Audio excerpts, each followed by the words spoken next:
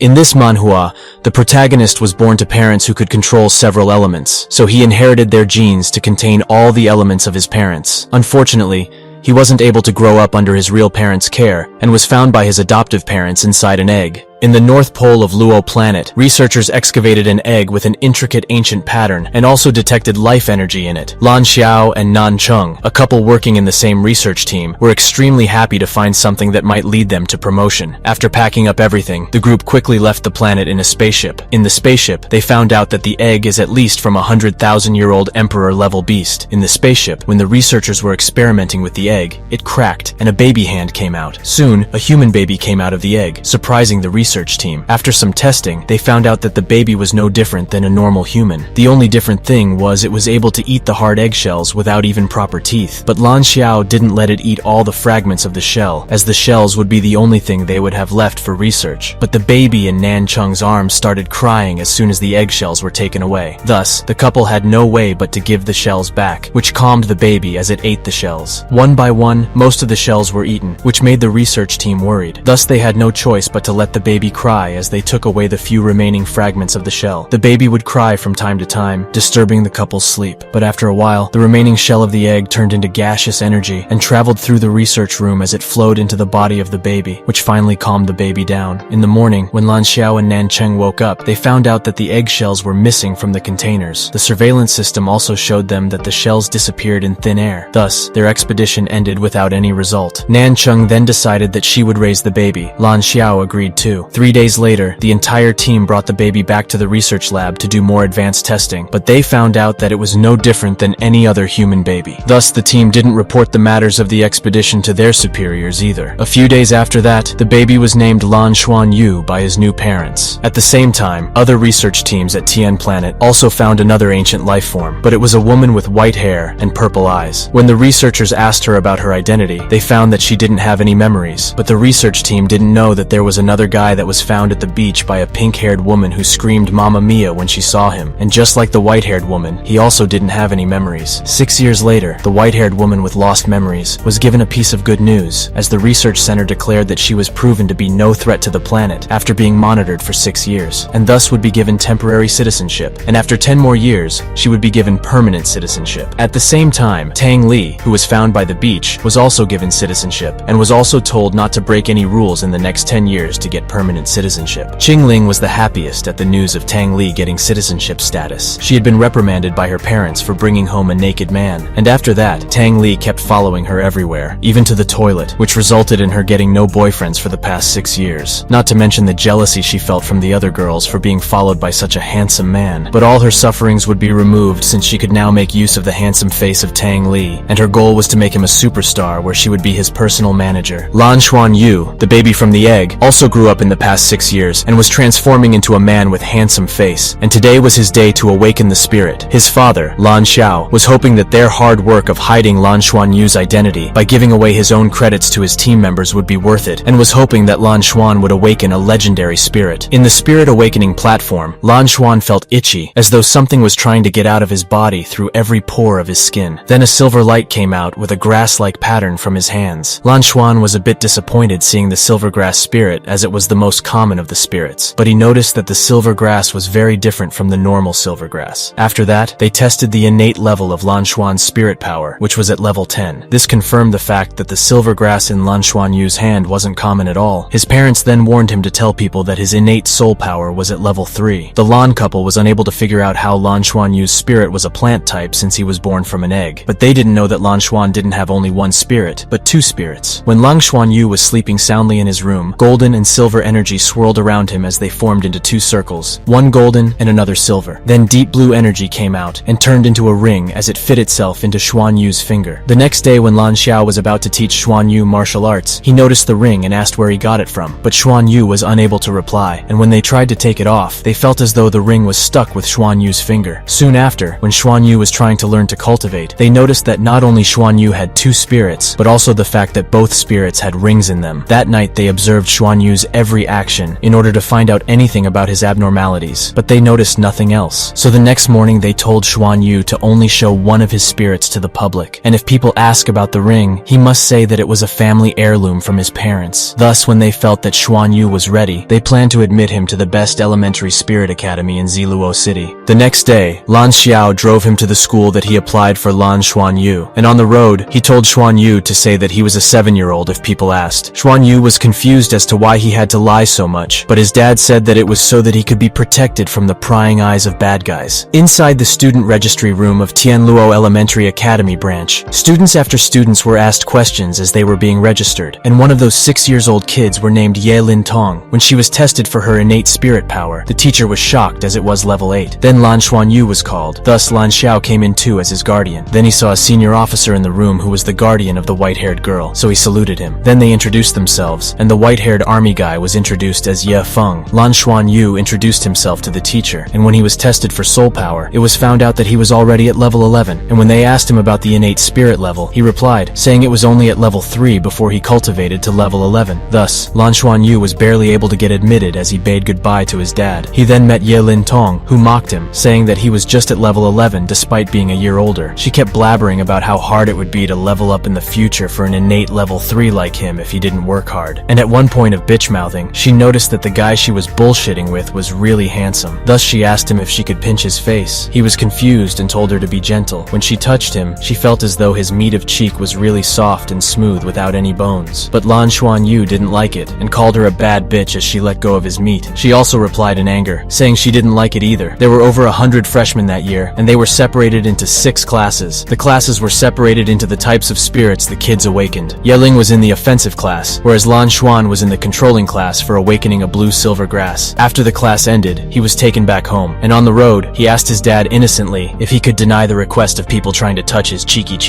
The next day at school, Lan Xuan learned that the classes are taken at 2 different times. In the morning, they would be taught theories, and in the afternoon, they would be taught real-life combat. But for the freshmen, the so-called combat training was just physical training. Ye Ling was in a bad mood thinking about yesterday's event where the little guy just bitch-slapped him. Thus, she was very competitive and wanted to do better than Xuan Yu, who had 3 more levels than her. And when she saw that Xuan Yu was running slowly despite being 3 levels higher, she mocked him in her heart and overtook him in the race. Thus, after a lap ended, they began to quarrel again, but they again continued the next laps. The teacher was also saying how Xuan Yu was really slow for someone with level 11 spirit power, and after the combat class ended, Ye Lin challenged Xuan Yu in a duel, but Xuan Yu innocently told her that his mom told him to not bully girls. But the chick got even more angry as she rushed towards him with her tiny fist, asking if he really thought that he could bully her. She then grabbed his arm and was about to flip him over to eat dirt, but when she was trying to flip him, she felt as though she was lifting a heavy mountain, and thus, she wasn't able to flip him, and in the end, she was trapped beneath Lan Xuan and trembled from time to time for Lan Xuan was so big. Lan Xuan innocently got up and said that she was a bad bitch. Ye Ling was taken to the infirmary, where she was diagnosed with a few fractures in her boner, not to mention the embarrassment she felt being stuck under a guy with such heavy balls. Ye Ling told his dad, who told her it should be because Lan Xuan was 3 levels higher than her. Thus, she became even more determined to surpass Xuan Yu in cultivation. Time flew by, and half a year later, the year-end test was coming. Ye Ling was in a good mood, as his dad promised him that he would take him abroad to planet Tiandao on a spaceship. He also met Ye Ling, who told him that she had reached level 11 and had gotten a spirit ability after surpassing level 10, and she said that the teachers gave the girls a leeway for being physically weaker. Thus, they could choose their opponent in the live combat class that would be held in the afternoon. The innocent Lan Xuan didn't understand what she meant, unfortunately. Thus, in the afternoon class, Xuan Yu was picked up as the opponent by Ye Ling. The surrounding kids cheered for the fight as some of the naughty kids wanted to see Xuan Yu pressing down on Ye Ling again. Ye Ling then immediately showed her dragon-type spirit with a yellow ring on it, indicating that she had reached level 10 and gotten a yellow ring. Lan Xuan Yu also activated his silver spirit grass, which seemed very weak compared to the flashy Yi Ling. When Yi Ling came throwing her itty-bitty fist, Lan Xuan Yu also created a shield to protect himself. But when Ye Ling was about to smash the slimy shield, she felt that her spirit was deactivated, and thus she fell again, just like the previous time. The little kid didn't get up and started crying. Thus the battle ended, and Lan Xuan came back home and Xuan went into the training room, but he was disturbed by an alarm saying that someone was knocking at the door. On the door cam, he saw Ye Ling, who came with her dad. So Lan Xuan opened the door as Ye Feng, Ye Ling's dad, asked him straight if he could see Lan Xuan's spirit. Lan Xuan invited them as he said that his mommy and daddy aren't home. When Ye Feng asked how Ye Ling's spirit ability was negated by him, Lan Xuan explained that he just used his water element to block her attacks, but he didn't know anything about negating. Thus, Ye Feng asked him if the two could again fight in the training room. Lan Xuan nodded and brought them to the training room as the previous scene from the school was replayed, and Ye Feng saw that when Ye Ling's spirit touched the blue water from Lan Xuan, it was instantly negated, and also threw his daughter off in recoil. Ye Feng then noticed that the blue-silver grass from Lan Xuan wasn't any ordinary, as there was a faint tattoo-like inscription all over the leaves of the blue-silver grass, and when he touched it, his abilities were also negated. Thus, he instinctively enabled his spirit rings, which backlashed Lan Xuan Yu, as Ye Feng's spirit power was too far apart. Lan Xuan went unconscious in the training room as he was thrown back due to Ye Feng's mistake. The dad and daughter looked at each other, shocked. When he was in a coma, silver and golden lights swirled around each other and healed his body from the inside. When he woke up, he saw everyone staring at him, but he didn't have time to ask what was happening as a sudden hunger attacked him. Mom hugged him and told him that she was going to prepare food. In another room, Mr. Ye Feng saluted in apology and said that his son's blue spirit grass wasn't ordinary and had mutated and become a powerful spirit. Lan Xiao didn't say anything to that, but said that the adults shouldn't get in the home when no other adults were present in the house. On the other hand, Lan Xuan ate hungrily as his mommy kept making more and more food, and after finishing 8 plates, he still felt hungry. But his parents asked him how Lan Xuan Yu used an ice ability before he fainted in the training room, but Lan Xuan Yu didn't remember anything. Thus, they showed him the surveillance footage, from which Lan really saw an ice shield appearing. Thus, he checked his blue-silver grass spirit and saw ice crystals appearing on the blue-silver grass. Lan Xiao then told Lan Xuan Yu to cover his arm with the blue-silver grass, and indeed, he was able to do it as he saw blue spots in the air. Nang Cheng, his mother, told him that those were the water elements in the air. Thus, he tried to contact with those blue spots and felt that his water element was becoming denser and denser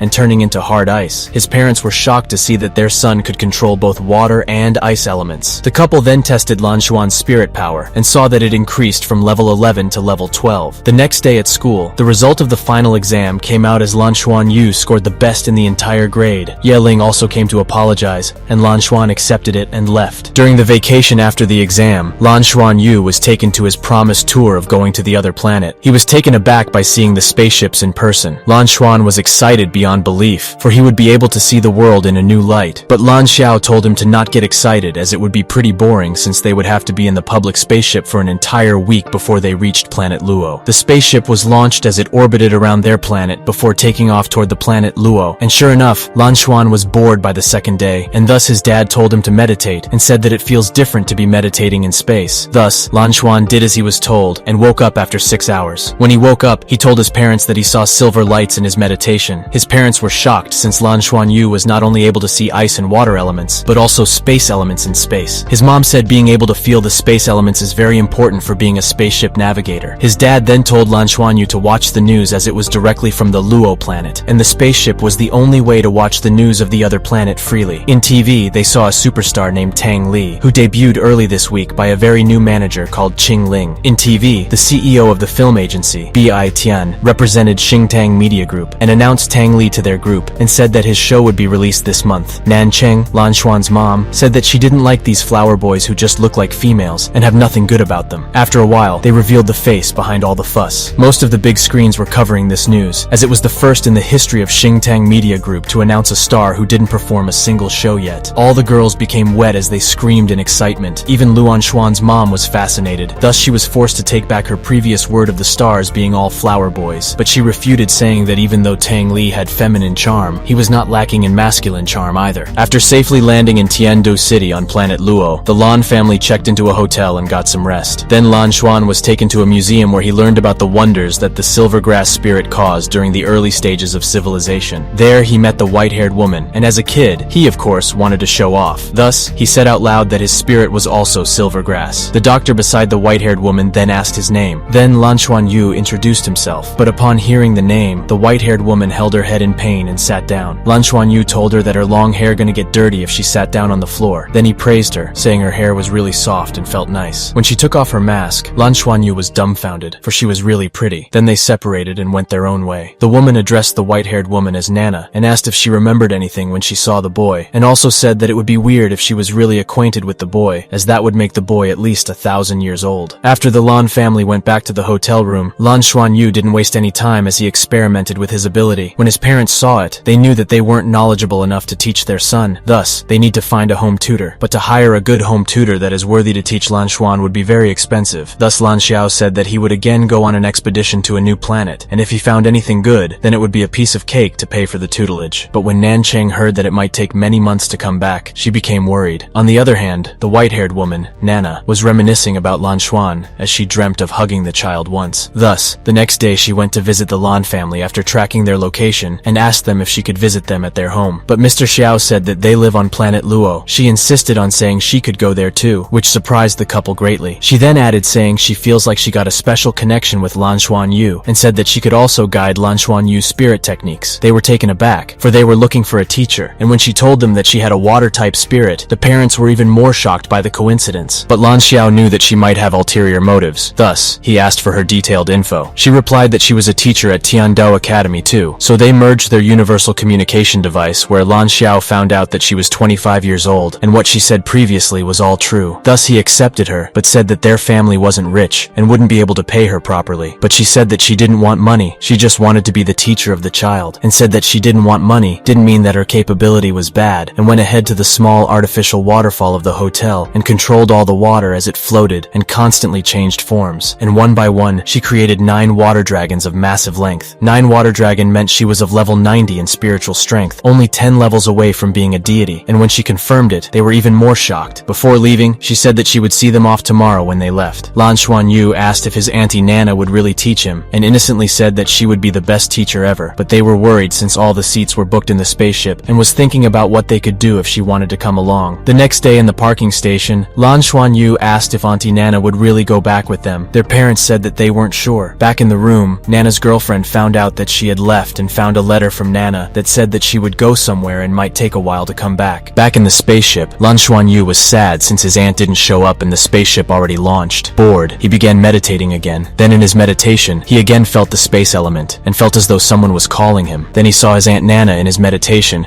who said that since she promised to teach him then, she would definitely keep that. Lan Xuanyu then asked how Nana was in his mind. She said that she was in his spiritual consciousness, but in reality, she was on one of the cabinet of the spaceship. Then she asked if he was okay with her being his teacher. Lan Xuanyu was happy, and said that he would call her Miss Nana from then on. She then asked what he wanted to learn. So he thought and remembered Yi Ling, who always wanted to fight. Thus he asked if she could teach her how to fight with girls. However, he also mentioned innocently that mommy told him that fighting is bad. So she said that what if her mommy was being bullied by the baddies? Would he not protect his mummy? And how could he fight without being strong? But the dummy Xuanyu asked if there was any way, so he wouldn't get hit by people's attacks. She then said that she had a movement technique which, if mastered, then none would be able to catch him. When Lan family landed back on their planet, Lan Xuanyu was frantically looking for Miss Lan. Then he heard her voice telling him to go to his home, and she would follow him. After arriving home, Lan Xuan again got into meditation, where he met Miss Nana. Then she told him to learn the movement technique by chasing her, and if he was able to catch her, then she would give him a kiss. He agreed and tried to catch her, but she slipped past him. After a night of chasing, his soul power increased again, but didn't level up. Then he saw Miss Nana at the door, so Lan Xuanyu went and hugged her, and Miss Nana also hugged her like a mother hugging her child after a long time. Miss Nana was then served meat and omelets cooked by Nan Cheng, but it was Lan Xuanyu who kept eating the most. Thus Nan Cheng asked Miss Nana if it was normal for a kid to eat like that. Miss Nana said that it was alright since his body needed nutrition to get stronger, but ordinary meats of animals could only have so much spiritual energy, and he needed herbs and beast meats to eat. But Nan Cheng said that those spiritual herbs are only given to high-ranking schools, and are very regulated by the government. Miss Nana understood. Then the parents asked if Miss Nana was wasting her time teaching a kid from a poor family, but she said that she just wanted a place to stay. So Nan Cheng showed her the room where she could stay, and asked if she could watch when Miss Nana trains Lan Xuanyu. Then Nan Cheng went to Lan Xuanyu's room and told him that he must tell mommy if Lan Xuanyu tried to do anything weird with him. Then Lan Xuan played with his mom the catch and kiss game that he had learned the previous night, but his mom couldn't catch him even after using her spiritual strength. So mom asked how he learned such a good movement technique. So Lan Xuanyu told her everything that happened, and she was surprised since Miss Nana was able to enter her son's spiritual space. The next day, Lan Xuanyu was being guided to build a solid foundation for his future growth, so Miss Nana helped him build resistance to the stronger force. Miss Nana was pressuring him with her invincible energy, and Lan Xuanyu had to withstand it with his water shield. Soon after, he was becoming tired, as it was taking a lot for him to stay concentrated under the high amount of pressure. His mom, who was also in the room, was subjected to the pressure too. When Lan Xuan was on the brink of going to coma, golden energy permeated throughout his body, and he was recovering his stamina. At that time, both the silver grass and the gold grass came out and entangled each other. Thus, Miss Nana was trying to help him stop the clash between the two spirits. The two energy was entangling each other, and Miss Nana's water energy was trying to mediate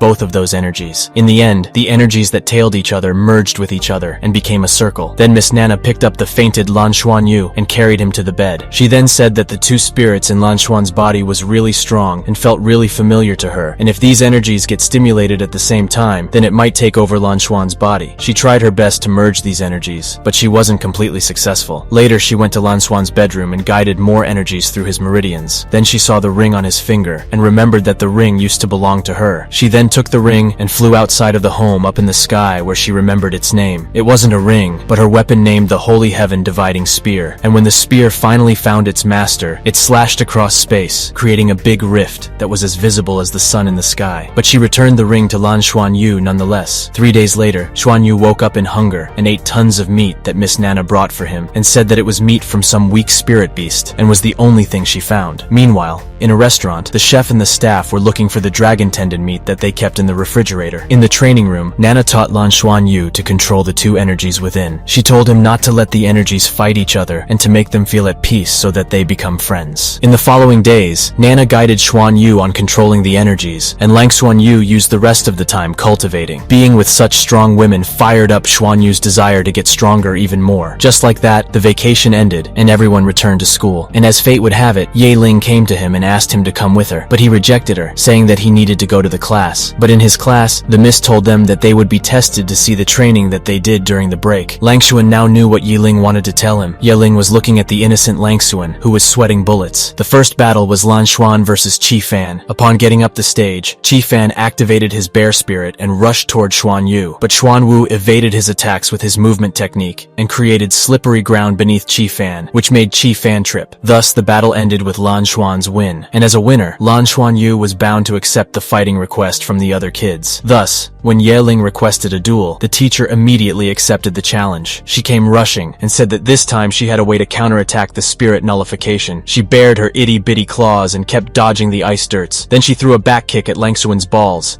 But Lang Xuan blocked her feet with his knee as he jumped in the air, and when he was in the air, he had no way to evade her, and was about to be grabbed by her chicken claws. But he also used his silver spirit to wrap around his hand as he grabbed her claws head-on. But unfortunately for her, the result didn't change. The students were again in an uproar since they also thought that Ye Ling could defeat him after the vocational training. Then rumors spread that Ye Ling liked Lan Xuan, and was going easy on him, which made the little girl cry for real as she screamed and jostled Lan Xuanyu and went away. Then Ye Feng got a call from his daughter, who complained saying that she retracted her spirit before touching Xuanyu to avoid getting nullified, but she still lost. But Ye Feng told her that he was going to be in an important meeting, so he would talk later. In the meeting, they talked about their target, which was said to be a very brutal and notorious organization of Sinner's City. In a blink of an eye, 3 months have passed, and in that short period, Lan Xuanyu got taller and broke through to level 13 with the help of Aunt Nana. It had been 3 months since Lan Xiao went to the expedition, and it would take another 3 months to come back. Back with Miss Nana, he was told that his foundation was almost ready, and he should now focus on leveling up his spiritual strength. And since he had 2 spirits, he needed to learn how to use both spirits in actual combat. She then introduced him an ancient combat technique called the Golden Dragon Combat Technique. Inside Xuanyu's spirit consciousness, he was being taught the technique step by step. When the technique started, it began hurting him, and it was becoming harder to breathe. At the same time, the silver grass wrapping around his hand became dragon claws, and when he finally released the energy, it became a golden dragon and shot forth with great momentum. Lan Xuanyu found out out that this technique, although powerful, drains all his soul power. But then Miss Nana transferred her own soul power into him, which recovered his exhausted state. She told him that this technique could also help him nourish his body and seemed to be very compatible with his blood. Miss Nana then helped Lan Xuanyu practice the technique more, and Lan Xuanyu was able to master it in just 10 attempts. The next day, Nan Cheng took Xuanyu out to the city, and their destination was the newly opened playhouse made for the kids and was located in the Horizon building of the city center. The Horizon building had 128 floors and was one of the tallest in Ziluo City. In the building, many kids were playing. So was Lan Xuanyu. But at the control room of the building, the guards and the staff were lying on the ground as a person in a hoodie was hacking into the data servers. But then he understood that it was a trap, as Zhang Jing from the Dragon Special Force Department caught him. One of those enforcement officers was Ye Feng. The criminal then told Ye Feng the whereabouts and information of his daughter, and said that if he wanted his daughter to live, then he must release him in secret. Then, a voice came from the surveillance speakers of the control room, where a person introduced himself as the King of Eternal Darkness from the Sinner's City. The person said that the building had been set with the newest kinds of bomb,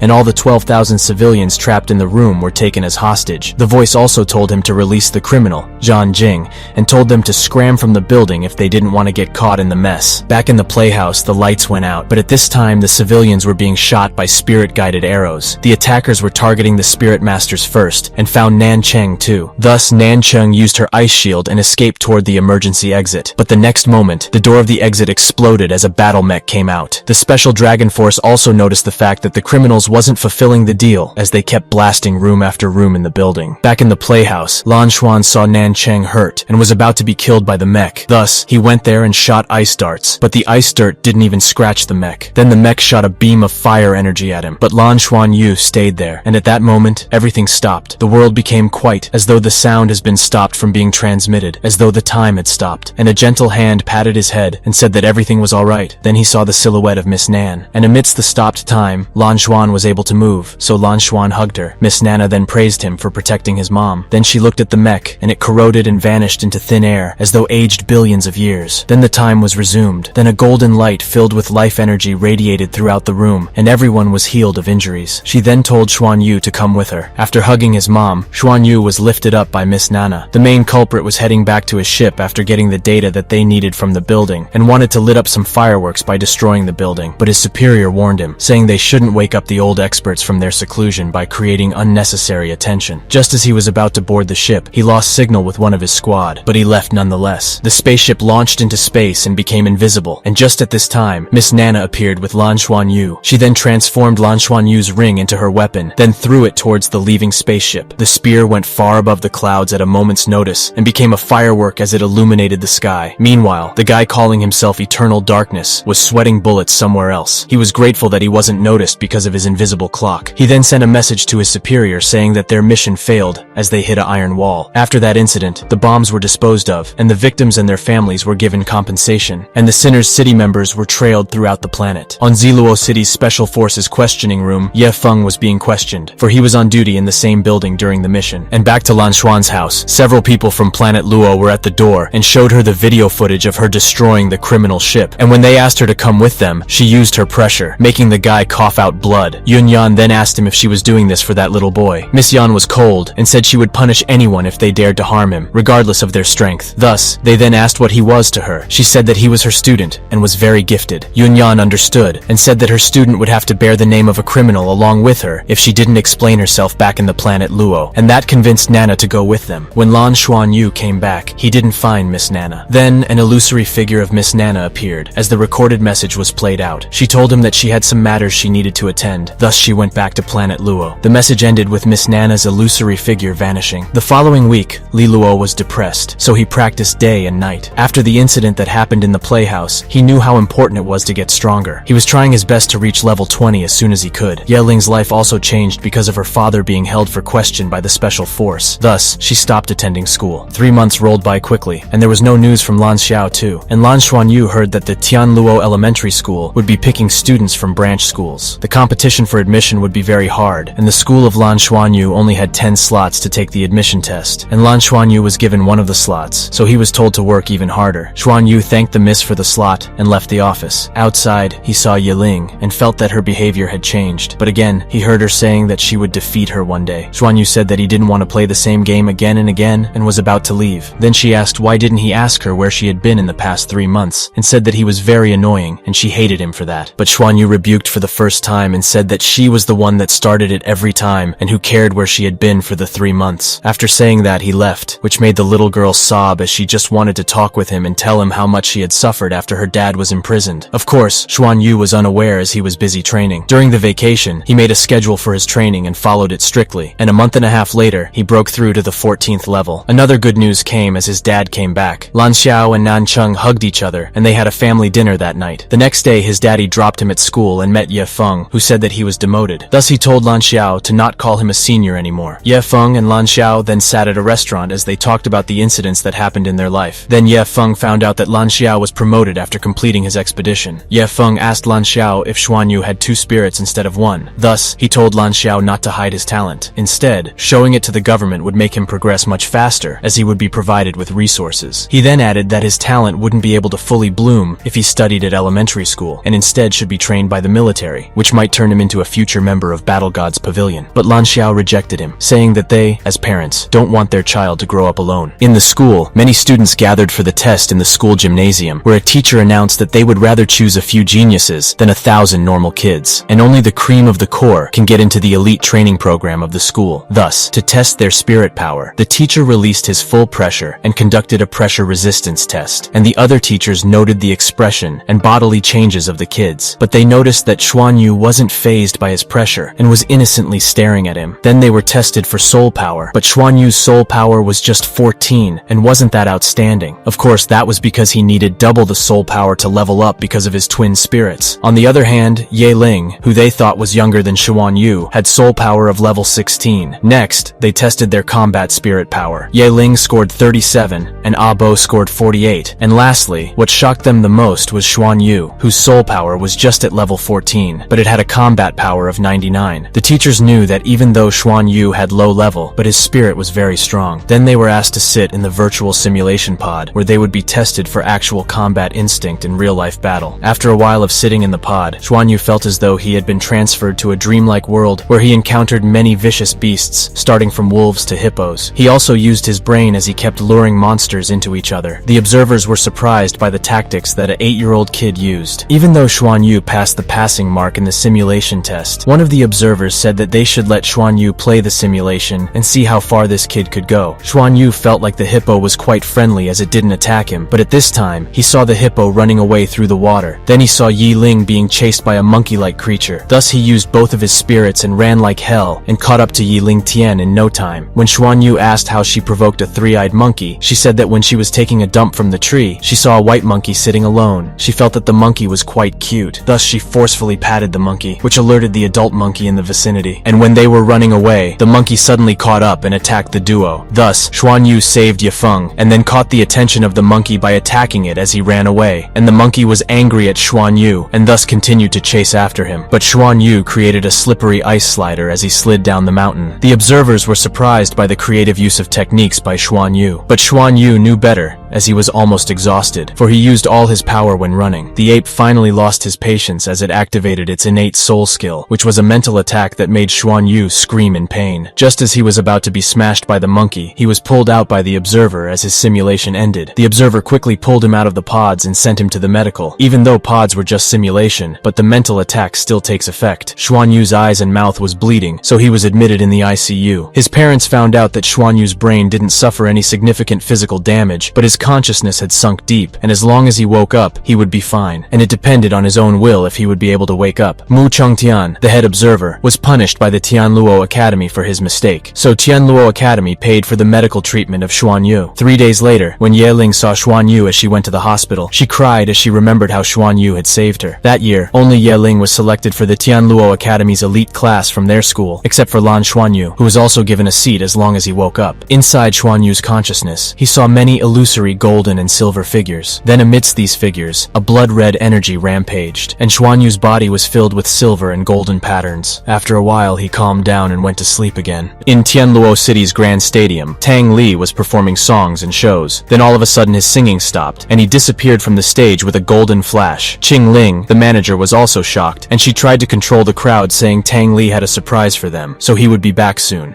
Ziluo Hospital. Tang Li arrived beside Lan Xuanyu and felt that Xuanyu was the one that he felt the special energy from. When he touched Xuanyu's body, the golden and silver pattern appeared again, and then it disappeared. And when he used his own golden energy to check out the spirit, he found out about the twin spirits of golden and silver grass. Meanwhile, Qingling was angry as she called Tang Li and told him to come back hurriedly. The crowd was bored after waiting for half an hour and sought for a refund of their ticket money. Then everyone saw Tang Li appearing as silver grasses glowed and appeared on the stage. After the song was finished, Tang Li apologized and said that he had taken a bit longer to prepare for this stunt. When Tang Li was in his hotel room, he was thinking of Xuanyu, who looked very similar to him. The next day, Xuanyu came to his senses, and more checks were done to confirm that he was in good health. 3 days later, his health almost recovered. Then a nurse came in and handed them a parcel. When they opened it, Nan Cheng saw that there were 3 tickets for Tang Li's next concert. The nurse said that the tickets were sold out 3 months ago, and it was a dream come true to get the tickets. Miss Nan Cheng then found out that the tickets was sent by an anonymous person, so she guessed that the tickets must be sent by the Tianluo Academy. At the day of the concert, the Lan family was waiting in line to get in the stadium, and when they handed the tickets over, they found out that these tickets were not normal and were VIP tickets. Thus, they didn't need to wait in line for them. Not only did they not need to wait in line, but they also walked on the red carpet and got the front seats in the stadium. Thus, with the heavenly performance from Tang Li, the concert's first show ended. Then Tang Li said that he would then sing with someone that he would choose from the stadium. Tang Li then got down the stage and came towards the Lan couple. Then he chose Xuanyu and asked if he wanted to go to the stage and perform with him. But Xuanyu said that his mom wants to go since she's a big fan of him. But Tang Li said that he wanted only Xuanyu to go up with him. Thus, Xuanyu was taken in Tang Li's arms. The audience complimented Tang Li's choice, and some of them felt that Tang Li and Xuanyu looked alike. Thus, the performance was given another boost by this unexpected event. After the show ended, Tang Li got to know Xuanyu's name and said that he liked him since he gave him hope. The concert was a huge success, as it was the first time Tang Li showed his soft side in public. The next day, the couple was preparing to move to Tianluo City so that it would become easier for Xuanyu to attend school. After moving to Tianluo City, Lan Xuanyu was picked up by someone from Tianluo Academy, and due to the incident that caused Xuanyu's injury, the academy decided to let Xuanyu be free of all the tuition fees and other expenses. Xuanyu was then brought into the dorm where the primary soul masters of the academy lived, and he was told that usually a dorm room has 6 members, but due to him being in the elite class, he would only share his room with 3 people. He was then briefed about his class and found out that he had 30 classmates, and their class consisted of the cream of the core. But by the time they graduate, only 1/3 would be left, and the rest would be suspended. Xuanyu checked around the room and then went to his bed, but then a fat guy came and said that it was their dinner time. He introduced as Qianlei, so Xuanyu also told his name. In the cafeteria, Xuanyu met Ye Ling, who thanked him for saving her that day. But Xuanyu said it was nothing serious, then left without talking any further, which made her feel isolated again. Qianlei was surprised seeing Xuanyu was acquainted with Ye Ling, and said that Ye Ling was one of the top 3 girls of this batch. Then a blonde guy asked Ye Ling how she knew Xuanyu. She said that she was from the same school as her, and also revealed the fact that Ye Ling was never able to defeat Xuanyu. Back in Xuanyu's table, he got to know his other roommate who had silver hair, and was named Liu Feng. Liu Feng, upon seeing him, asked his soul power. Xuanyu said that he was 14th level. Even Qianlei was surprised since Xuanyu was able to get into the elite class with only 14 level of soul power. Qian was worried, and said that they might be at the bottom of the group ranking as every other group has stronger members. But Xuanyu ignored his speech, and was gobbling up food after food. A student stopped him and said that he can't eat more, but Xuanyu didn't listen to him, so the guy attacked him. But Xuanyu counterattacked and threw him off to the other side. Thus the teacher intervened and said that they needed to go to the playground if they wanted to fight. And just like that, both Xuanyu's roommates and the guy's roommates were punished by standing in the playground. And how could they stay there and not fight, given how hostile they were? Thus the guy used his martial spirit and rushed, and Xuanyu also attacked with his silver grass. He used ice to further halt the guy and defeat him.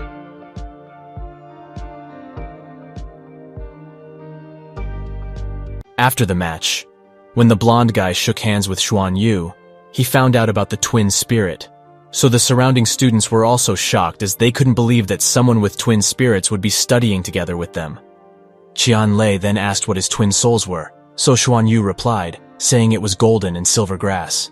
Then Fadi Qianlei also revealed his spirit, which was a coin. The coin works like a lottery, and decides what kind of beast he can summon. The summoning is not stable, as the summoned beast could be weak or very strong sometimes.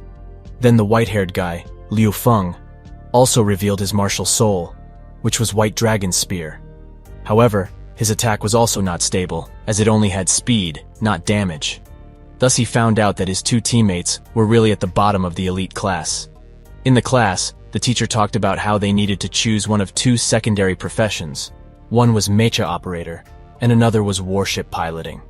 And when the teacher explained about piloting subjects, Lan Xuanyu listened carefully, as he also wished to be a good pilot. When Fatty Lei asked what profession he was going to choose, he said that he would choose both of them. So Fatty Lei reprimanded, saying it would waste a lot of his time. But he added that he was also going to choose both, since his learning ability score was the highest in the class, so he would be able to learn them very fast. When they were chatting out loud, the teacher noticed them and asked them what they were talking about. So Xuanyu said that they want to learn both professions. Then they said that their mentality score was over 100, which made the teacher shocked. Then after recovering from his shock, the teacher said that they needed further evaluation to decide if they could learn both professions. So after that class, the supervisor, Chong Tian, came and told him to come to him every day after school to train for the evaluation that would be held in a week. After that, Zhuan Yu and his teammates went to the virtual training room to get used to fighting in a team. After they logged into the virtual world, Zhuan Yu noticed that his teammates were looking at him weirdly. So he checked to see if his pants were torn, and then understood that he didn't have any clothes at all. Then his friends gave him a pair of clothes, saying that the newcomers were always naked in this virtual simulation. After wearing the clothes, the team said that this simulation world was called Soul World and only belonged to the Soul Masters. It simulated the ancient Soul World way back thousands of years ago, and only people over 12 years of age were allowed entry. But the elite class was an exception, as they are only allowed to explore some limited areas of the town, and the rewards and money obtained in this simulation can be redeemed in real life too. The group then went to participate in arena battle after paying for it. In the arena, they saw 50 of 10-year-old soul beasts, and 300-year-old soul beasts. The group prepared for the oncoming attack. Liu Feng would draw their attention while the fatty would summon the beasts. However, the fatty's luck was too bad as he just summoned a tiny cat that fled right after encountering the beasts. Zhuan Yu understood how fucked up he was to be in such a team, so he only relied on himself and fought through the horde of beasts. And he also saved Fatty from being eaten by the beasts. So the fatty said that he could again summon another beast in half a minute. But they didn't have time to wait that long. So Zhuan Yu created an ice barrier surrounding them. But the barrier didn't last long as the 100-year-old beasts attacked them with their fire ability.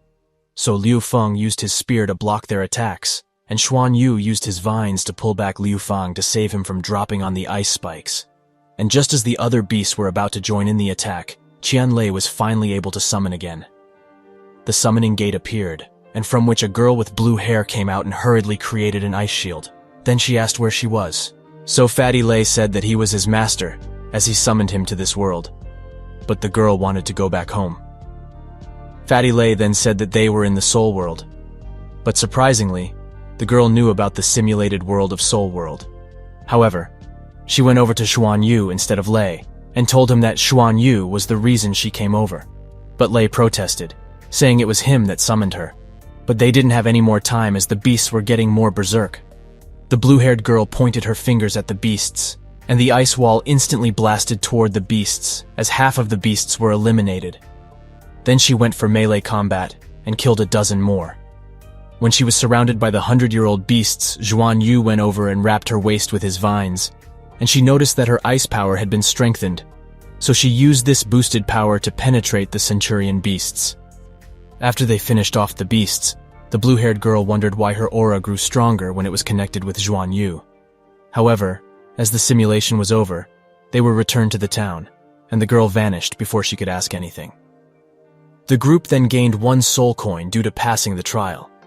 The team discussed and found out that it was Qianlei's first time summoning a human. But Liu Feng said that Xuan Yu fell against the gate of summoning and touched it, and the gate summoning a human could be linked to that. So Qianlei said that they must try it again to be clear. So they again entered the arena, and Qian activated his summoning gate while Xuan Yu touched the gate. And sure enough, the girl with blue hair came out again. Qianlei was the happiest as he finally found a way to have stable summoning. Then the girl told Xuan Yu to wrap his grass around her waist. And with an extra boost from Xuan Yu's wrapping, she cleared most of the horde in a single attack this time. After that, the girl asked how they were able to summon her all time, so they explained the process. The team then found out that the girl was from planet Tiando. Then the girl left, leaving the team to defend against the rest of the hordes. So the group then defeated the remaining wolves with their combined attack. Xuan Yu also boosted Liu Fang's power using his golden grass spirit, and Li Fang was able to lift all the wolves. Then Xuan Yu did the final blow and was able to kill the beasts. And at the same time, when he used his golden grass spirit, Tang Li from planet Tiandu sensed it.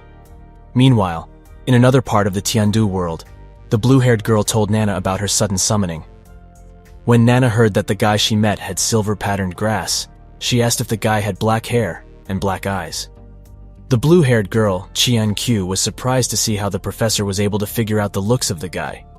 Then the professor asked for the name of the guy, but she said she didn't ask the name. So Nana told her to ask it the next time she is summoned. After waking up from the simulation, the group headed to the canteen, hungry and exhausted. When eating, Xuan Yu was thinking of the girl as she was already over level 20 and had 2 spirit rings at such young age. Later that day, Xuan Yu met Yiling Tone and asked if she knew the reason for her martial spirit being negated, and said that it could be because she was fighting against him. Then the blonde guy came and pulled her away.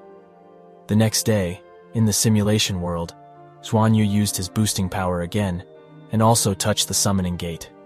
And sure enough, the blue-haired girl came out again. And right after coming out, she confirmed Tan Xuan Yu's name. And then Xuan Yu heard a familiar voice, and understood that it was Miss Nana. So he asked if she could come over, but she said that she was only able to talk through this door and might cause commotion if she forced her way in. While Xuan Yu was talking with Miss Nana, the rest of the group fought with the beasts with the boost from Xuan Yu. She then told him that she needed to experiment with this summoning ability, and told him to summon Qian Q every 10 minutes. And just like that, the team entered the arena again and again, and Xuan Yu and Qian Lei summoned Qian Q repeatedly. After a while, Qian Lei was sucked dry and was tired. Thus they had to stop their experiment for then. Nana then said that the reason he was able to summon Qian Q was that Xuan Yu and Miss Nana's spiritual spatial frequency is similar. But due to the power gap between Miss Nana and Xuan Yu could only summon the closest weakest person to Miss Nana. After returning to the dorm, the exhausted Qian Lei slept like a dead tree. But Liu Fang was energetic and asked if Xuan Yu can boost him even more.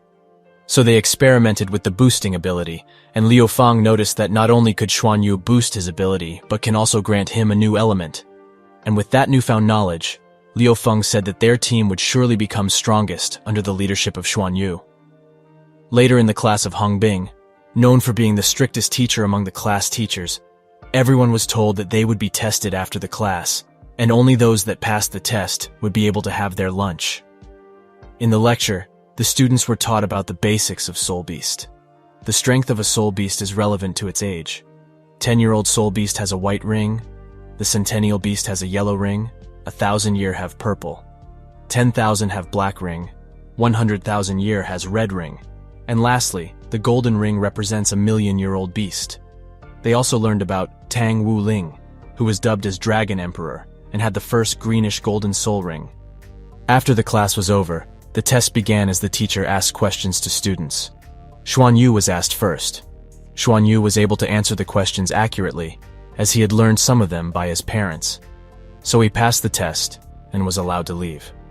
Later, he entered the simulation arena by himself to see how long he was able to last in the face of the beast horde.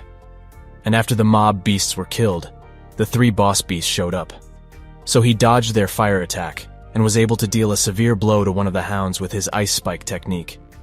But he couldn't rejoice as more beasts surrounded him, so he targeted the other boss and slammed it with ice spike. And just as he was about to be killed in the simulation, he noticed that golden and silver patterns appeared in front of his hand, and then rings appeared one after another, and then the entire area surrounding him was blasted into oblivion. When he got out of the simulation, he noticed, unfortunately, that his soul power was reduced from level 14 to level 13. He tried so hard to cultivate till level 14, and now his soul power decreased.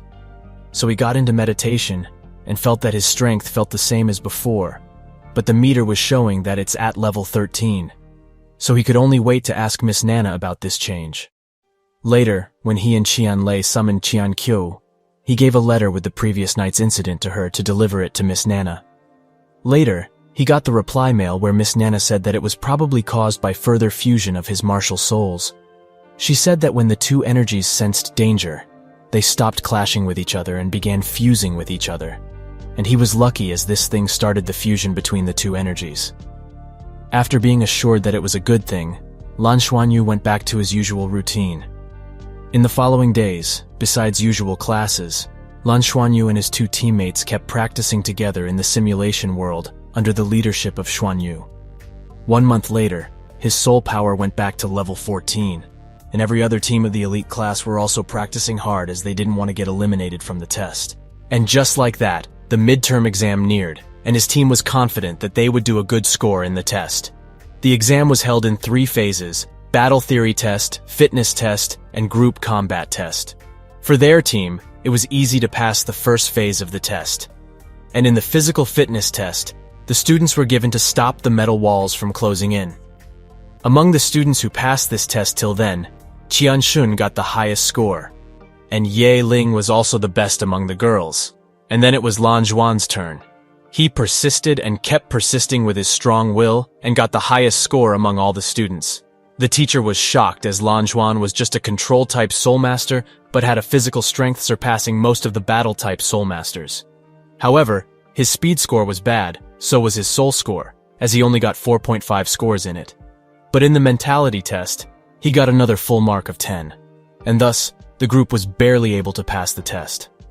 The next test was the group combat test that would be held in the simulation world. The goal was to defeat any team that they met. After entering the simulation, they entered a maze where they saw a stone golem. The team worked in sync to defend itself from the golem and at the same time attacked it and was able to finally defeat the golem. Then they rested there and prepared for the next battle. After a while of taking rest, they heard the voice of Ye Ling and knew that they fucked up. But fortunately, Ye Ling's team didn't know that they were behind the piles of stone. As such, they had no choice but to fight. Unfortunately, when Qianlei summoned Qianchu, she was busy at that time and was unable to come. So the team had no choice but to keep Qianlei behind and only attack with only 2 of them. Liu Feng was able to take out one of their members. But unfortunately, Lan Xuanyu was hurt by Qianshun. But fortunately, Qianchu arrived in time as she saved Lan Xuanyu. But just at that time, the injured Lan Xuanyu instinctively released a dragon chant that blasted every one of the other team. And the dragon chant also boosted the power of Liu Feng even more. And when they were moving away from the battle zone, they met another group of students who wanted to take advantage of their injury. And then, Fatty Lei distracted them saying that Qianshuan's team was coming from behind. And Liu Feng took advantage of this moment and penetrated them from behind. In the observation room, the teachers also noticed the weird dragon chant of Lan Xuanyu and also noticed how it boosted Liu Feng's power, and they understood that Liu Feng's Silvergrass martial soul is stronger than the Golden Lion martial spirit. After the battle, Qian Qiu also returned to her planet and pondered about the dragon chant. Then the teachers announced the first place winner of the combat test, which was, of course, Xuan Yu's team. So the team celebrated their championship amidst the jealous gaze of the opponents. After that, Lan Xuanyu was called out and taken to a white-haired guy who asked him if he wanted to become his disciple. But Lan Xuanyu said that he already has a master, but the guy said that even if he had a master, he could still teach him piloting and mech operating. Xuanyu was excited hearing that the white-haired guy could teach him piloting, so he bowed to him and accepted him as his master. Then he got to know the name of his new master, Yin Tianfan, who was also the vice dean of the Tianluo Academy, but he told him to not tell anyone that he was his master. After some more chatting, Lan Xuanyu was taken to a spaceship simulation cabin. After getting into the simulation, he was facing extreme gravity as the spaceship was taking off with extreme speed. And after a while, the pressure lessened by a lot after the taking off phase was over. Then when he entered the meteor evading phase, he almost puked as he got off the simulation pod. After that, he rested for quite a while in his dorm. The next day there was a commotion in the canteen where students were protesting against Xuan Yu for eating all the food in the canteen. Even Ye Ling was surprised as how Xuan Yu just ate 30 plates of serving by himself. After that, the teacher came and told the students that the chefs are preparing new round of dishes and took Xuan Yu to Vice Dean. Vice Dean then prepared a hearty meal for Xian Yu, where all the dishes were made with rare ingredients. But when the night came, Yin Tian became a demon, putting Lan Xuan through the strong impact of the spaceship. Every day he ended up being exhausted after training in the spaceship. And every day, Yin Tian would prepare a meal for him. So he was able to gradually improve his reaction time and physical strength, and Xuan Yu gradually progressed and learned to embrace the impact of spaceships. But the final exam was nearing, so his teammates told him to join them in actual combat training. But Xuan Yu refused, saying he would need to attend teacher Yin Tian. And before leaving Qian, Lei said that his mental score is near 200. But when he asked Xuan Yu, he said that he didn't test it yet. And just like that, it was time for the final exam of that year. The final exam didn't have a theoretical test, and started with a physical fitness test. Lang Shuayu again got a good score in the strength test and topped the class. Qian Xuan also got a good score, and Liu Feng got a good score in the speed test. But in the soul level test, Lan Xuan was just 16 and was still at the bottom of the class. In the mentality test, Qian Lei scored 187, but Lan Xuan got even higher scores, and the score meter didn't stop and was rising continuously. And when being tested for the mental score, Lan Xuan Yu saw clearly the rainbow-like colors in his consciousness, and finally, his mentality score reached 200. And before the group combat test, the group of Qian Shun was pondering and planning to defeat Xuan Yu's team. Ye Ling also said that every time she attacks Lan Xuan Yu, her martial spirit gets cancelled out. But Qian Xuan said that this time he reached level 20 and got the second ring, so he was confident in their win this time. The team thus planned to finish off Lan Xuan Yu first when their team met. This time, the combat test was an arena battle, unlike the previous time's maze-type battle. And unfortunately, Lan Xuan Yu's team was selected as the defender, so they would have to defend against 9 teams at least to win. This time, when Qian Lei used his summoning skill, what came out was not the blue girl, but a dragon crocodile that shook the arena with its roar. And when the dragon crocodile saw Xuan Yu, it became obedient and obeyed Lan Xuan Yu's command. Under Xuan Yu's guidance, the crocodile dragon easily brought the first victor of their match. In the next battle, they met the bully Jin Xian, who had reached level 18. So Lan Xuan helped Qian Lei summon again, and this time it was a flying beast that came out. It penetrated the head of Jin Xiang as soon as it came out. The bird was known as the Jade Devil Bird, and was the nemesis of all flying beasts. Thus, one by one, every one of Jin Xian's team was eliminated. And just like that, Lan Xuan's team won match after matches. In the observation room, the teachers were praising Lan Xuan's boosting power, but were feeling sorry for him as his growth of soul power was slow. And without a strong soul power level, he would be far behind the other students. But teacher Yin Tian said that as long as he can become a good space pilot, he would be able to fight with a spaceship which doesn't require much soul power. After some matches, Qian Lei was exhausted, so he meditated while the rest of the team was fighting and defending him. But they still won the matches with only 2 of them, though Liu Feng was injured in his chest in the process.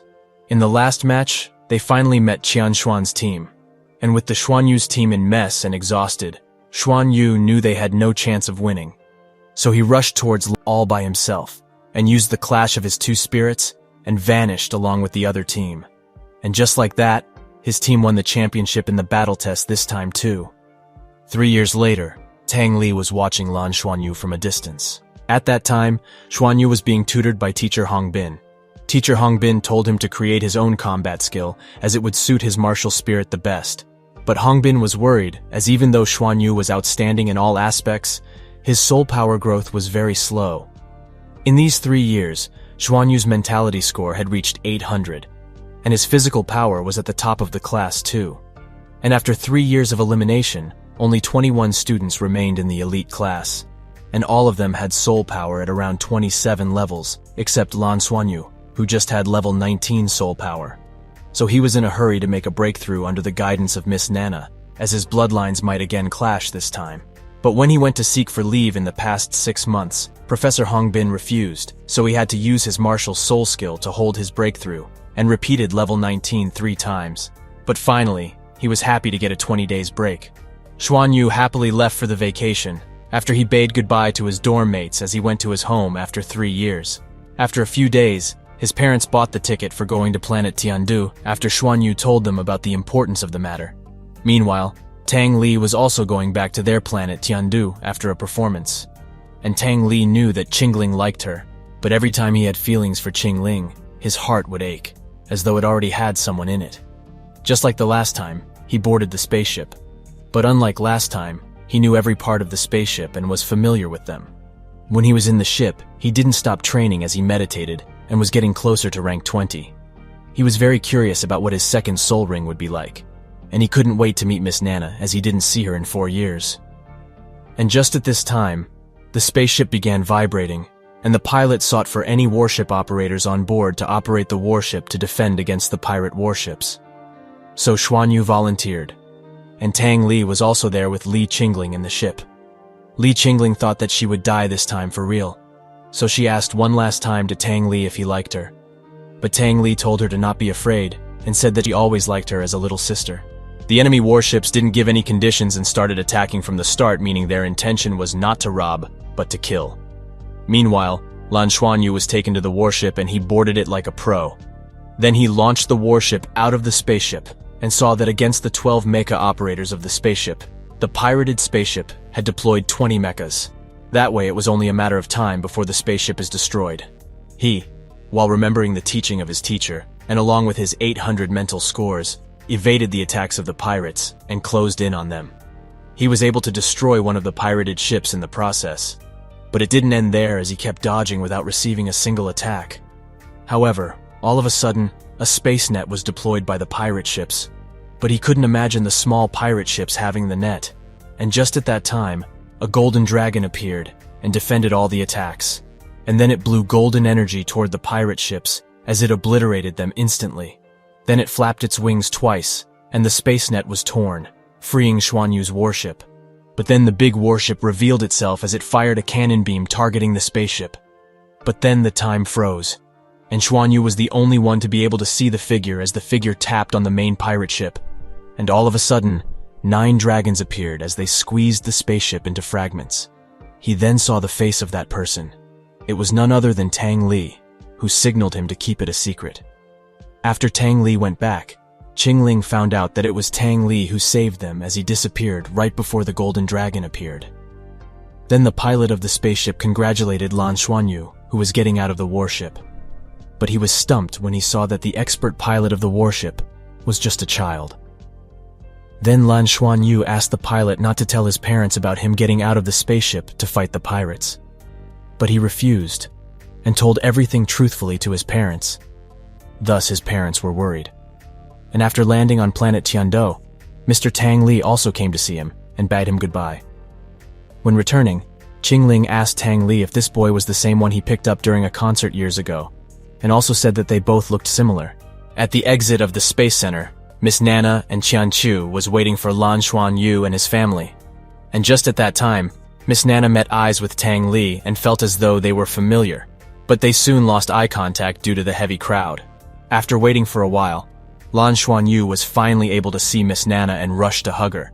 But Qian Chu intercepted, so Xuanyu crushed into Qian Chu. So she pushed her away.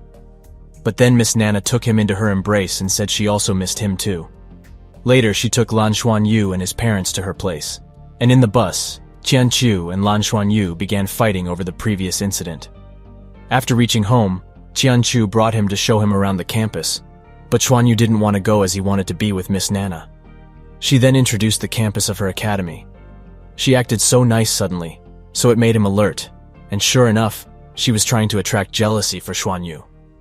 But then Qian Chu felt that Xuanyu smelt very nice and strong, and suddenly started blushing, which made the jealousy of the surrounding disciples shoot through the roof. Qian Chu was the idol of the academy, and being so close to a guy made it so hard for her suitors to bear. So when she noticed that the jealous crowd was getting bigger, she let go of his hand. But then Xuanyu also took his revenge by pulling her back in and giving her a kiss on her cheek. Then he proclaimed to the crowd saying he was her boyfriend, which made Qian Chu lose it all. Thus, Xunayu escaped and thought of going back to Miss Nana. But he was unable to escape as she used a big attack, and in the meantime, kicked Xuanyu's ass as Xuanyu escaped while cursing Qian Chu. Xuanyu was beaten till he reached home, then complained to his mom. So to prove her innocence, Qian Chu said that Xuanyu kissed her in public. So his mom didn't listen to his complaints and closed the door. As such, Qianqiu was able to beat him up till her heart was filled. After some beating, Xuanyu said that he can take responsibility for her, which granted him more beatings.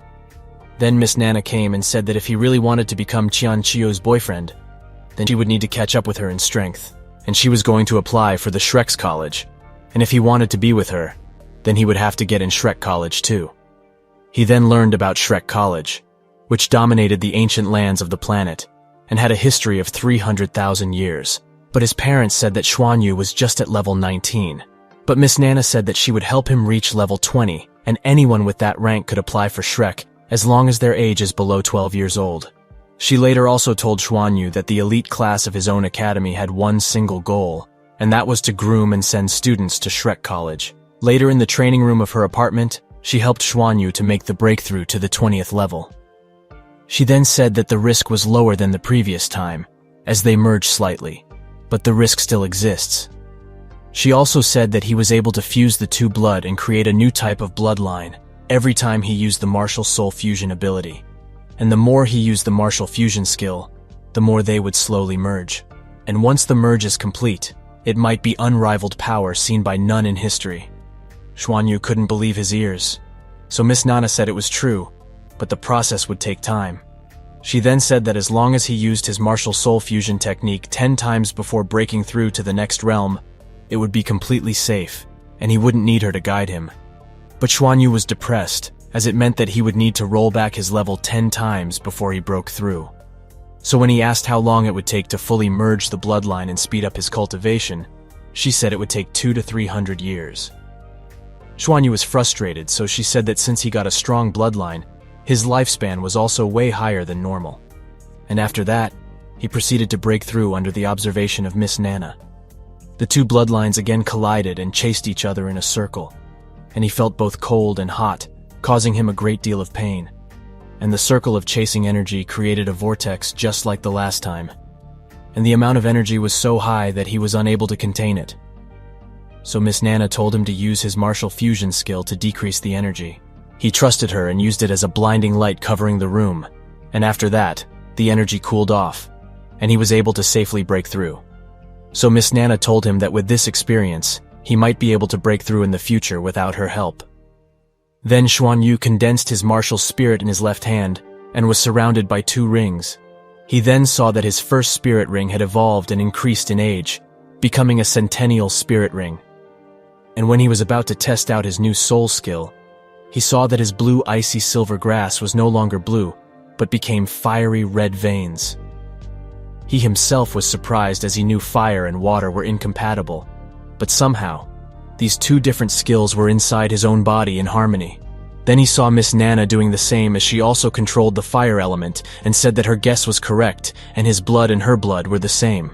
She then showed the fusion of fire and water and then brought him to the space above their world. There she taught him the trick to merge the 2 elements. Then he was told to practice in the training room. Xuanyu was surprised and asked if this was a teleportation ability of space elements. She then told him that if his blood is similar to hers, then he should also be able to control space elements in the future. Curious, Xuanyu asked how many elements she could control.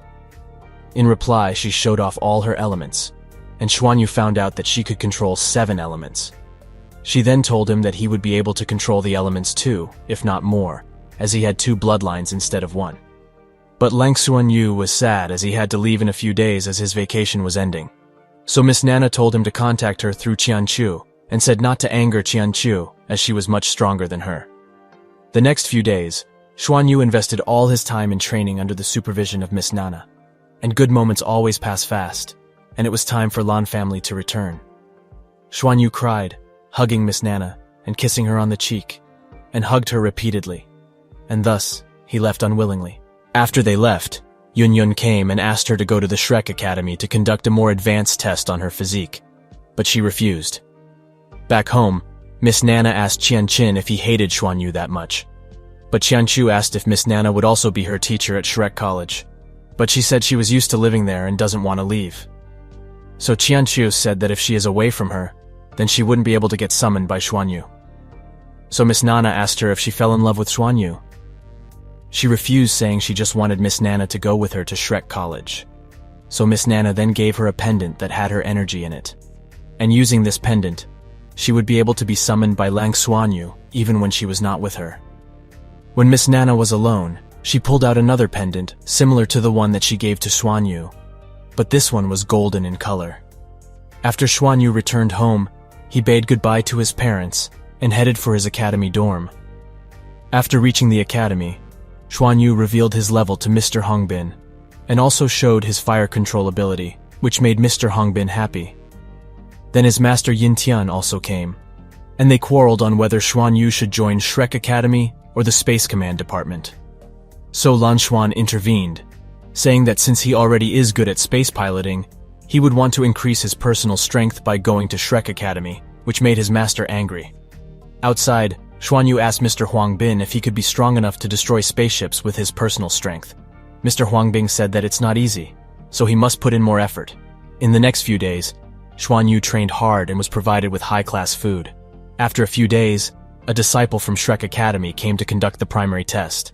The test was just to see the real age of the examinees, along with their mentality and soul power. During his test, he was sleepy as he was exhausted from training. And when he was tested for age, his real age came out, which was a few days shorter than 11 years old. Everyone was surprised as they thought Xuanyu was 12. So Xuanyu said maybe his parents forgot the age when he was born. He also did outstanding in other tests of mentality and soul ring.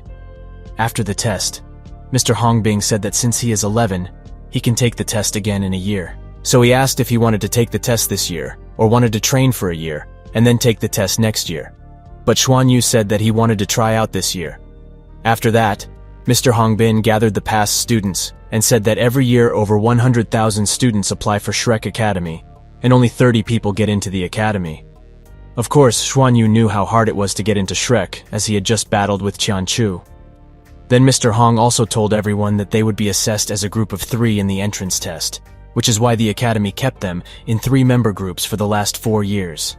Then the qualified groups of students were taken to the simulation world where the entrance examination would be held. And they were told to survive for as long as they could, and the higher they survive, the more points they will have. And killing soul beasts would also gain them extra points. And just like that, the evaluation training began. They saw fire lizards that were each 3 meters in size crawling from beneath the mountain. So many groups rushed to the top, and at the same time, a 10,000-year-old fire dragon attacked them from above. Lan's team was able to go to the top as Xuanyu boosted Liu Feng, who carried the team to the top. Then the fire beast attacked the groups that were heading to the foot of the mountain. Xuanyu found out that it only attacks if students are in groups. So Lan's team moved separately, and finally was able to get to the top. The other side of the mountain wasn't safe either as it had more beasts like it. Not only that, but the fire beast also attacked those with flying type of abilities. And Lan Xuanyu's team stuck closer to the mountain to be not noticed by the lizard. Qianshuan's team was the same as they were sticking close to the cliff to not get noticed. Meanwhile, Xuanyu created a slippery ice surface to prevent the fire lizard from climbing. But then Fatty Lei noticed that more fire lizards were coming from above.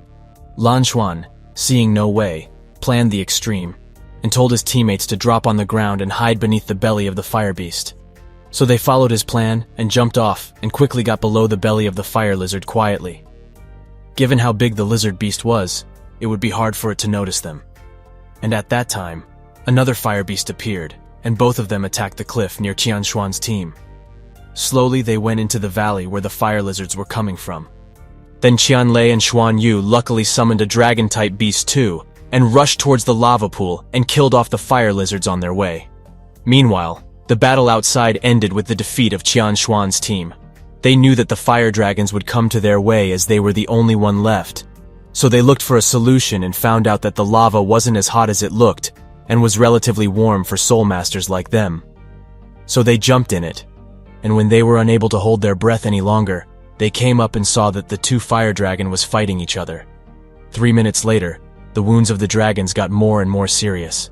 So then the group initiated the attack, and Fatty Lei used his second ability, which can reproduce one certain summoning for 30 seconds. So they reproduced the Jade Devil Bird as it got into the brains of the dragons and eventually killed them. After that, the referee women came and said that Qianlei had been noticed by the Shrek's teacher and got an early admission chance. However, If he took the chance, then Lan Xuanyu and Liu Feng would be eliminated. But Qianlei didn't choose to take the early quota and said that he would want to pass the normal way with his teammates. After that, Xuanyu didn't slack off, as they would still need to go through a few more rounds of tests before being admitted in Shrek. So he meditated and vaguely heard the roars of a giant dragon, and he remembered that moment when Tang Li destroyed the pirate spaceship with ease. And when the points were announced, Lan Xuanyu's team came first in the whole federation, and their school had 5 teams entering the second round. It didn't make sense, as the second team only had 1,000 points, whereas their team had 20,000 points, which must be the record-breaking achievement in the history of Shrek. At the same time, Lan Xuanyu was immersed in deep meditation, and all his meridians and bones in his body were covered with silver and golden glow. When he woke up, he felt that he could sense his surroundings while his eyes were still closed, meaning that his mentality had reached the Spirit Sea realm. Soon, he got to know the good news of them reaching the first rank in the whole exam. After that, the team was invited to Yin Tian's place to have a supper, and found out that Mr. Yin Tian was also a very talented member in Shrek's space pilot department, but was expelled due to some reason. Later that day, they participated in Soul World's simulation to take part in the next round of the entrance exam. There, Xuanyu asked if they would get any bonus for being first in the previous exam.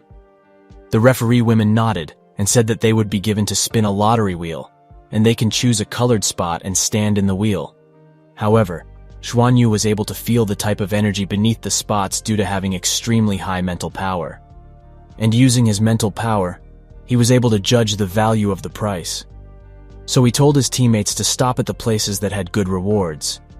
Lei listened to him and got a reward that could upgrade his spirit circles by 500 years. And Liu Feng got a reward of a soul bone, which was extremely expensive, as a soul bone can grant a soul master extra skills. Then Xuanyu chose his own spot and got access to the primary spirit boost terrace once. He didn't know what it was, but knew it was not ordinary.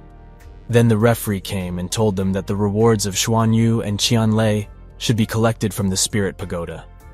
After learning about the prices, their teacher was excited and explained that access to enter the terrace is extremely rare.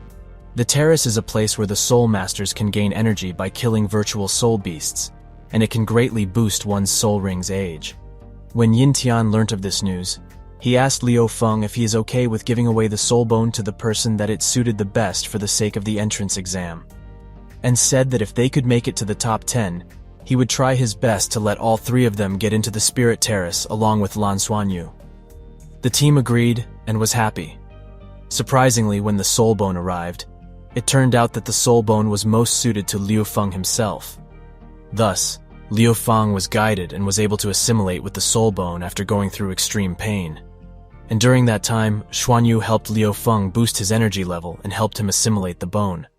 After half an hour of hard work, Liu Feng was successful, and also his soul power reached level 30 in the process. The next day, Qianlei was taken to Spirit Pagoda to boost his soul ring's age, and Lan Xuanyu went back to meditate. And after 2 days, the 5 groups from the elite class that passed the last round gathered and were briefed about the rules of the next round of entrance exam. The next round would take place in Star Forest in simulation, and the teams can gain points by hunting beasts, and also can snatch other teams' half points by killing them. Then each team was transported to the forest, and Lan Xuanyu said that if push came to shove, they should commit suicide or get killed by spirit beasts, but should never be killed by other teams, as it would have their points. And the deeper they go, the more ferocious the beasts they would encounter, and the more points they would earn. Then Qianlei summoned a fire lizard with Xuanyu's help. Then the team rode the lizard and dashed through the forest. They were in a hurry, as Qianlei's summoning could only last for 1.5 minutes. After summoning time ran out, they rested, and Qianlei recovered his energy, and then they again summoned and went deeper. And just like that, they were able to go 20 kilometers deep into the forest, but nothing happened, and the night passed quietly. The next day, they encountered a monkey and a bear fighting over a fruit, so they took advantage of the fight and killed the bear by cooperating with the monkey through Qianlei's communication ability. After that, the monkey and the team cooperated as they killed 3 more beasts that looked like leopards, and the final attack was done by the team as they needed to gain scores. Of course, Most of the credit went to Lan Xuan as he boosted the monkey's strength to fight against the leopards. Then Lan Xuanyu gave the monkey the herb that the monkey was originally fighting for against the bear. So the monkey ate it and became stronger. Then it went over to the dead body of the leopard and extracted a head soul bone. However, the group was in the soul world and wouldn't even be able to exchange it for coins as it was just the exam.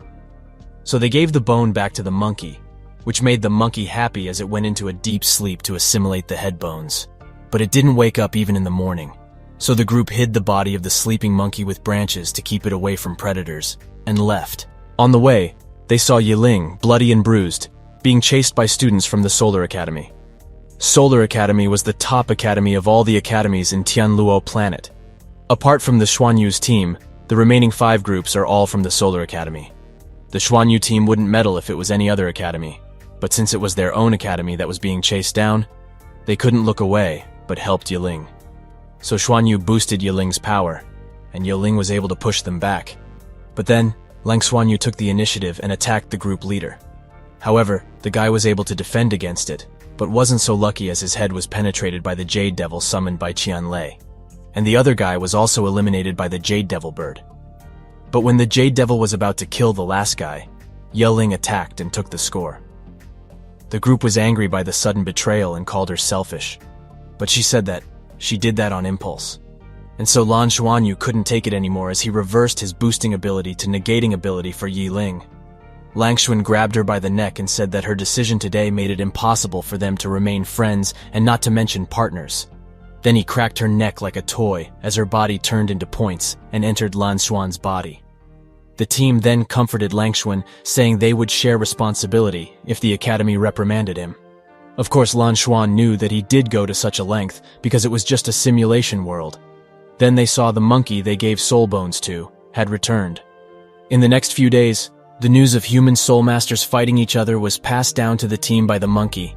And what concerned him the most was the group of 9 soul masters made up of 3 teams. Meanwhile, Lang Xuanyu's team have been hiding in the tree trunks of a big tree. He speculated that the 3 teams were probably from Solar Academy. Later, the ape brought more news on the 6th day of the exam, and they found out that the Solar Academy's group took down more than 10 groups of soul masters. And time passed like that, and the day before the last day of the tryout came. That day, Lang Xuanyu was awake at night to figure out the final strategy and discussed a risky but effective plan. In the Solar Academy, Bing Tianliang was the ace of the Solar Academy and was the best talent the academy ever had. He got an early admission offer but turned it down as he wanted to be the topper of the entrance test. But when he saw the scoreboard of the first round, he was massively frustrated by the massive gap of points. But after he calmed down, he found out that the Lang Xuanyu's team used tricks to get so many points and not strength. So he was again confident that he would be able to defeat Lan Xuanyu's team. Bing Tian then heard that another group was still out there and was trying to hunt an injured beast. So they rushed over to trail them from behind. But in fact, it was the monkey that was luring the team with another creature's blood, and the solar team was trailing behind that team. When the team was about to catch the monkey, they were attacked by Bing Tian, who revealed his 4 spirit rings. So the team knew they were fucked up, so they split and escaped in a different direction but failed eventually. The other team member of the Solar Academy who was about to kill the monkey noticed that it was a trap and a human was behind it. But before she could do anything, the monkey killed her, which enraged Bing Tian, and so the angry Bing Tian chased after the monkey and Lan Xuanyu. But it was impossible to escape from such a close distance, so Lan Xuanyu collided with Bing Tian. But the result was Xuanyu faced backlash and was in tatters. Then the golden and silver grass's energy ran in his body to heal it, and when he was about to be finished off, the ring in his hand lit up and became a halberd, pushing off the enemies for a while. Then, Xuanyu used the Gate of Summoning with Qianlei and told him to run away. Then he stayed there, and when Qianqiu came, she said she would help him, but in exchange, have to promise her 3 things. Thus, in this condition, he had no choice but to accept it. So she initiated her attack and avoided the team's attack and went for Bing Tian. Thus Bing Tian was pushed back. Then Lan Xuanyu recovered a bit of his strength and boosted Qianqiu against the team of Solar Academy. Then Liu Feng appeared as he took down more opponents before killing himself. And after that, when a member of the Solar Academy was about to kill Xuanyu, he activated his martial soul fusion and disappeared along with everyone in the vicinity. Then the lone survivor of Bing Tian understood that there must be another survivor from Lan Xuan's team that obtained all the points. Meanwhile, Fatty Lei, who was hiding in a tree trunk, was being poured with all the points of all the Solar Academy members. After that, Lan Xuanyu woke up from his simulation. Now Lan Xuanyu was transported back in time, but something strange had happened to his gold-and-silver swirl. It had absorbed much of his blood power, making it difficult for him to use his martial soul fusion skill. When he opened his eyes, he saw Liu Feng standing before him, reassuring him that everything would be fine. Liu Feng mentioned that even if Lei got eliminated, they would still earn half of their scores, which would be enough to secure a spot in the top 10. Suddenly, Feng noticed Ye Ling approaching in anger.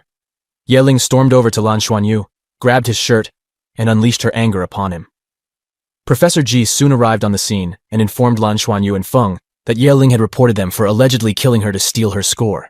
He demanded an explanation from Lan Xuanyu. Feng quickly came to Lan Xuanyu's defense, claiming that Ye Ling's accusations were baseless and that she was confusing right and wrong. This defense left Professor Ji and Hua puzzled as they exchanged confused glances. Professor Ji began to suspect that Ye Ling might be hiding something from them, considering her serious accusation that Lan Xuanyu had murdered her for points. Upon hearing Feng's attempt to speak, Lan Xuanyu intervened, requesting that he be allowed to explain since he felt responsible for the situation. He further suggested that Professor Ji could verify the truth with Shrek Academy. Professor Ji then urged Lan Xuanyu to continue with his explanation. Lan Xuanyu then requested Ye Ling to respond truthfully to his question and inquired whether she had been pursued, almost caught by someone. Ye Ling reluctantly admitted with a yes. But before she could elaborate, Lan Xuanyu interrupted, insisting that it was a yes or no question. He pointed out that if Ye Ling believed she could escape without their assistance, she should answer with a simple yes. In response, Ye Ling raised her voice and said she had wounded one of them.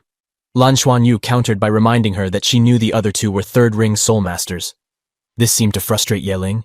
Lan Xuanyu also mentioned that Ye Ling must know Monitor and Chang Jianyi's strengths. He explained that they had done everything they could to rescue Ye Ling and had successfully defeated their pursuers. Lan Xuanyu continued by revealing that they had taken the last hit and claimed half of the points from the opposing team. This revelation left Professor Ji and Hua utterly shocked. Lan Xuanyu expressed that he bore responsibility for his team and understood the importance of not allowing Ye Ling to be ungrateful. He pointed out that if he were to leave her, another team would benefit from their earned points, so he took her out of the situation. As they absorbed this information, Hua and the others began to ponder, while Professor Ji couldn't help but think that this was indeed a complex and convoluted story. Ye Ling remained furious and shouted that she was a girl, questioning how anyone could kill her. Lan Xuanyu replied that he would never harm her in the real world, but they were in a virtual environment. He explained that he couldn't allow Ye Ling's selfishness to jeopardize the interests of their team. In her anger, Ye Ling turned to Professor Ji and insisted that he had heard a confession from them about killing her, urging him to take action. Visibly disappointed, Professor Ji decided to leave, expressing his disappointment in Lan Xuanyu and Ye Ling. Observing Professor Ji's departure in such a manner left Lan Xuanyu feeling somewhat disheartened. He then settled into a meditation position. This action puzzled Hua, prompting him to summon his friends to accompany him. Meanwhile, Ye Ling was left without words, witnessing this turn of events. She soon burst into tears and began to run away. Back at the academy, Lei had returned, brimming with joy. He informed Lan Xuanyu and Feng that they had succeeded and that he had brought all the points back with him. This news filled Lan Xuanyu and Feng with immense happiness. Amidst the joy and excitement, Lei inquired of Lan Xuanyu if they would regain their number 1 position. Lan Xuanyu said they would have to wait for the official results. Professor Ji soon joined them and delivered some sobering news. He cautioned that despite their high ranking, the incident involving Ye Ling's alleged death might harm their standing. Lei expressed confusion upon hearing this, while Lan Xuanyu was equally shocked. Lan Xuanyu asked Professor Ji to clarify the nature of these negative effects. In response, Professor Ji admitted that he didn't know the specifics, but emphasized that Shrek Academy had always been stringent regarding such matters. After comprehending his actions' potential consequences, Lan Xuanyu realized his mistake. He expressed his remorse by respectfully apologizing to Professor Ji. Professor Ji responded with a faint smile, saying it was a positive step for Lan Xuanyu to acknowledge his error. From that point forward, he advised Lan Xuanyu to remember the importance of being an honorable and upright individual. Mu Zhongtian entered the scene and delivered the news that the final results had been released. To everyone's astonishment, only one team from their academy had made it into the top 10, and that team was Lan Xuanyu team, which had secured the top spot. This revelation left them all in a state of shock. However, Mu Zhongtian continued with a startling announcement. He explained that Shrek Academy had arranged an additional test specifically for Lan Xuanyu due to the transpired events. He further conveyed that if Lan Xuanyu chose to decline this test, his entire team would face elimination. The following day, Lan Xuanyu found himself seated outside in the forest, and it was already late in the afternoon. He had been instructed to remain in the forest for 24 hours. At this point, about 20 hours had already passed. The lack of activity around him left Lan Xuanyu feeling bored and tired. He realized he couldn't afford to slack off. Suddenly, Lan Xuanyu's senses perked up as he heard something unusual. He spotted a figure shrouded in stormy clouds, and it became clear that it was Qian. Lan Xuanyu deduced that something was amiss, because she constantly attacked in the opposite direction as she ran. It appeared that a formidable adversary was pursuing her. Indeed, the dark demon tiger, a flying beast, relentlessly chased Qian. Lan Xuanyu's instincts kicked in as he recognized the dark demon tiger as one of the top third-tier soul beasts. Likely possessing a cultivation history of at least 10,000 years, he couldn't fathom why such a powerful soul beast had appeared in their vicinity, and he knew they were no match for it. As Qian continued to flee in terror from the relentless dark demon tiger, she simultaneously looked back and launched attacks to fend it off. However, the tiger's strength and astonishing speed made it an overwhelming adversary. In a moment of desperation, Qian abruptly halted, and just as the tiger closed in on her, something inexplicable materialized from thin air and seized her. Lan Xuanyu had come to Qian's rescue, cradling her in his arms and lifting her from the danger below. Perplexed, Qian asked why Lan Xuanyu was there. In response, Lan Xuanyu, with a questioning look, wondered the same thing about Qian's unexpected presence. This proximity to Lan Xuanyu was a new experience for Qian, and she couldn't help but notice how comforting and refreshing he smelled. In the meantime, the dark demon tiger continued its relentless pursuit, unleashing one of its taloned soul skills, marked by a thunderous tiger roar. This triggered a strong reaction within Lan Xuanyu's body, causing intense pain. Surprised by the unexpected result, the tiger hesitated momentarily. Curious about the sensation, Qian felt her blood surge suddenly while Lan Xuanyu's scent intensified. Lan Xuanyu proposed a plan to Qian. They should split up now, and the beast would likely chase him, allowing her to escape to safety on the other side. Lan Xuanyu, determined to protect Qian, released his hold on her. As he let her go, a memory resurfaced, a recollection of a time when he had deeply angered her back on the Tianduo planet. Yet despite their past conflicts, Lan Xuanyu couldn't ignore that Qian had always come to his aid in moments of danger. This time, he wanted to return the favor and ensure her safety. As he released Qian, she gazed at him with a perplexed expression. Lan Xuanyu swiftly tied his spell rope to another branch, believing their best chance was to provoke the dark demon tiger to chase after him. However, an unexpected force pulled him back as he began moving toward another tree. To his astonishment, it was Qian, gripping his spell rope and yanking him in her direction. Lan Xuanyu, anxious and bewildered, questioned her actions, expressing concern that her decision might lead to their demise. Yet in response, Qian firmly seized Lan Xuanyu's hand and with unwavering determination, leaped. Lan Xuanyu, still worried for Qian's safety, cautioned her not to act recklessly. Looking at Lan Xuanyu with a serious and somewhat emotional expression, Qian asked if he thought she was stupid for suggesting their current course of action. Her question caught Lan Xuanyu off guard, and he was left slightly shocked by her response. Their attention was abruptly drawn to the dark demon tiger, which had accelerated and was rapidly closing in on them. Lan Xuanyu quickly devised another plan. He proposed using his 2 clusters of blue-silver grass to empower Qian. However, he cautioned that this empowerment might have adverse consequences, yet it appeared to be their sole remaining option. Qian agreed to the plan, and Lan Xuanyu firmly grasped both her hands, initiating the process of channeling the empowerment. Qian could feel the energy coursing within and around her body as Lan Xuanyu channeled the empowerment. The immense power surged around Qian, creating a swirling tornado of energy. As this energy sphere took shape, the dark demon tiger leaped toward them with full force, intending to attack. In that critical moment, now fully charged with power, Qian displayed a determined spark in her eyes. With a resounding boom, she unleashed her energy, striking the tiger with incredible force. Her attack caused the tiger to freeze in place, transforming it into an icy sculpture. Lan Xuanyu watched in amazement at the astonishing feat Qian had just accomplished. However, this mighty effort drained Qian's power and stamina, causing her to collapse. Lan Xuanyu swiftly caught her and carried her to a safer location. As he held Qian in his arms, Lan Xuanyu couldn't help but reflect on her earlier words about being stupid. Despite the risks involved, he admired her courage in staying with him during the crisis.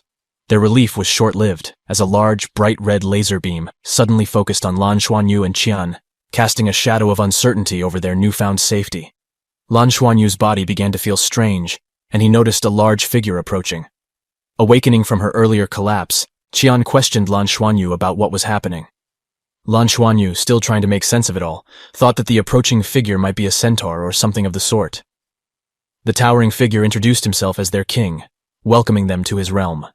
To their surprise, it turned out to be a two-headed centaur, with one head resembling a girl and the other a boy. The centaur explained that all creatures must adhere to the rules in their world.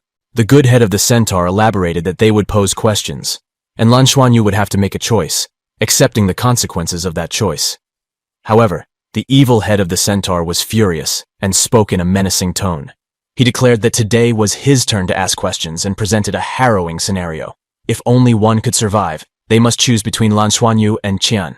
He chillingly emphasized that as soon as the choice was made, he would immediately execute the other person.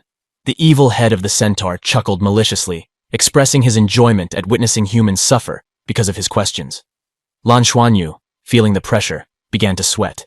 He reasoned that since this was just a virtual world, his greatest regret was not making it into Shrek Academy. Therefore, he suggested that the centaur kill him and let Qian live.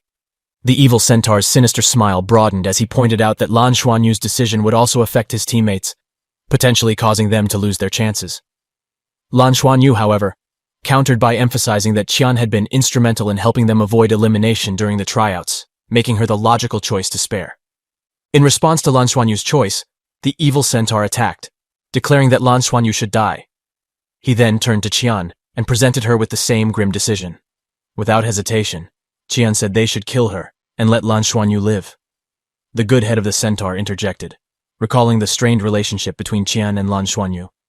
Wary of the centaur's grim choices, Qian urged them to stop talking and end her life if that was their intention. Meanwhile, Lan Xuanyu continued to endure the relentless spell attack. Having heard both of their responses, the centaur's evil head seemed somewhat disappointed. On the other hand, the good head found their situation intriguing. She expressed disbelief that they had no desires and suggested she would find ways to provoke them. The good head ultimately decided that Lan Xuanyu and Qian were interesting enough to be kept alive so she could continue playing tricks on them. Suddenly, Lan Xuanyu was transported back to the real world, where Lei and the others surrounded him, inquiring if he had passed the test. Lan Xuanyu recounted the harrowing experience and what had transpired in the virtual world. Professor Yin mentioned to Professor Ji that he had previously stated that Lan Xuanyu was better than him. Professor Ji acknowledged that Lan Xuanyu had handled the challenging situation quite well. Mu Zhongtian hurried off to contact Shrek Academy and inquire about the results. Professor Ji took a moment to offer Lan Xuanyu a piece of wisdom, telling him to remember that falling into a pit could be a gain in his wisdom. Lan Xuanyu assured him that he would keep that in mind. Mu Zhongtian swiftly returned with the news they had been hoping for. Lan Xuanyu was allowed to progress to the next round. However, the lucky draw that should have been awarded to the champion had been cancelled. Lan Xuanyu asked Feng to join him in the simulation cabin. Lan Xuanyu used his 2 clusters of blue-silver grass to empower Feng, but their efforts yielded no positive results. As Lan Xuanyu initiated the empowerment process, Liu Feng exploded into fragments, leaving Lan Xuanyu shocked and dismayed. He then turned to Chubby Lei and invited him to accompany him as he wanted to see Qian. Together, they entered the portal, and upon arrival, Lan Xuanyu immediately inquired about Qian's well-being. Qian assured Lan Xuanyu that she was fine, and then asked if Lan Xuanyu had successfully passed the test. Lan Xuanyu affirmed that he had indeed passed. Their conversation was somewhat awkward, which prompted Lei to tease them. Annoyed by Lei's teasing, Qian swiftly told him to stop. Lei decided to leave them alone so they could talk in private. Lan Xuanyu informed Qian that he had passed, but their expected lucky draw had been cancelled. He then inquired about Qian's results. Qian explained that the additional test had been rather absurd, and they had stated that she had included Lan Xuanyu's assessment in her application, which led to her disqualification on special grounds. She clarified that she hadn't secured the number 1 spot while she had passed. This revelation took Lan Xuanyu aback. Qian shared that 2 individuals had reached the 4-ring level on their planet. Lan Xuanyu realized that the second round of tests would likely be quite challenging. The final results of the Tianluo planet tryout were revealed, and Lan Xuanyu's team emerged again as the champions. Bing Tianliang's team secured victory in the Sound Palace, and Lian Sushi clinched the 10th spot due to her consistent point-earning performance from the start.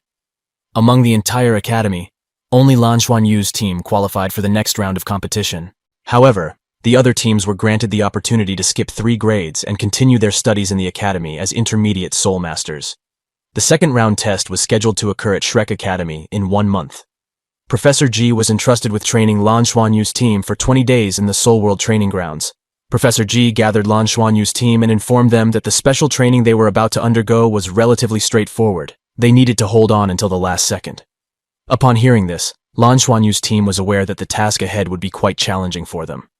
Professor G explained that this training aimed to stimulate their potential by subjecting them to intense pressure. Lei, feeling anxious, inquired about the nature of the pressure they would face, but Professor G chose not to provide a direct answer, suggesting that they would soon find out.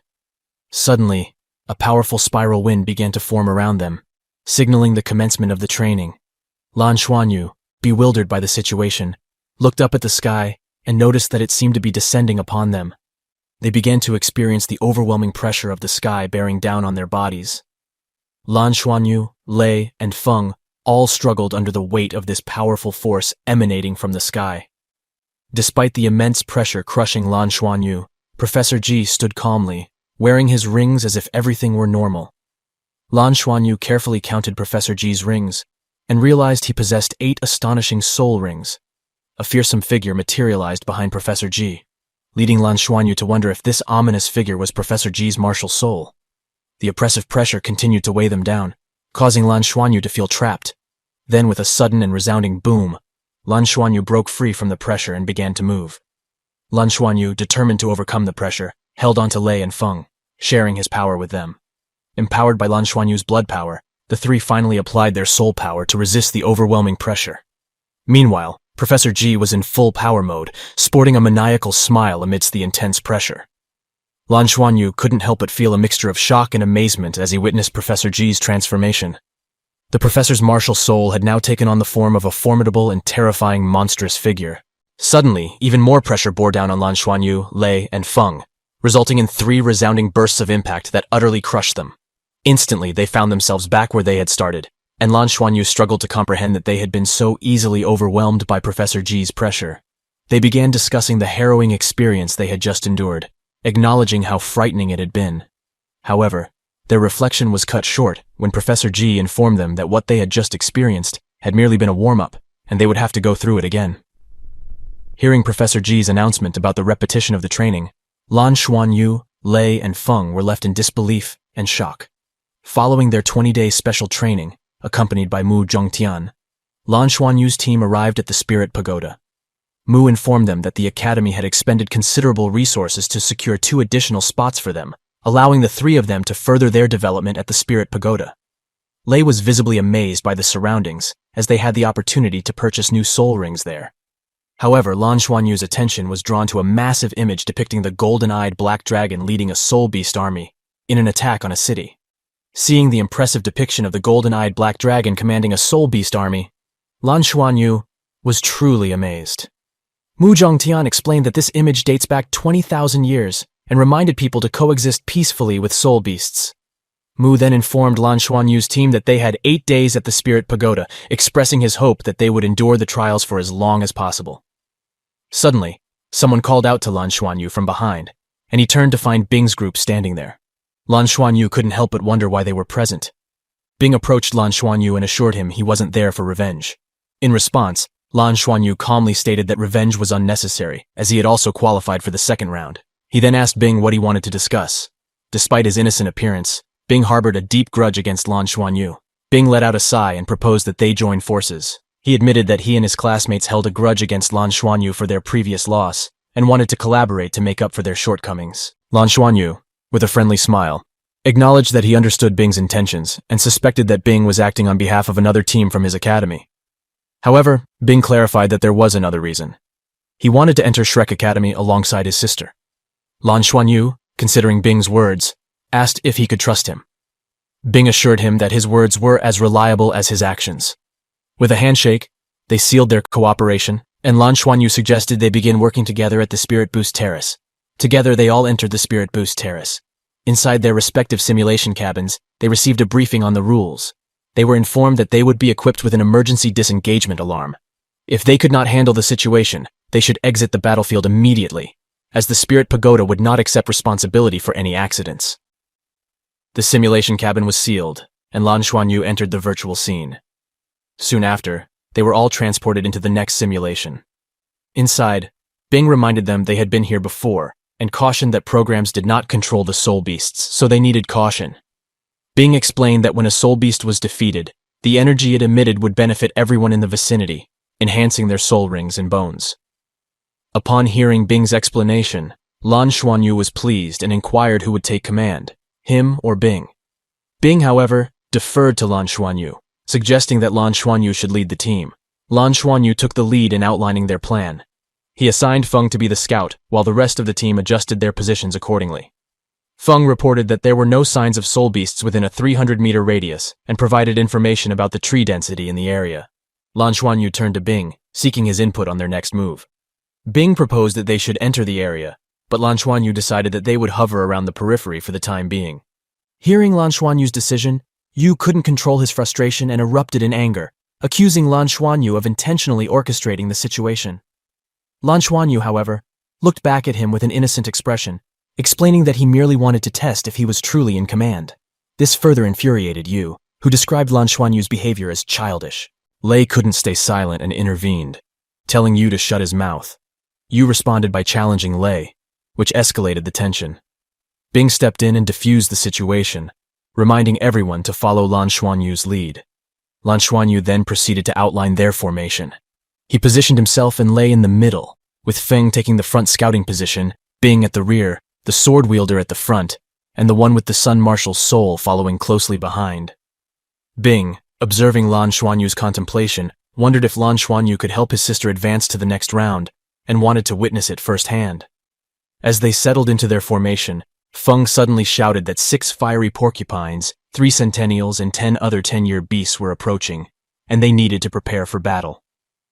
Still harboring resentment over Lei's earlier comment, Yu braced himself for the confrontation. The approaching beast drew near, and Yu positioned himself at the front, brandishing his sword in readiness. The charging pigs were met with Yu's formidable third soul skill, Mo Force, and Lin's creation of a massive fireball. The two unleashed powerful attacks, resulting in explosive impacts that struck the oncoming beasts. The fiery porcupines attempted to retaliate by launching their thorns at Bing, but he countered with an electrical spell, shocking the porcupine and preventing its attack. At the same time, Lan Xuanyu joined the offensive, using his spells to target the approaching beasts. In a sudden turn of events, all the beasts were left incapacitated on the ground, and the group members absorbed the energy released by their defeat. While receiving the soul power, Lan Xuanyu detected a subtle change within his body. He glanced to his side and noticed Yu standing there, still wearing a scowl. Bing intervened, urging Yu to keep moving forward. Despite this, Yu continued to mutter, expressing his frustration with Lan Xuanyu's group. Lei overheard Yu's comments and fired back, confronting Yu about his arrogant attitude. Lan Xuanyu, adopting a serious expression, spoke up and made it clear that if such conflicts persist in the upcoming battles, he would prefer to terminate their cooperation immediately. Bing, puzzled by Lan Xuanyu's statement, sought clarification. Lan Xuanyu explained that they had followed his command, but it seemed they didn't require his directives to handle the situation. Bing pointed out that the beasts they had faced weren't particularly formidable, so they managed to deal with them without Lan Xuanyu's specific commands. Still brimming with frustration, Yu shouted that Lan Xuanyu was being unreasonable in his assessment. Lan Xuanyu began by posing a series of questions. First, he pointed out that they hadn't sought his permission before taking action, and second, they hadn't followed his instructions, leading to unnecessary energy expenditure. He then asked Yu about the remaining power in his reserves, to which Yu replied that he still had 70% left. Lan Xuanyu, taking this information into account, calculated that their combined power was now at 90%. He emphasized their difficult situation and concluded that they had no choice but to leave the current area and wait for Yu to recover before proceeding further. Lan Xuanyu clarified that Yu's impulsive actions had wasted their team's time. Feng, silently acknowledging Lan Xuanyu's wisdom and correctness, agreed with his assessment. After a moment of contemplation, Bing finally apologized to Lan Xuanyu and pledged to be completely at his disposal moving forward. Lan Xuanyu made a clear declaration that, subsequently, they would all follow his commands. He emphasized the importance of maintaining their formation, with Feng continuing to serve as the scout. Their immediate goal was to move outward and locate a suitable place for Yu to recover his soul power. Bing, Absorbing Lan Xuanyu's instructions couldn't help but recognize that Lan Xuanyu was more composed than the rest. He also couldn't ignore the fact that, in terms of overall strength, his team was the weakest among them. Lan Xuanyu contemplated whether displaying their abilities in front of Bing's group was necessary. However, he quickly realized they required strong allies as much as they needed their strategic acumen. Bing, noticing Lan Xuanyu's hesitation, inquired if they were departing. Lan Xuanyu responded by mentioning a simple experiment he wished to conduct, and then revealed that he was a soul support master. Lan Xuanyu approached Yu and proposed to empower both Yu and Lin. However, Yu expressed his desire to witness Lan Xuanyu's empowerment process firsthand before agreeing. Lan Xuanyu decided to demonstrate and firmly grasped Yu, initiating the empowerment process. As the energy surged through him, Yu began to feel a significant improvement in his condition. He was filled with a sense of strength and well-being, realizing that his combat abilities had increased by at least 50%. This revelation left Yu in shock and amazement, prompting him to inquire about the method Lan Xuanyu had used, and even request that Lan Xuanyu return the newfound power to him.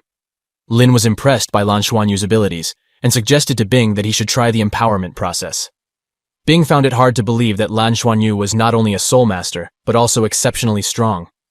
Encouraged by Lin's endorsement, Bing expressed his willingness to give it a try. Lan Xuanyu agreed, and they shook hands before he proceeded to empower Bing. Using his rope, Lan Xuanyu initiated the empowerment process for Bing.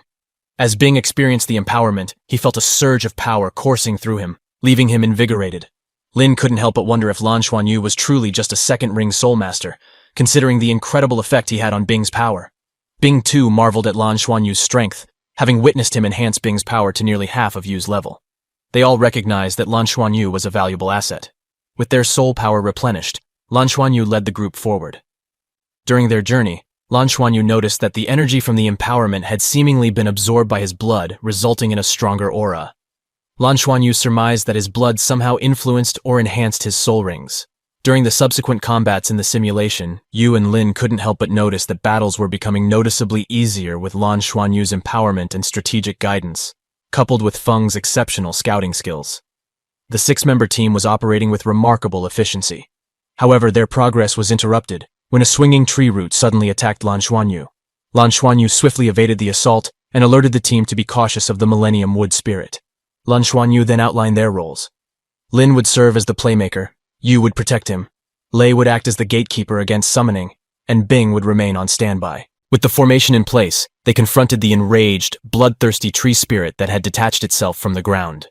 As the tree spirit advanced towards them, Lan Xuanyu assessed the situation and declared that a wood spirit under 3,000 years old was relatively easy to handle and couldn't leave the soil. Lan Xuanyu issued orders. Lin was tasked with launching a fireball attack, with Yu assigned to protect Lin.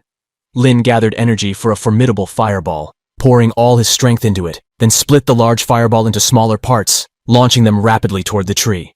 The air was soon ablaze with fiery projectiles as they struck the tree. However, Lei urgently warned the team to be cautious as the tree spirit retaliated by deflecting some fireballs. As Yu charged forward, determined to neutralize the incoming fireballs, he skillfully deflected them mid-air. Lan Xuanyu couldn't help but be impressed by their improved coordination and teamwork. He recognized that they were functioning seamlessly as a unit, and that Bing, as captain, was proving to be an excellent leader. As Qian emerged from the portal and found herself in the forest, Lan Xuanyu wasted no time asking her to use her ice spear to attack the spirit wood tree. Although Qian was initially taken aback by the sight of the enraged tree spirit, she agreed to give it a try. Qian skillfully aimed her ice spear at the tree, launching multiple shots. When the ice spear finally struck the tree and made contact, it triggered a series of reactions. With the wood spirit temporarily frozen by the explosion triggered by Qian's ice spear, Lin seized the opportunity and launched a relentless attack with all his strength. The tree was bombarded from all sides, taking a series of powerful blows. As they fought in the Spirit Boost Terrace, Lan Xuanyu couldn't help but think about how things always seemed to go well when Qian was around, making him appreciate her presence even more. Seeing Qian's playful antics and hearing her remark about Lan Xuanyu owing them to her, Bing couldn't help but notice that she was the same girl he had encountered earlier. He was puzzled about how she ended up here, thinking she was from another team at the Tianluo Academy. When Bing inquired about it, Lan Xuanyu explained that the situation was due to complex space rules, and Qian was a friend from the Tiandu planet. Lan Xuanyu emphasized that she was an important asset to their team. After defeating the wood spirit, Lan Xuanyu decides to halt their advance into the forest, and instead suggests that the team explore the area laterally to hunt for more soul beasts. Their coordination and teamwork are proving effective as they continue to take down more beasts. Lei, however, expresses his boredom, lamenting that this simulated world lacks the excitement of grilling meat like in the real world. Yu and Lei engage in playful banter, teasing Lei about his weight, and Lei firing back with a comment about Yu's appetite. Their exchange of remarks continues until Bing steps in, suggesting that it's been a long day and they should end the teasing. Lin joins the conversation and asks Lei why he rejected Shrek's special recruitment offer. Yu and Lei had been teasing each other, suggesting Lei was scared when he declined the offer. Lei then boasts about his ability to summon another human being to the Spirit Boost Terrace, prompting Lin's question about his decision regarding Shrek's offer. Feeling that something was amiss in the eerie silence of the night, Yu and Lin remained vigilant and awake. Yu mentioned his unease to Lin, believing the unusual calmness indicated a potential threat. Lin agreed and was about to wake the others when suddenly, with a swift whoosh, something approached Yu.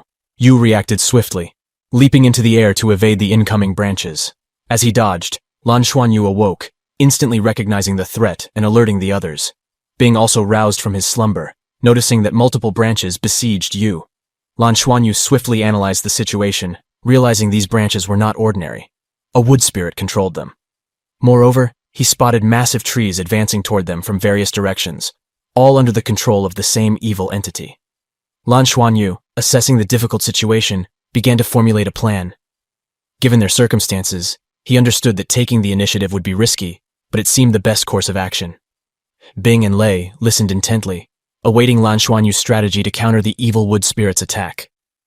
Bing's group considered Lan Xuanyu's plan, which sounded incredibly risky. However, Lan Xuanyu explained that by eliminating the wood spirit, they could disrupt its control over the other trees, making it lose focus and energy.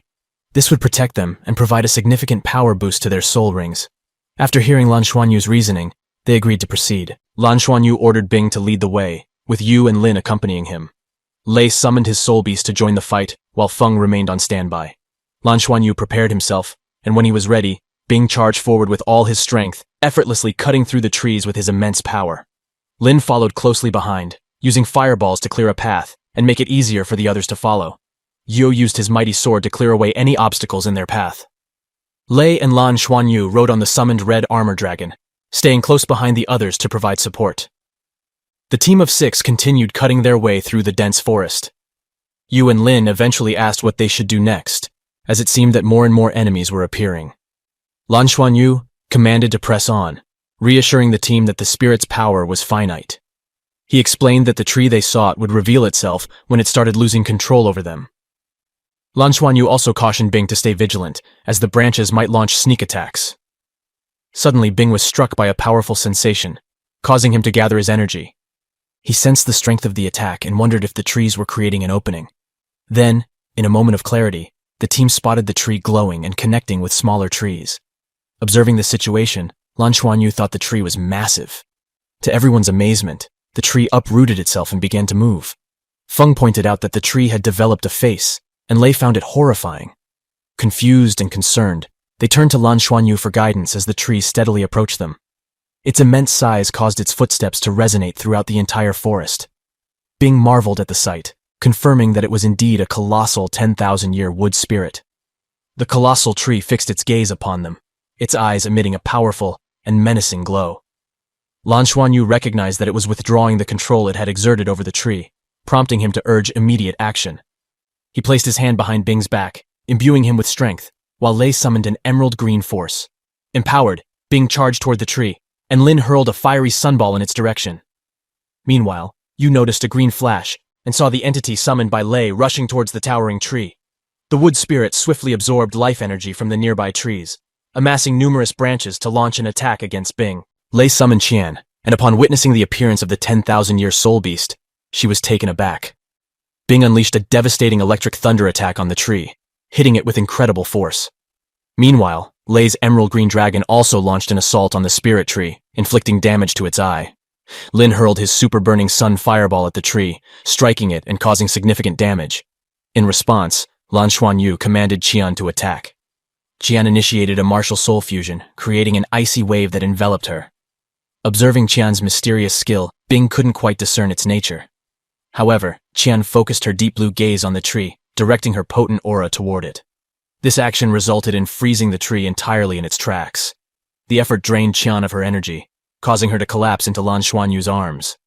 Lan Xuanyu urgently urged the team to attack, and Bing unleashed his most powerful attack in response. Feng swiftly followed, hurling his white dragon spear attached to a crescent blade at the immobilized tree. Their combined attacks relentlessly battered the tree, breaking through its trunk's defenses. A sudden green flash entered the wood spirit's body at that moment. Lei inquired of Lan Xuanyu whether they had succeeded in killing the tree. In response, the wood spirit emitted a piercing screech, causing all its branches to stiffen. Lan Xuanyu urgently shouted for everyone to be vigilant. Then, in an unexpected turn of events, the wood spirit's body exploded, sending countless fragments in every direction. Each fragment bore a portion of the 10,000-year soul beast's ultimate power. In response to the explosion, Yu and Lin swiftly exited the battlefield. Lan Xuanyu acted quickly, shielding Lei and Qian, who were already with him, from the incoming branches. However, a branch struck Lan Xuanyu from behind, piercing his chest. Despite the danger, Lan Xuanyu managed to carry them to the safety of a cliff above. Lei and Qian saw the branch pierce through Lan Xuanyu's chest. Lei asked if Lan Xuanyu was okay, and if the 50% pain sensation was real.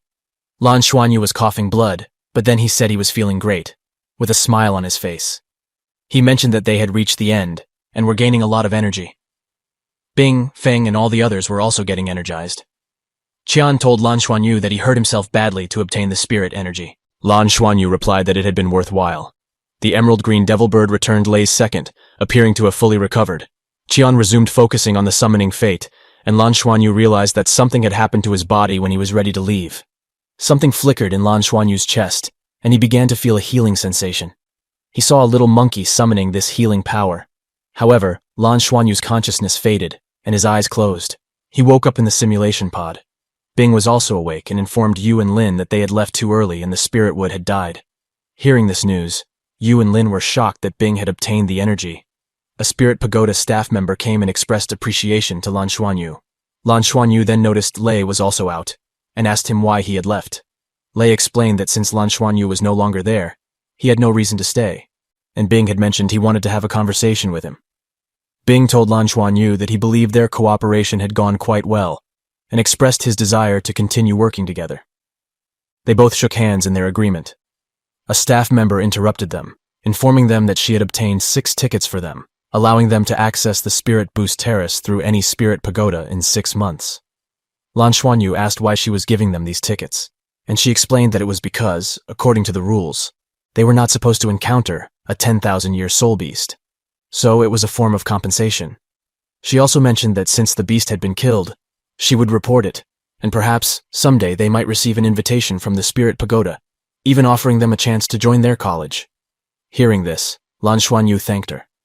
Outside, Lei asked Lan Xuanyu about Feng and his soul sickle, noting that they were both purple now, and inquired about Lan Xuanyu's situation. Lan Xuanyu replied that he was still golden, speculating that it might be due to his twin martial soul. In their resting place, Lan Xuanyu expressed that he had expected all this to happen, but he needed to figure something out. Then, Lan Xuanyu summoned the same monkey. Both Feng and Lei were shocked at this sight. Upon seeing Lan Xuanyu, the monkey hugged him, and Lan Xuanyu felt a sense of familiarity with it. Lan Xuanyu soon realized that it was the golden magic ape they had encountered during an earlier test. Lan Xuanyu didn't understand why Goma followed him, but he decided to keep the monkey since it was a living being. Lan Xuanyu gave the monkey the name Goma. Lan Xuanyu's team and their instructor Mr. Mu were the only ones leaving Tianluo Academy for Shrek. After 20 days of intense training, exhaustion overcame the boys as they boarded the ship. Professor G wore headphones, lost in his thoughts, thinking about where they were headed and hoping for the best. G envisioned a girl in his mind and couldn't help but think about her. Meanwhile, Lan Xuanyu couldn't believe he had fallen asleep. Seeing Lei and Feng asleep, he thought it was a good time to meditate and prepare for the upcoming test. Lan Xuanyu began his meditation, realizing the importance of being ready. While deep in meditation, Lei woke him up and urged him to look outside. When Lan Xuanyu gazed out the window, he saw his home planet. It was where he had been born and raised, and being closer to it filled him with an overwhelming sense of happiness. Lan Xuanyu's mother was concerned, thinking about Lan Xuanyu returning to his home planet and how he would fare traveling so far away. Lan Xuanyu's father reassured her, saying their son would be all right and do just fine. The father mentioned that Lan Xuanyu had hatched from an egg, which meant that at least one of his biological parents should have been a soul beast, with a cultivation level of at least 10,000 years, capable of assuming a human form. Upon hearing this, Lan Xuanyu's mother admitted that she couldn't recall any golden-silver patterned soul beast. Lan Xuanyu's father added that he hadn't yet figured out why a soul master with a seemingly weak martial soul would marry such a powerful soul beast. He then advised his mother to stop worrying about such matters, assuring her that the most important thing was that Lan Xuanyu would always be their son, and they needed to believe in him. As the ship reached Lan Xuanyu's home planet and its hatch opened, Lan Xuanyu felt an incredible surge of positive energy and vibes from his home planet. It was as if Lan Xuanyu's body was savoring a lavish feast. Professor G was puzzled, because Ming City wasn't known for having the densest life energy, yet Lan Xuanyu seemed to be absorbing this energy with remarkable ease. Professor G watched in amazement as Lan Xuanyu absorbed the energy, realizing that Lan Xuanyu was becoming a rare human soul master, a development he hadn't expected. Professor G had concerns about Lan Xuanyu's low soul power rank, given that he was a human soul master. When an announcement welcomed everyone to Ming City, Lan Xuanyu disembarked from the ship and expressed how good he felt about being there. Professor G inquired about Lan Xuanyu's feelings, and Lan Xuanyu explained that the life energy in the city was incredibly dense. It seemed to envelop him, warming his entire body. Meanwhile, in another part of the city, a massive tree radiated energy in all directions. This tree controlled the city's atmosphere and generated energy waves that enveloped and sustained Ming City. City elders investigated the Tree of Eternity and were puzzled by its unusual behavior. They mentioned that nothing like this had ever occurred in recorded history, and there were no records of the tree acting in such a manner. A man known as Mr. Tree appeared to communicate with the tree and explained that he had spoken with the tree's consciousness. He conveyed that the tree had communicated with the life forces within it, which had expressed pure joy. Mr. Tree added that some positive changes had occurred within the tree. He instructed them to contact the federal headquarters and request that Mount Osint send them the most recent satellite images, particularly focusing on energy patterns. The candidates from Tianlua planet boarded a passenger plane bound for Shrek City instead of staying in Timing City. Bing was among them, and Lan Xuanyu asked Bing how many candidates from his academy had made it into Shrek. Bing replied that none of them had succeeded, and he added that no one from Tianlua planet had made it last year either. Only one student had made it 3 years ago, and he had been the sole successful candidate in the past few years. Bing emphasized that it would be uncertain how many of them could gain admission unless they received special recruitment. Lan Xuanyu asked Bing if he even had confidence in their chances. Bing replied, "Maybe a little," while looking at a girl beside him. Lan Xuanyu expressed that they should give their best effort and there was a chance they could succeed. Upon hearing Lan Xuanyu's confidence, the girl inquired about why he was so sure. Lan Xuanyu responded by saying that they were less likely to achieve success if they didn't dare to imagine success. Lan Xuanyu added that they should hope to be tested individually or as a team. Bing agreed with this idea and mentioned that he was also considering it. He suggested that if all 7 of them performed well, they might all have a chance to make it into Shrek. Bing then told Lan Xuanyu he could take his place in the lottery drawing. Upon hearing about the lottery drawing, Lan Xuanyu was surprised. Bing explained that every newly enrolled student could participate in the lottery. Lan Xuanyu realized that there were only 30 spots available, and all 7 of them were eager to get in. So they had to hope for the best. Most candidates had adapted to the dense life energy, but Lan Xuanyu was the only one who could feel distinctly enveloped by this abundant life force. He believed that the life energy in the atmosphere bestowed upon him a golden-silver swirl. Lan Xuanyu thought cultivating on this planet would be significantly faster for him. An announcement was made, signaling that they had arrived. Professor G felt anxious as he gazed outside toward Shrek City. He thought he was back, finally returning after all this time. Observing the view, the students exclaimed that Shrek City was wonderful. Lei, in particular, pointed excitedly at the famous Tree of Eternity. Observing this, Lan Xuanyu felt a surge of powerful energy abundantly entering his being. Lei, noticing Lan Xuanyu's astonishment, asked if he was all right. Lan Xuanyu pondered that the swirl was no longer absorbing his soul power and believed it was the life energy he drew from the air. He thought that everything would be different for him as long as he stayed there. They received a warm welcome upon arriving at Shrek City. The announcement stated that Shrek City was the cultural hub of the Federation and home to the prestigious Shrek College, the #1 college in the Federation. The students were guided by Ling, a counselor from Shrek College, who escorted them to a bus. While on the bus, Lei gazed outside and spotted the signboard of the Tom sect. He became extremely excited as it was renowned as the most powerful sect in the world. Lan Xuanyu looked at the sign and mentioned that it was the Tang sect, founded by their ancestor Tang San. As they passed the Tang sect's domain, the bus approached a group of gray buildings. Professor Ji tensed up as if he had realized something important. Lin announced that they would reach their destination soon, Shrek College. Lei and Lan Xuanyu couldn't contain their excitement. Upon arriving at the Shrek Hotel, Ling informed them that the next day, they would undergo a physical checkup, the first part of the second round test, and suggested they get some rest. In their room, Professor Ji asked Lan Xuanyu if he had noticed any changes in his body since they first arrived on the planet. Lan Xuanyu confirmed that he had felt quite different compared to usual. Lan Xuanyu added that he felt like his body was constantly absorbing life energy, and it seemed like he was cultivating faster than usual. Professor Ji said it was fantastic, and explained that this was precisely why he had urged Lan Xuanyu to come to this place as soon as possible. Professor Ji instructed Lan Xuanyu to meditate immediately to adapt to the new environment quickly, and try to activate his affinity before the checkup. Lan Xuanyu agreed and sat on the bed in a meditative posture. As he began meditating, various high-level energies started flowing into him and enveloping him. Meanwhile, Professor Ji gazed outside, contemplating his return to this place. However, he felt a powerful energy surge in the room. When he turned his attention back to Lan Xuanyu, he found Lan Xuanyu fully immersed in the energy, radiating it throughout the entire room and drawing it in from all directions. Witnessing this, Professor Ji was both amazed. It dawned on him that Lan Xuanyu was directing and leading the energy in the room, and his affinity with life energy was exceptionally high. As the life energy continued to pour into Lan Xuanyu's body, the golden-silver swirl gradually filled up. The energy merged with Lan Xuanyu's soul power, and his blood began to repay him by nourishing his entire body. Lan Xuanyu's body had previously felt like a water-starved riverbed, constantly dry. But now, it was as if heavy rain had started pouring down, revitalizing the river and nurturing the Lan Xuanyud. Seeing this, Professor Ji became increasingly concerned as the energy in the room grew stronger and more intense. Observing the unusual occurrence happening to Lan Xuanyu, Professor Ji quickly activated a shield.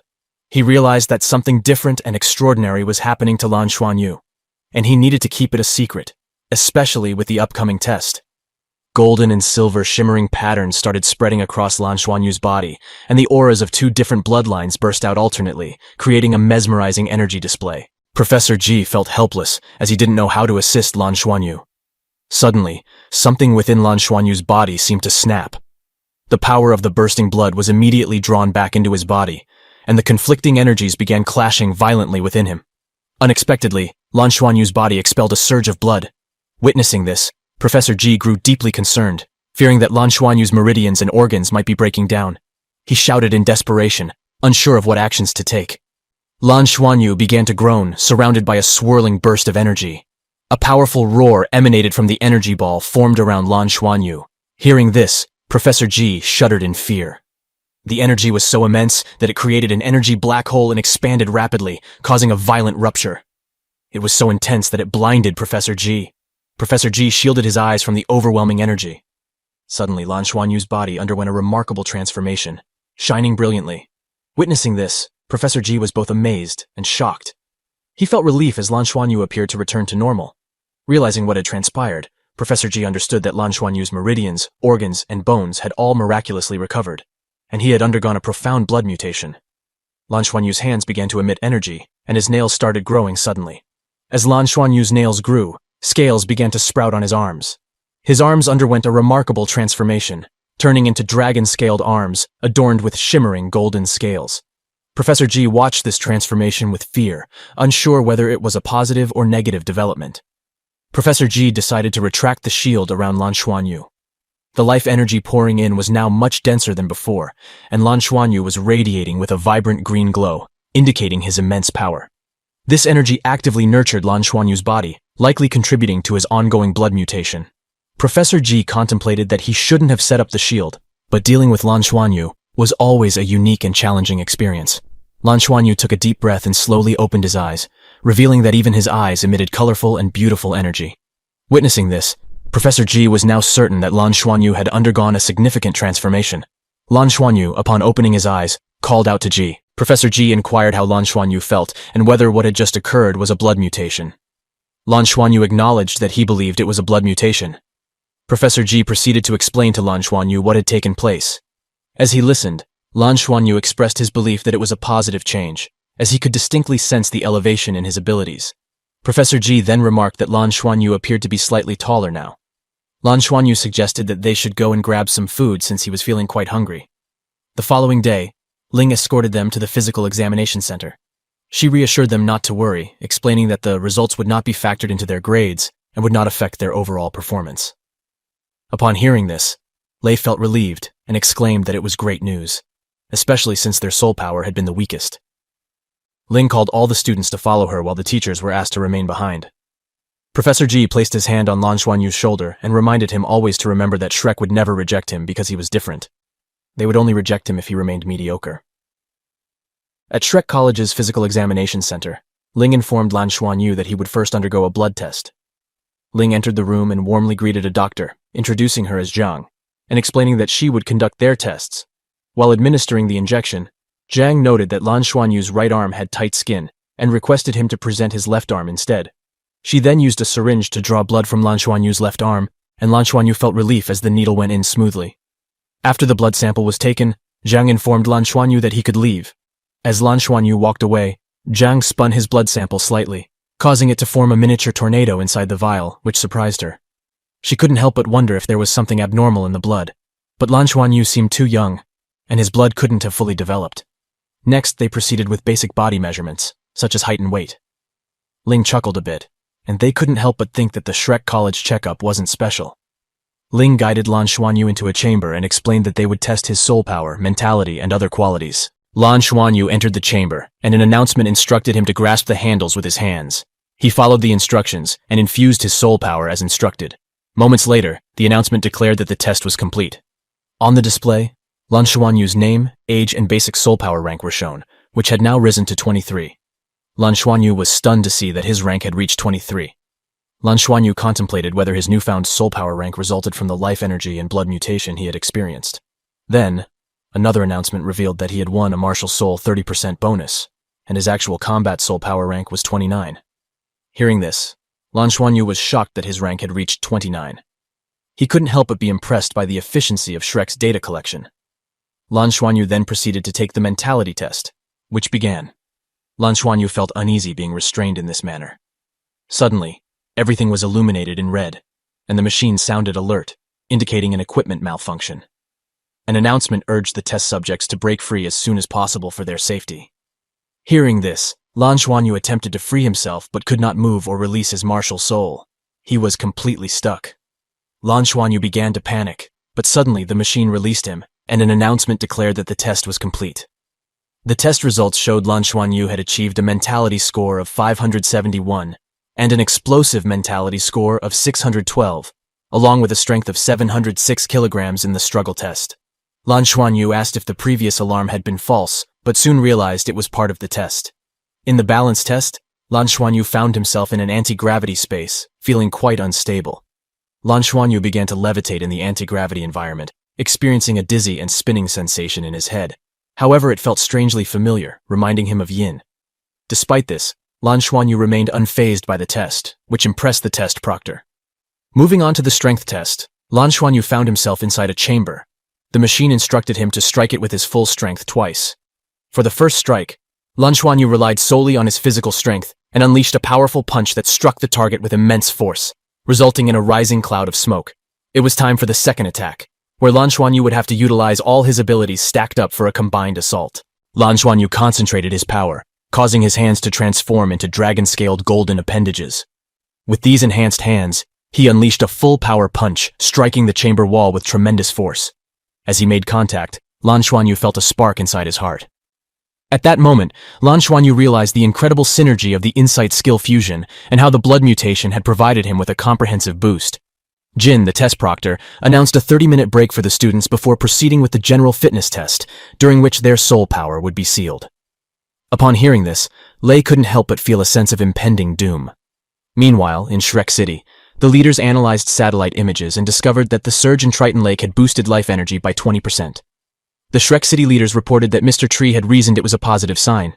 The Tree of Eternity appeared to have undergone a benign mutation, suggesting evolution. Hearing this, Ying, gazing out of the window, expressed approval and emphasized the need to focus more on the entrance exam to make exceptions for the most promising candidates. She added that recruiting only 30 students a year was insufficient. Chen Yu appeared, and Ying inquired about the reason for her visit. Chen Yu explained that she had discovered a unique sample during the new student's blood tests and requested Ying to examine it, as it had already caused damage to 2 testing machines. In the lab, Chen Yu explained to Ying that the data was perplexing, and she could not interpret it. Ying then picked up the test sample tube, read Lan Xuanyu's name, and asked Chen Yu if Lan Xuanyu was from Tianlu planet and had ranked first in the first 2 rounds. Chen Yu added that Lan Xuanyu was only 11 years old, and his soul rank was 23. Ying extracted a drop of blood from the tube and applied magic to it. To her surprise, the blood reacted with shock, leaving Ying stunned. She explained that this was blood suppression, which left Chen Yu equally astonished, wondering how it could be possible. Ying then created a protective shield around them and experimented with the blood sample. Each time she used different spells, the blood exhibited incredible reactions, producing bursts of intense energy. Witnessing these remarkable occurrences, Ying was truly amazed and speculated that it might be related to a dragon's chant. Eventually, the dean withdrew the shield, allowing 2 clouds of mist to disperse into the air. Ying asked who was responsible for Lan Xuanyu's team, and Chen Yu informed her that it was Yi Yu. Ying instructed Chen Yu to inform Yi Yu to focus on Lan Xuanyu and keep her updated on his performance. As Ying left, she couldn't help but think it was unbelievable that this was truly an immortal-level blood sample. She smiled to herself, realizing that there was finally something interesting happening. In the endurance test, which involved a 1-hour weight-bearing spirit climbing challenge, Lan Xuanyu practically carried his teammates through it. Observing this, Ling took note. 2 tiny mists flew back into Lan Xuanyu's body, and he instantly reverted to his normal state. In the subsequent reaction test, Lan Xuanyu endured for 10 minutes. With the physical checkup completed, Lan Xuanyu asked if they could see their results. Ling replied that she couldn't disclose the results at the moment but assured them that they would find it extremely challenging to replicate their performance in the endurance test during the later team assessment. Ling went on to explain that in Shrek's previous entrance exams, it had been scarce for all 3 members of a team to be admitted together. Hearing this, the realization of their extraordinary success left all 3 of them somewhat shaken. Feng gazed at Lan Xuanyu, but Lan Xuanyu quickly reassured him there was no need to say anything. He then placed his arms around Lei and Feng, expressing their commitment to the challenge. Lan Xuanyu affirmed that as long as they remained together, they would give their utmost effort to gain admission. He emphasized that they needed to create their miracles and that there was no option to turn back. As Lan Xuanyu stepped outside, he encountered Qian, who inquired about his physical checkup. Lan Xuanyu replied that it had gone fine and asked about her experience. Suddenly, someone from behind Qian called her name and asked if Lan Xuanyu was her boyfriend. The person approached, revealing herself as a beautiful girl named Qin. Qin confidently stated that everyone in the school was aware of Lan Xuanyu and Qian's relationship, so they did not need to be bashful. Qin asked if Lan Xuanyu's name was indeed Lan Xuanyu, and playfully mentioned that stealing her precious princess wouldn't be easy. Feeling a bit embarrassed, Qian asked Qin to refrain from such comments. Qin then approached Lan Xuanyu and introduced herself as Meng Qin. She explained that she was Qian's best friend and expressed her intention to join them and offer her assistance. Lan Xuanyu shook her hand, conveying that it was a pleasure to meet her. Lei joined them and extended his hand, introducing himself as Lan Xuanyu's friend. Initially, Qin didn't seem too pleased upon seeing Lei, but then she chuckled, remarking that Lei was a bit timid and chubby. Qian playfully added that Lei's mental strength was no weaker than hers, and that she was quite strong, even stronger than others. Hearing this, Lan Xuanyu was taken aback, thinking she might also possess 4 spirit rings, indicating their group must be formidable. Lan Xuanyu inquired about the 3rd member of their team, to which Qian responded that they were the only members. They believed that anyone not strong enough would be a burden, so they had chosen to remain a duo. This revelation left Lan Xuanyu a bit surprised. Qin questioned why being a team of 2 was a problem, emphasizing that they still managed to come out on top. Lei, however, asked Qin if having only 2 members wouldn't be a disadvantage. Qian explained that at Tiandu Academy, they were known as the Immortals of Ice and Snow, with Qian representing ice and Qin symbolizing snow. She then turned to Lei and told him that he could address her as Immortal, assuring him that she would protect him. Lei was immediately smitten with her, while Feng found the situation quite embarrassing. Lan Xuanyu playfully called Qian an immortal before they departed. On their way back, Lei couldn't help but gush about Qin's beauty and charm. Lan Xuanyu advised Lei to focus on passing the 2nd round test before thinking about such matters. Now, Lan Xuanyu stood in front of the Tree of Eternity again, with the dense life energy filling the air. He longed to be near that magnificent tree. Feng spotted the examiner there and welcomed them to the college. The examiner introduced himself as Xiao Qi, a teacher from the Outer Institute. He explained that it was their first day of the second round test and warned them that it would likely be the most challenging. He added that half of the candidates would be eliminated on this day, leaving them all quite shocked. They engaged in conversations about the prospect of half of them being eliminated. Qi clarified that the day's challenge would involve arena matches, where candidates randomly select their opponents through a lottery system. Winners would advance to the next round, while losers would be eliminated. This meant that luck was just as crucial as strength. Lan Xuanyu, upon hearing this, realized that they couldn't rely on others and would have to face this challenge alone. Qi went on to explain that the matches wouldn't occur in a virtual world. There was a possibility of getting hurt, or even killed. Lan Xuanyu was surprised by this revelation. Qi offered candidates the option to quit if they wished to do so. However, no one chose to quit, considering how far they had come. The drawing of lots then commenced. Lan Xuanyu, upon drawing his card, was relieved that they wouldn't have to face Qian or Bing's group. Qi announced that the test would occur in 10 rings simultaneously, so they needed to prepare. In Ring 1, Lan Xuanyu, Feng, and Lei were pitted against Han, Bin, and Yu. As they approached the arena, Lan Xuanyu thought it was a good opportunity to go first. Qin asked Qian why she liked Lan Xuanyu, given that his group didn't seem particularly strong. Qian, feeling embarrassed, clarified that she didn't have romantic feelings for Lan Xuanyu and that he was merely her master's disciple. Qian explained that Lan Xuanyu was Professor Ji's first disciple and mentioned that the last time he visited Tiandu was to see her. She had high expectations for Lan Xuanyu. Jing instructed everyone to announce their names, and both Lan Xuanyu's and opposing groups did so. There were no specific rules, and they were free to use any means necessary. With that, the match began, and all participants started preparing their spells. Lan Xuanyu's group and the opposing group stood face to face, ready to engage. The opposing team channeled a powerful tidal wave of spells as the fight began, combining their efforts. Lan Xuanyu quickly realized they needed to catch their opponents off guard. Using hand signals, he communicated to Lei and Feng that he planned to use a martial soul fusion skill to disrupt the tidal wave, and at the same time, they should launch their attacks. Lan Xuanyu knew that facing their opponents head-on wouldn't give them a chance. As Lan Xuanyu attempted to break the tidal wave and initiated his fusion skill, something unexpected occurred. The tide in front of him suddenly vanished. The opponent, who had been forming the tidal wave, dropped in disbelief, unable to comprehend what had just happened. His tidal wave had vanished into thin air. His teammates were equally bewildered and frightened by the sudden turn of events. The opponent who had been orchestrating the tide was now gripped by fear. He couldn't understand what had just occurred. Normally, when he guided the tide towards his target, it would be a straightforward attack. However, the moment it reached Lan Xuanyu, an overwhelming sense of dread surged from the depths of his soul. His soul power had been sealed, and all of his attacks had instantly dissipated. Feng and Lei, who stood behind Lan Xuanyu, knew that Xuanyu had somehow neutralized the attack, but they didn't understand how he had done it. They wasted no time and launched their counterattacks, taking advantage of the opponent's confusion. Jia Yu and Li Bin were caught off guard, still reeling from the shock of their failed attack. The opponents, Jia Yu and Li Bin, were unable to react quickly enough to defend themselves and were saved by the referee. As a result of their elimination, the only person remaining on the stage was their group leader, Li Han.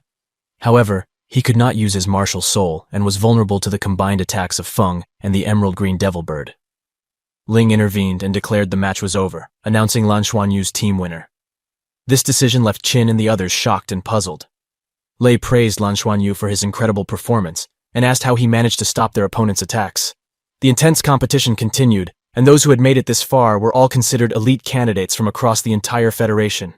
However, despite a brave fight, Lian, Bing's sister, failed to advance and was eliminated. As the fierce contest of the second batch concluded, another 30 candidates faced elimination.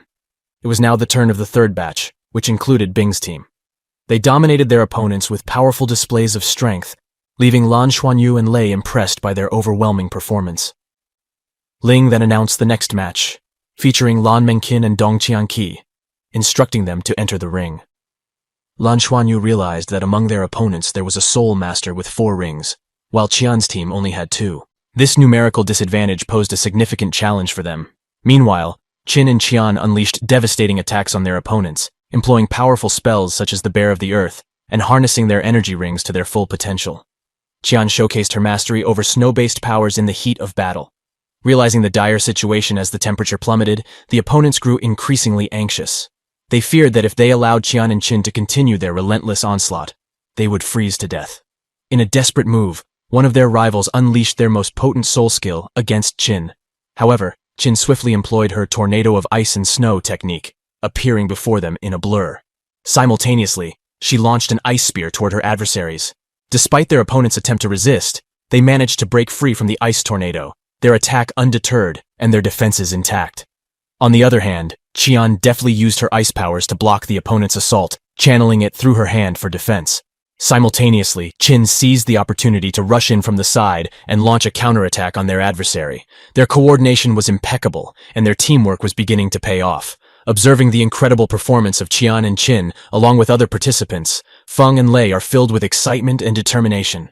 They are inspired by the display of strength from the elite contestants in their age group. The intense competition only fuels their resolve, and they are more determined than ever to give it their all in the battles. The last batch ring Num 10, Lu Hao, Chen Xiao, and Feng Xiao versus Yuanen are then announced by Qi, the examiner. Upon hearing the announcement of the last batch, Lan Xuanyu is taken aback as it's revealed to be a 1 versus 3 match with Lu Hao, Chen Xiao, and Feng Xiao against Yuanen. The shock intensifies as Yuanen, hidden under a hood, unveils himself. He is a beautiful young man with long, flowing hair and captivating, sparkling eyes. As the match commences, a black soul ring emerges, leaving everyone astonished at the sight. Lan Xuanyu can hardly believe his eyes and exclaims that it's a black soul ring of 10,000 years, indicating that Yuanen possesses 5 rings and has reached the level of a spirit king. Among these 5 rings, there are 4 colored ones and 1 powerful black ring that surrounds him as he hovers in the air. Witnessing Yuanen's overwhelming strength and the swift conclusion of the match, the other participants are left in awe, murmuring about his rank beyond 50 and considering him a formidable monster. Yuanen, floating in the air, confidently introduces himself, emphasizing that he relies solely on his abilities and never needs a team. As the opponents prepare to attack, they express their skepticism about Yuanen's strength. However, Yuanen counters by employing his spiritual gaze skill, directing it towards them. One of the opponents attempts to dodge the skill, only to realize it's an automatic tracking arrow that hits him squarely in the back, causing an explosion of power in the sky. Ling promptly announces the match's end, declaring Yuanen as the winner. Amidst the astonishment of the other participants, Lei suggests that they should leave, believing that the gap between them and Yuanen is insurmountable. Lan Xuanyu, however, places his hand on Lei's shoulder and encourages him not to underestimate themselves. He asserts that Yuanen's superiority stems from a more favorable cultivation environment, and as long as they remain at Shrek, they will work hard to catch up to him. The initial round of eliminations has concluded, leaving only 147 candidates out of the original 100 teams. Lan Xuanyu encounters Qian Group, and Qin inquires about Lan Xuanyu's victory earlier that day. Lan Xuanyu responded that he didn't know exactly how it happened. It seemed like their attack just happened to hit him during the match. Qin then inquired about Lan Xuanyu's opinion of Yuanen. Lan Xuanyu stated that Yuanen was indeed very powerful, and Qin added that both his soul power and martial soul exhibited great strength. Qin added her perspective, suggesting that Yuanen might have taken the test to display his strength to them. Lan Xuanyu believed that Qin might have similar intentions. Meanwhile, Chenyu, Qi, and Jing were standing on a mountain. Chenyu asked Jing about her observations while monitoring Lan Xuanyu. Jing replied that she hadn't fully figured it out herself, but she knew that Lan Xuanyu had a knack for achieving remarkable feats. She further mentioned that if she had to pinpoint what was truly unique about him, she would attribute it to his blood, which seemed to activate extraordinary abilities. Chenyu acknowledged that Lan Xuanyu's blood was special, and Dean remarked that his blood possessed a remarkable power akin to a dragon's blood. There was even speculation that Lan Xuanyu might possess the blood of 2 dragons. Qi chimed in, pointing out that the issue was that Lan Xuanyu's martial souls weren't dragons, and it seemed problematic that their martial spirits got deactivated so quickly. Upon hearing this, Chenyu became excited and exclaimed that Lan Xuanyu's case was worth studying. Jing approached her and jokingly suggested slicing him up for study. Qi devised an idea. If Lan Xuanyu had a talent for enhancing their abilities, they could utilize his skills to benefit others. Qi instructed Chenyu to report these findings to the dean, and asked Jing to gather Li Han's team and Lan Xuanyu to the simulation cabin for further testing. At the Shrek Hotel, Professor Ji sat across from Lan Xuanyu and inquired if he genuinely had no idea about his unique situation. Lan Xuanyu honestly replied that he didn't know. Professor Ji approved, saying he was now highly confident that Lan Xuanyu would be accepted. Lan Xuanyu then mentioned that they hadn't completed the second test yet, but Professor Ji reminded him of Shrek's motto. This boosted Lan Xuanyu's confidence, and Professor Ji assured him that he knew Lei and Lan Xuanyu would both be admitted to Shrek College. which filled Lan Xuanyu with joy. Lan Xuanyu asked Professor Ji not to disclose this information because he feared Lei might lose his motivation to fight.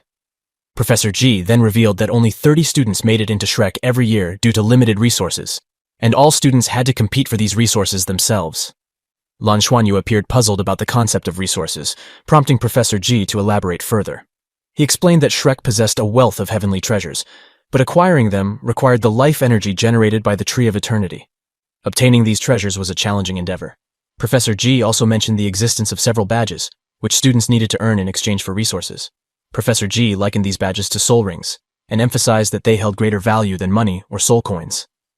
After imparting this knowledge, Professor Ji stood up and instructed Lan Xuanyu to get some rest for the individual tests scheduled for the next day. Upon hearing this, Lan Xuanyu began contemplating what Lei might do during his test tomorrow.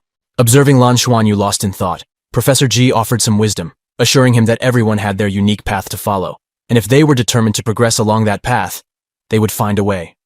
The following day, Feng and Lei approached Lan Xuanyu and exchanged greetings.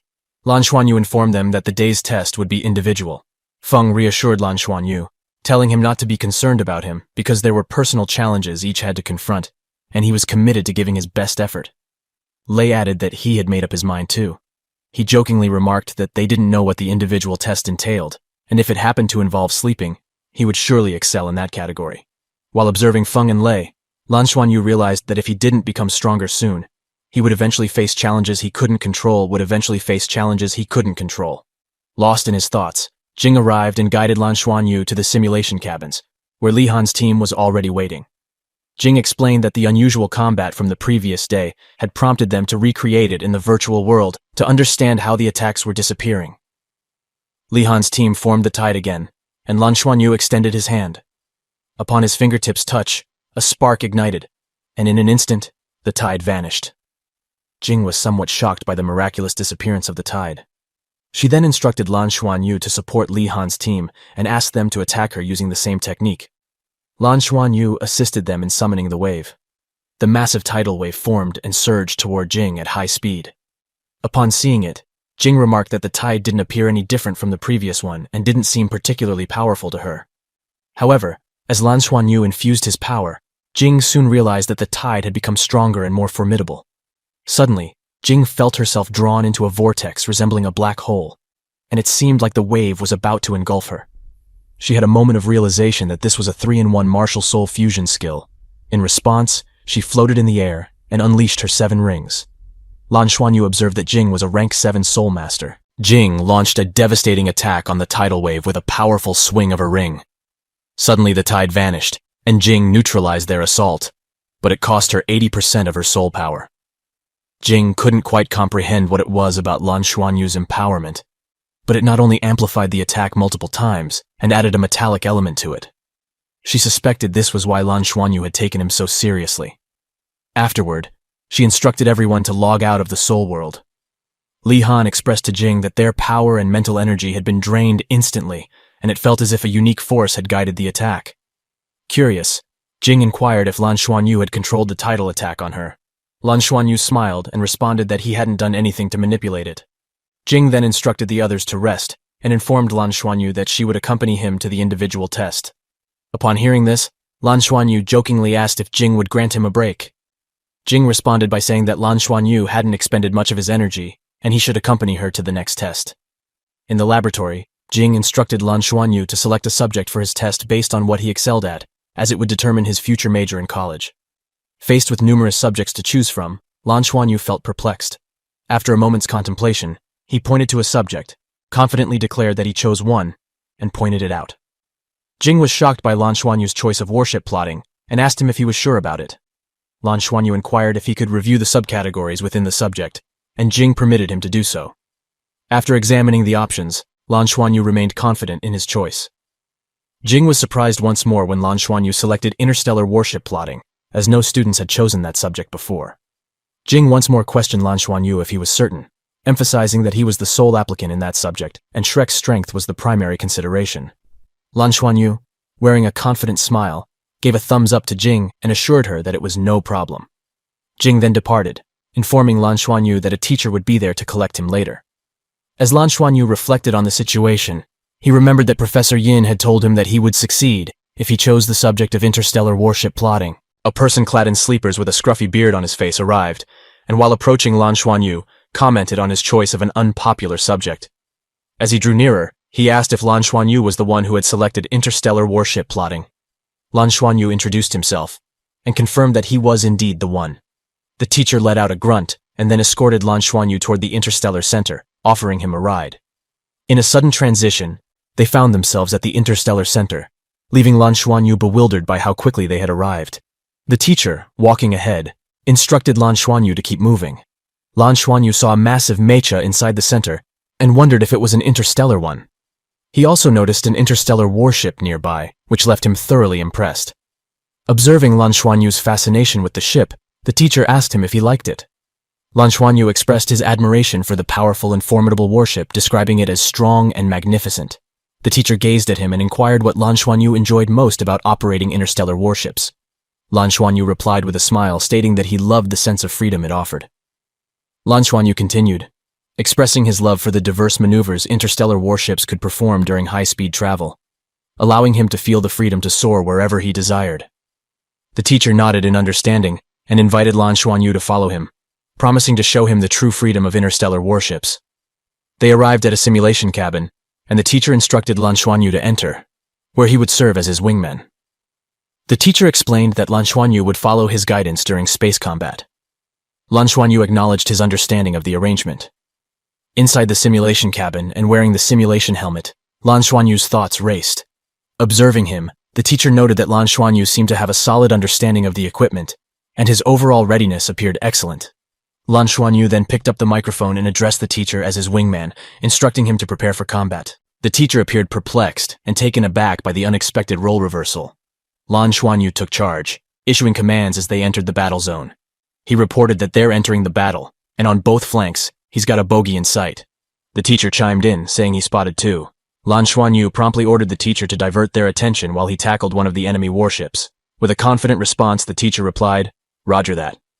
Lan Xuanyu found himself facing one enemy warship directly ahead. He accelerated his warship and executed a sharp turn. Suddenly, Lan Xuanyu initiated a rapid braking maneuver, causing concern for the teacher, who feared he might lose control of the ship. Lan Xuanyu executed a daring flip, positioning his warship upside down, and swiftly pressed the fire button. The warship's weapons unleashed a volley, striking the opponent's warship and causing it to explode dramatically. The teacher was left astounded by the tremendous impact Lan Xuanyu had achieved under such challenging circumstances. Lan Xuanyu was exhilarated by his success in taking down the enemy. However, the teacher quickly conveyed a message through the communication system, warning that two main enemy ships were heading Lan Xuanyu's way, and he was struggling to fend them off. Lan Xuanyu exclaimed in frustration, questioning how he could fail to hold off the enemy ships and feeling unreliable.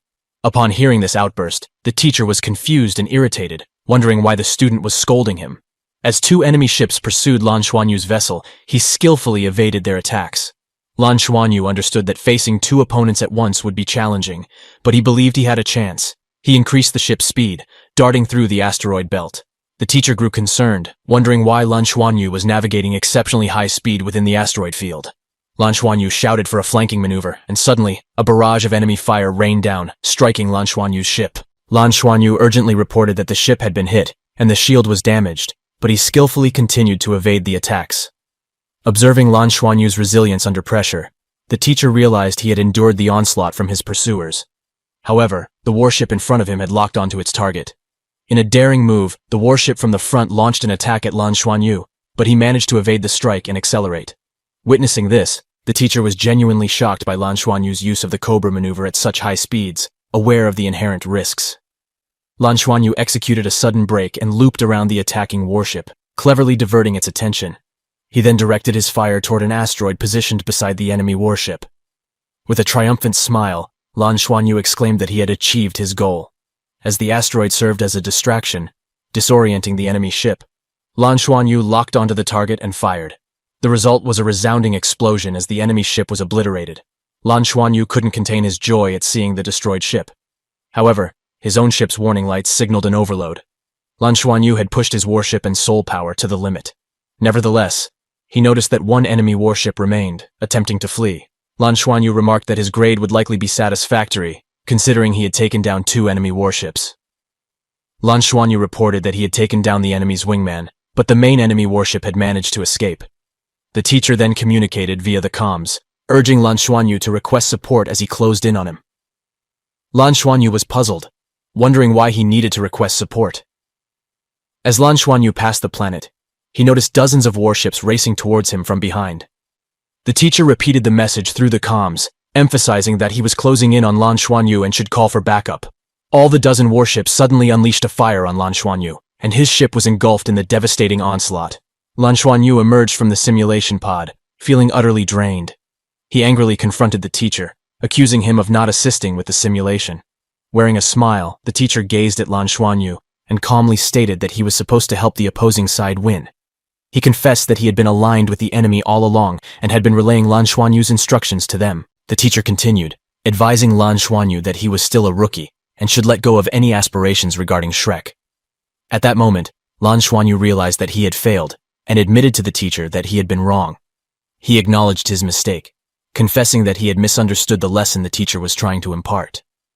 Lan Xuanyu, with regret in his voice, explained that the teacher had given him a chance to showcase his abilities, but he had misinterpreted it and failed to perform at his best. He humbly requested a second chance, promising to do better this time. The teacher playfully slapped Lan Xuanyu and remarked that it was a pity Shrek didn't have a performance arts department. He joked that if he didn't know Lan Xuanyu was a disciple of Yin, he might have believed his plea. Lan Xuanyu, upon hearing the teacher's comment, inquired if the teacher was familiar with Mr. Yin. The teacher responded by suggesting that Lan Xuanyu could ask Yin himself if he dared to stand in front of him. With that, the teacher departed, explaining that he would guide him since Lan Xuanyu had chosen Space Command as his major. He added that he could return to register once Lan Xuanyu survived the comprehensive test. Lan Xuanyu was left pondering whether he had already been accepted, though he couldn't quite grasp the purpose of the comprehensive test, or why the teacher had mentioned it. This all took place at the Shrek Hotel. Lan Xuanyu recounted all the recent events at the academy to Professor G. Professor G reassured him that it shouldn't pose any issue for Lan Xuanyu to gain admission. Curious about the teacher's true intentions, Lan Xuanyu asked Professor G for more information. Professor G replied that Lan Xuanyu would discover the truth in due time, and that he didn't want to speculate. Professor G contemplated whether he should inform Yin of these developments when he returned to Tianlua, but he wondered if Yin would dare to come to Shrek if he did reveal everything. Just then, there was a knock at the door, and Lei burst in, filled with excitement and urgency. He eagerly inquired if Lan Xuanyu had passed. Lan Xuanyu confirmed his success, and then asked Lei about his results. Lei proudly stated that he had also passed, emphasizing that he was gifted beyond hope. Lan Xuanyu inquired about Lei's choice of subject, to which Lei enthusiastically responded that he had chosen martial soul. He proudly mentioned that his martial soul had been classified as unique. Lan Xuanyu then brought up the comprehensive test, explaining that it could be life-threatening, and suggested that Lei take the lead for their team. Lei, however, firmly grabbed Lan Xuanyu, asserting he was the captain and always looked up to him. Curious about Feng's choice, Lan Xuanyu asked Lei what subject Feng had selected. Lei revealed that Feng had chosen Fighting Spirit, which was an unpopular choice. Hearing this, Professor G was taken aback and exclaimed, demanding to know why Feng had made such a decision. Lei explained that he had heard from somewhere that those who weren't strong enough might have a better chance by choosing the subject of Fighting Spirit. Professor G acknowledged that the subject did seem to suit Feng, as a Soulmaster's talent wasn't the only determining factor. However, he emphasized that it was also the most challenging subject. Professor G expressed hope that Feng could succeed, but warned of severe consequences if he failed. Failure in this subject could lead to mental breakdown, cultivation stagnation, and even a risk to his life. Meanwhile, Feng, wounded and bleeding, found himself in a dire situation in front of Qi. Qi bluntly told him that he was too weak. Determined, Feng used a stick to prop himself up and launched a final attack with all his strength remaining. Qi sighed with frustration and, with deliberate slowness, delivered a powerful punch to Feng, sending him flying and causing him to spit blood. Feng crashed to the ground, coughing up blood. Chen Yu, witnessing this, recognized that Feng's martial soul was beginning to crack, and blood loss posed a life-threatening situation. She urged Qi to stop. However, Qi shook his head firmly, saying he would only cease when Feng pushed his limits. Qi went on to step on Feng's injured leg, crushing it. Feng screamed in agony, blood still streaming from his mouth. Pressing down on Feng's foot, Qi warned him that he would pass only if he managed to stand again. Feng's efforts to stand proved futile, and everything around him blurred. At that moment, as he teetered on the brink of consciousness, he questioned whether it was all truly worth it. Memories of people calling him weak and mocking him flooded his mind. But then, amid the haze of despair, Feng's thoughts turned to Lan Xuanyu's face. Lan Xuanyu had brought him hope and bolstered his confidence. Even in his weakened state, the memory of Lan Xuanyu's support gave Feng a glimmer of strength and determination. Feng refused to let Lan Xuanyu down and determined they would make it together. With these thoughts in his mind, Feng lay lifelessly on the ground.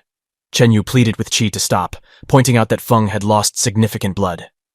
Qi reluctantly agreed to halt, but just as he did, he noticed something astonishing. Despite the severe injuries and blood loss, Feng was attempting to rise. Gripping the stick tightly, blood dripping from his body, he persevered. Enduring unimaginable pain, Feng was resolute in his determination not to fail. With a scream of agony, he mused the strength to stand up. Chen Yu hurriedly rushed to Feng's side, and as he collapsed again, she assured him that she would do everything she could to save his life. However, she doubted he could withstand the comprehensive test, even if she managed to save him. Qi chimed in, acknowledging that Feng might not possess exceptional talent, but saw persistence and perseverance in him. He pointed out Feng's smile, which was evidence of his forgiving and kind-hearted nature. Qi produced a remedy and explained that he had pushed Feng to his limits precisely for this reason. With that, he offered the remedy to help Feng recover. Chen Yu was taken aback by Qi's gesture of offering the previous remedy. Qi explained that valuable things were meant for the right people and expressed his genuine liking for Feng. He hadn't expected to encounter someone like Feng that year. As he departed, Qi revealed his intention to take Feng as his disciple and presented the remedy as a gift. Later, at a hospital, Professor Ji and Lan Xuanyu visited Feng. Lan Xuanyu was visibly upset with Feng for getting himself injured in such a manner. Professor Ji, however, reassured Lan Xuanyu, stating that with a little rest, Feng would be fine. Feng looked up with a smile and remarked that he guessed he had passed. Upon hearing this, Lan Xuanyu and Lei shared their excitement, confirming they had also made it. Feng then closed his eyes, explaining that he needed some rest.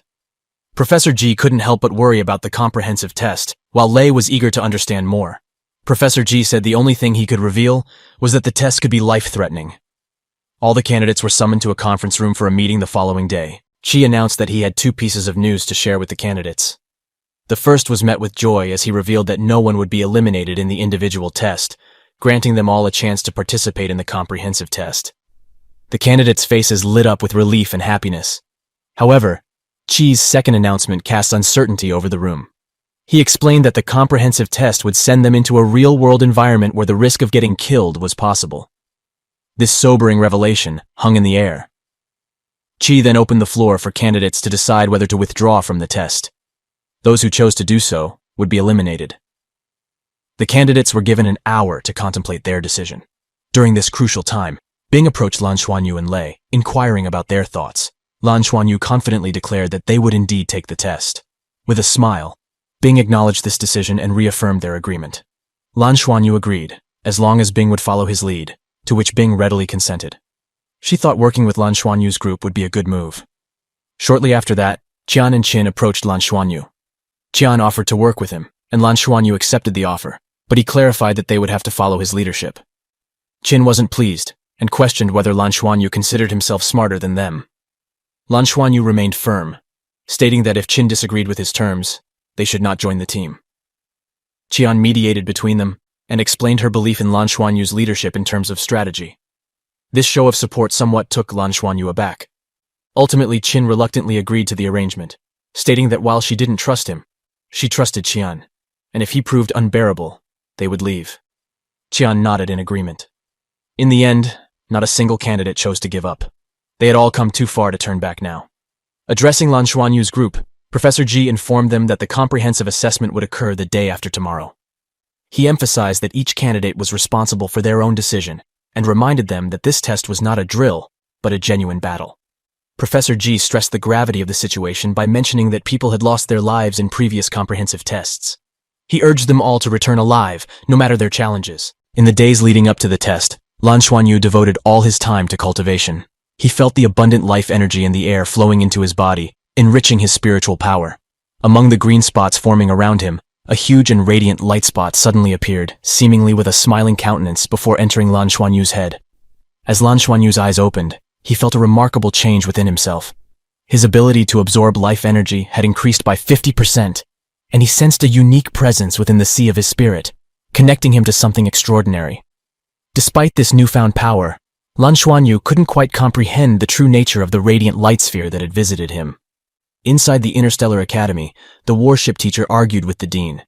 He insisted that he couldn't leave Lan Xuanyu and expressed his strong desire for Lan Xuanyu to become his student.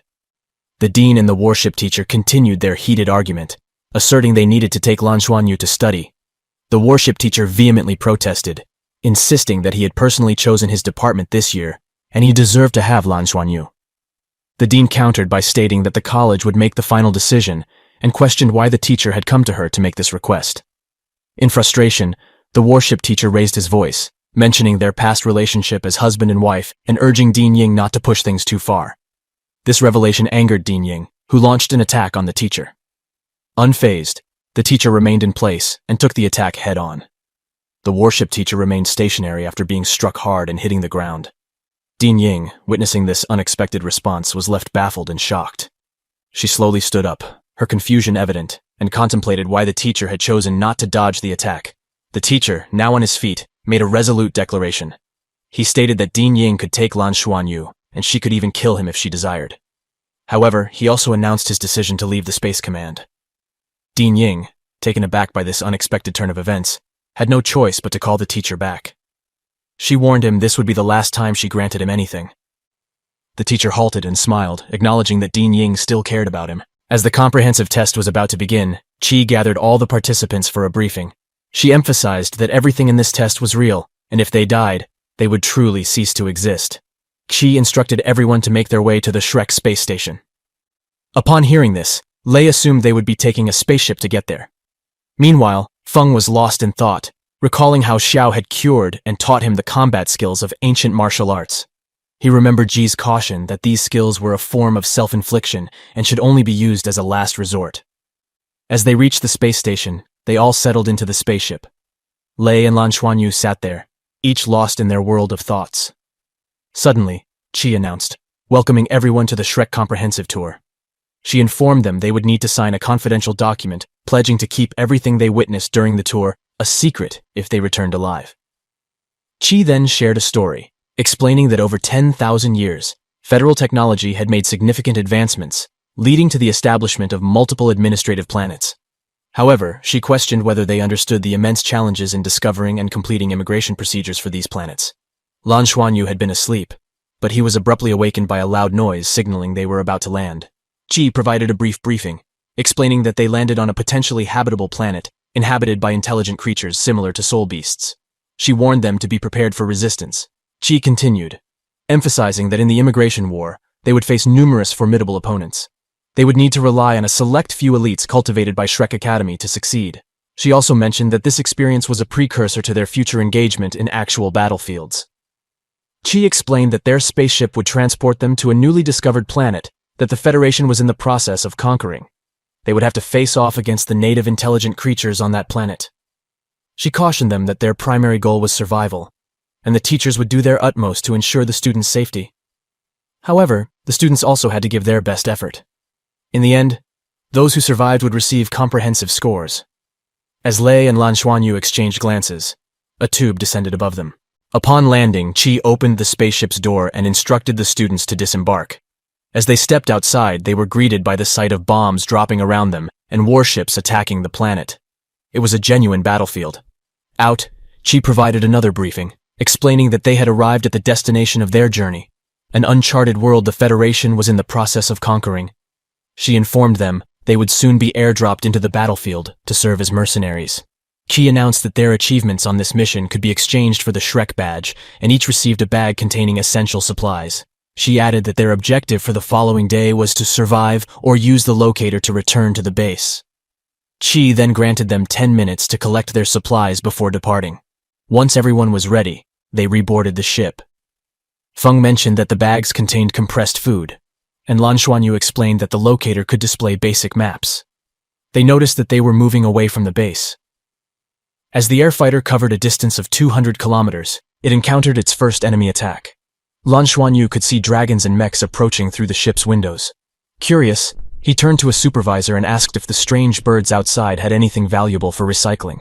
The supervisor explained that these creatures possessed a special crystal on their heads, allowing them to absorb heaven and earth's power. He added that this crystal had auxiliary effects on a soul master's spiritual cultivation. The supervisor advised Lan Xuanyu that he shouldn't forget to collect their crystals if he killed any creatures during their mission. Lan Xuanyu thanked him for the valuable information. Now 500 kilometers from the base, the supervisor opened the craft hatch and instructed all the students to disembark from the flying ship to begin their assessment. Lei expressed his concern, stating they were still 100 meters above the ground and wondering how they could jump safely. In response, the supervisor activated his rings and warned the students that he could use force to make them do so if they didn't want to disembark voluntarily. Witnessing the supervisor's determination, the students grew apprehensive. Lan Xuanyu glanced at his companions and asked if they were ready. Although some hesitated, Lan Xuanyu encouraged them, saying, "Let's go," and they all jumped off the ship. Lan Xuanyu's group safely landed on the ground, and Feng pointed out that the transport fleet had departed, signaling the beginning of their assessment. Bing expressed their commitment to following Lan Xuanyu's leadership from that point on. Qin appeared to have something on her mind, but decided to wait. Lan Xuanyu encouraged everyone to hold their questions until they could discuss them.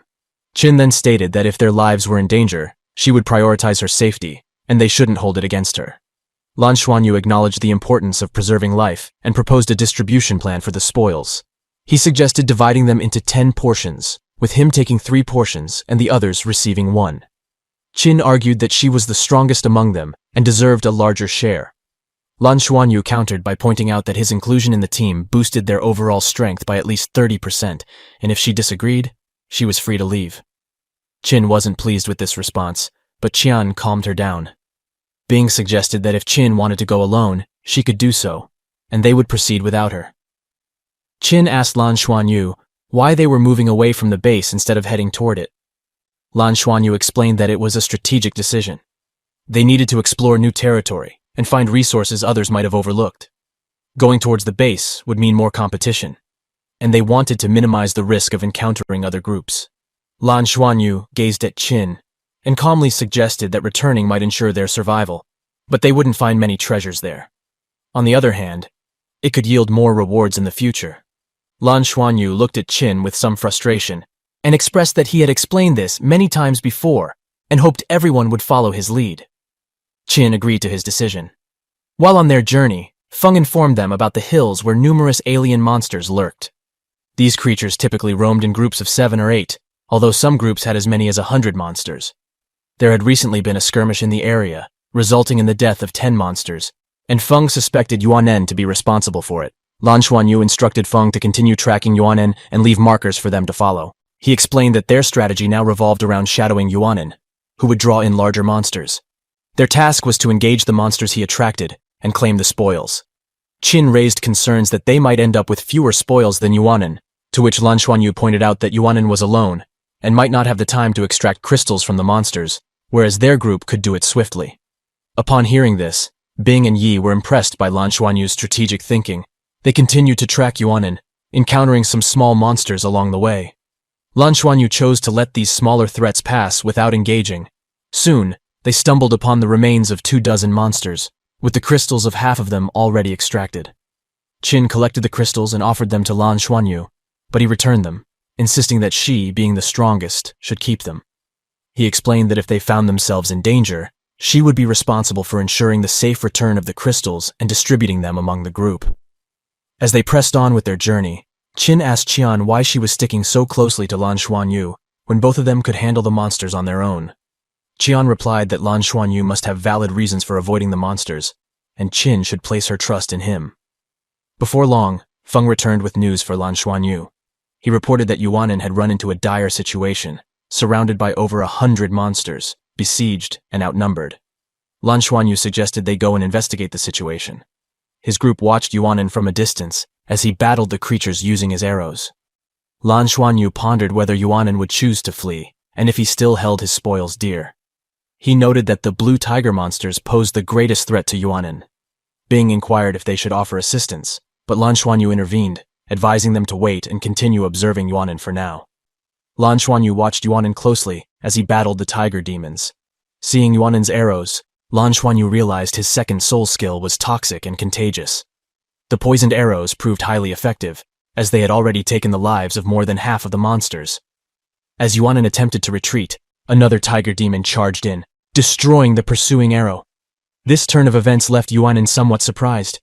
It became evident to him that the tiger beast responsible for destroying the arrow was the pack's leader. Yuanin prepared a fire arrow and launched an attack on the beast. However, the creature defended itself by countering with its spell, resulting in a significant explosion in the air. Lan Xuanyu, observing the spectacle, recognized this as Yuanin's third soul skill, involving exploding arrows with intense heat. The leader of the tiger demons continued to keep Yuanin under pressure while other monsters inched closer. In response, Yuanin raised his hand and unleashed a powerful magical technique called the Rain Spirit Tide. The magic soared into the sky, giving birth to a shower of silver light attacks. These silver beams of light gracefully descended from above, flawlessly striking every monster in their path. Witnessing this, Lan Xuanyu marveled at Yuanin's skillful use of his first soul skill in battle.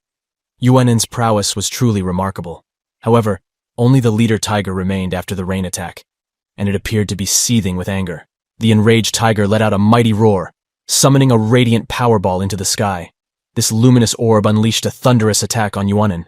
This development left Bing and Qin utterly astonished, as the monster leader had harnessed the power of the blue sun. Yuanin too was taken aback by the impending onslaught. Yuanin's sharp eyes detected the oncoming attack, prompting him to sidestep to avoid it swiftly. Although he managed to evade the attack partially, the sheer force behind it pushed him backward. Witnessing this powerful display, Yuanin decided to retreat to a safer distance. Observing these events, Qin realized that they would likely gather many crystals. They also gained valuable insight into Yuanin's abilities and the monster's attack patterns. Lan Xuanyu then instructed Feng to continue tracking Yuanin, recognizing the importance of this information for their future actions. Following the battle, Lan Xuanyu directed the rest of the group to clean up the battlefield, emphasizing the importance of not touching the poisoned monsters with their bare hands. Once the cleanup was complete, they collected hundreds of crystals. Lan Xuanyu then entrusted them to Qin. Observing this, Qian asked Qin if she was satisfied with the outcome. Qin, still somewhat skeptical, attributed their success to good luck. In response, Qian explained that Lan Xuanyu's leadership had made it possible. In a playful manner, Qin asked why Qian was taking his side. Qian explained that she was being fair-minded. They continued to follow the markers left by Feng. While concealed behind a rock, Feng informed them that Yuanin had taken a break in a nearby rock crevice. He also revealed that Yuanin had slain the lightning blue tiger, and its crystal possessed unique qualities. This revelation shocked Qin as she inquired whether Yuanin had defeated the tiger. Feng confirmed that Yuanin had used his fifth soul skill, creating lightning strikes that ultimately defeated the beast. Lei then asked for guidance on their next course of action. Lan Xuanyu drew a triangle on the ground and explained that they would divide into 3 groups to hunt monsters nearby, reconvening at that spot in an hour. As they dispersed for their respective hunts, Lei questioned Lan Xuanyu about why they didn't seize Yuanin's special blue crystal. Lan Xuanyu responded by explaining that they couldn't take it yet because Yuanin still had value to them. Lei found it hard to believe and wondered why they couldn't act now. Lan Xuanyu suggested allowing Yuanin to rest for an hour before making decisions. Lan Xuanyu further explained that their hunting activities would draw more monsters into the area, and by having Yuanin eliminate them due to his faster killing speed, they could expect to acquire even more spoils. Hearing this, Lei was impressed and satisfied with Lan Xuanyu's plan. They began their hunt as per the plan. When they returned 1 hour later, they had successfully lured many monsters to Yuanin's location. After a well-deserved break, Yuanin resumed his killing with increased efficiency. Subsequently, the other 2 groups returned as well, attracting many monsters. All the monsters had been drawn to Yuanin by his actions. As the monsters were mercilessly slaughtered, their leader eventually emerged. Watching from her concealed vantage point as Yuanin battled, Qin noticed that he appeared more composed and focused than during their previous encounter. They realized that the leaders of these monsters could harness the sun's power for their attacks. The Sparrow Dragon monster leader also employed sun-powered attacks against Yuanin. However, Yuanin swiftly reacted by using his soul ring to strike back at the leader. When a larger purple sparrow unexpectedly appeared, Lan Xuanyu, thoroughly impressed by Yuanin's attacks, was suddenly taken aback. This formidable creature launched a high-energy attack that landed a hit on Yuanin. In response, Lan Xuanyu shouted that it was their moment to act. He instructed Bing to employ his 4th soul skill to intercept the threat and directed Feng to aid Yuanin. As Lan Xuanyu readied himself to assist, he commented that the sparrow appeared to have a cultivation level of 10,000 years. He then instructed Lin to target the wounded sparrow. Lin conjured his fiery sun power and launched an attack. Bing dashed towards the sparrow, but upon striking it, he was forcefully repelled, realizing the formidable challenge it presented. As Bing fell back, Lin's fiery sun attack hit the sparrow with a powerful blast, causing it to descend and lose its hold on the battle. Observing the sparrow's descent, Qin expressed her confidence, saying she could handle the situation. However, Lan Xuanyu interrupted, mentioning that ice and fire elements would be more effective. But then, he suddenly realized something was amiss. Qin closed her eyes and revealed her twin martial soul, causing 4 black rings to form around her.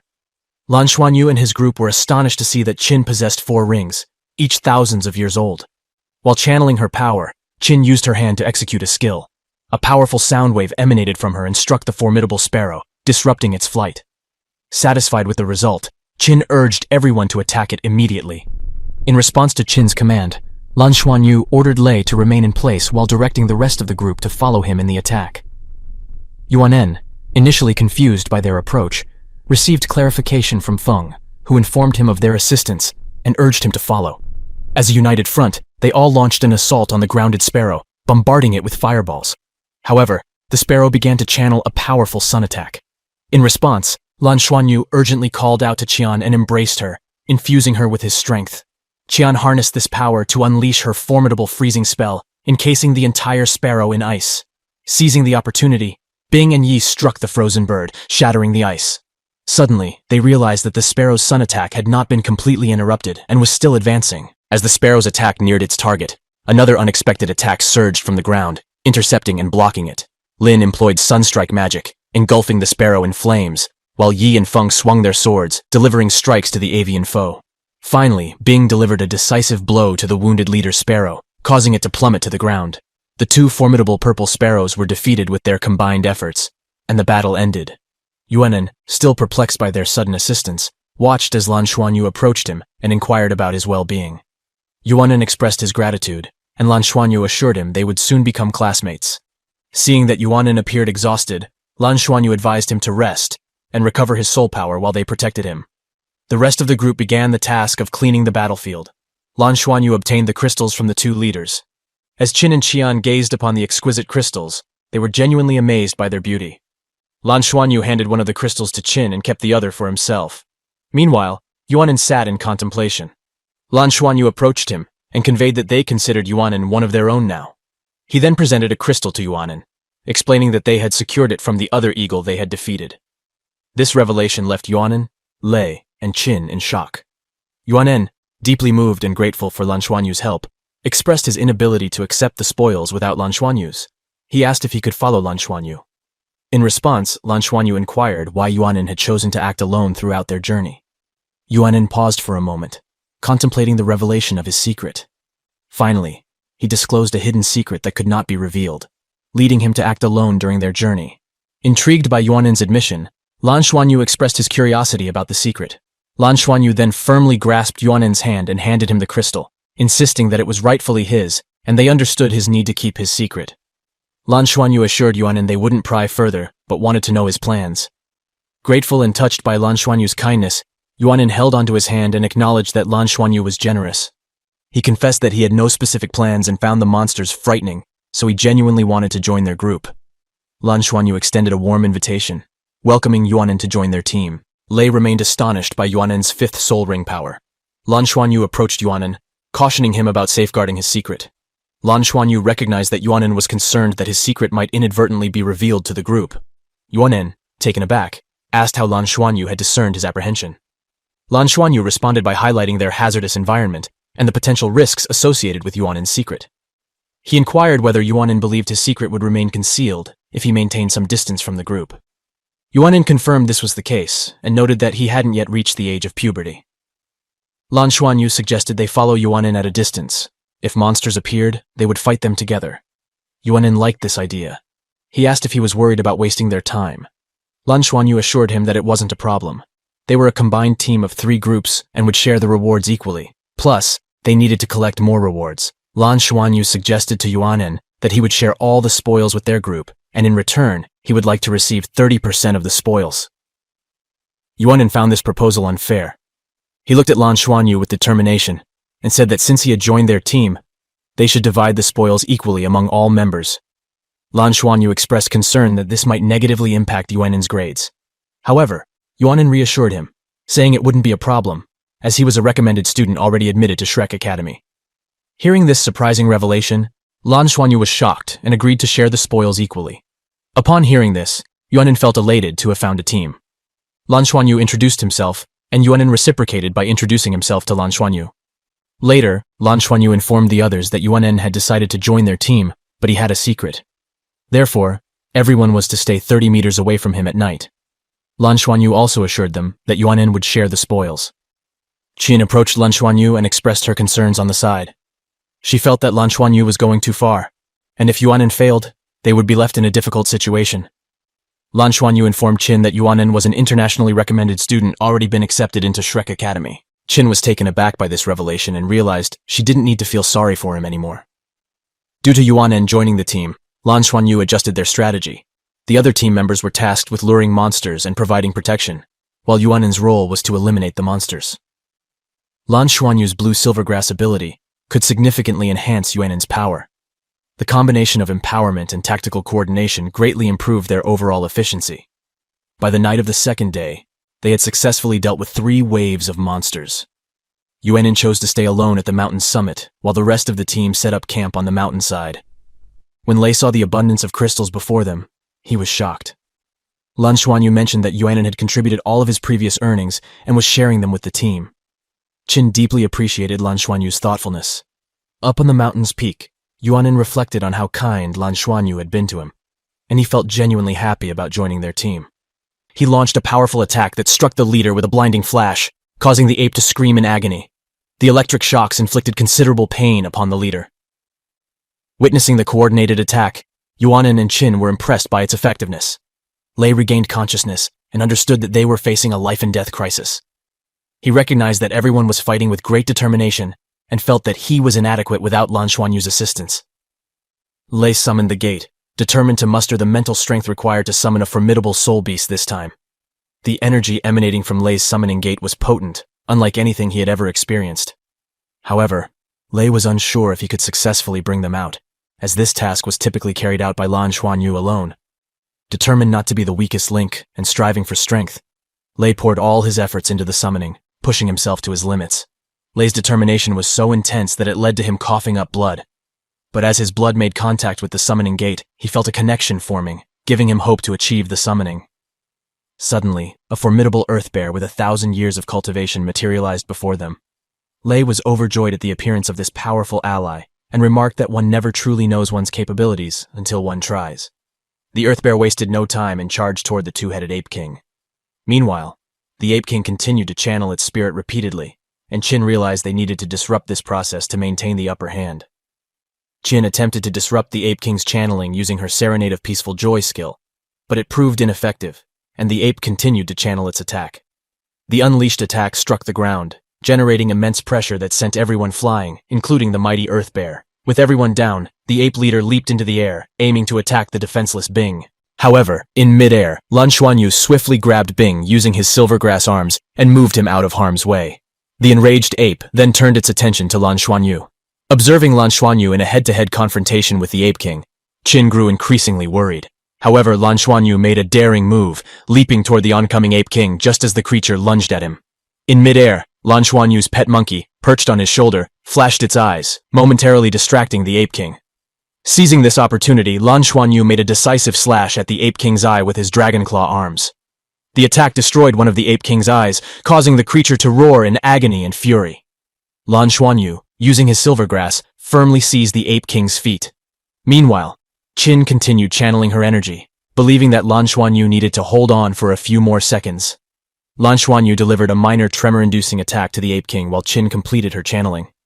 With her preparations finished, Qin unleashed her 4th soul skill, Jade Phoenix Falls, with a powerful strike. Following successfully using her previous soul skills, Qin switched to her 3rd soul skill, Snow Girl Fall. Then, she combined this skill with her martial soul fusion ability, merging them into a powerful technique, the Dance of the Ice Phoenix.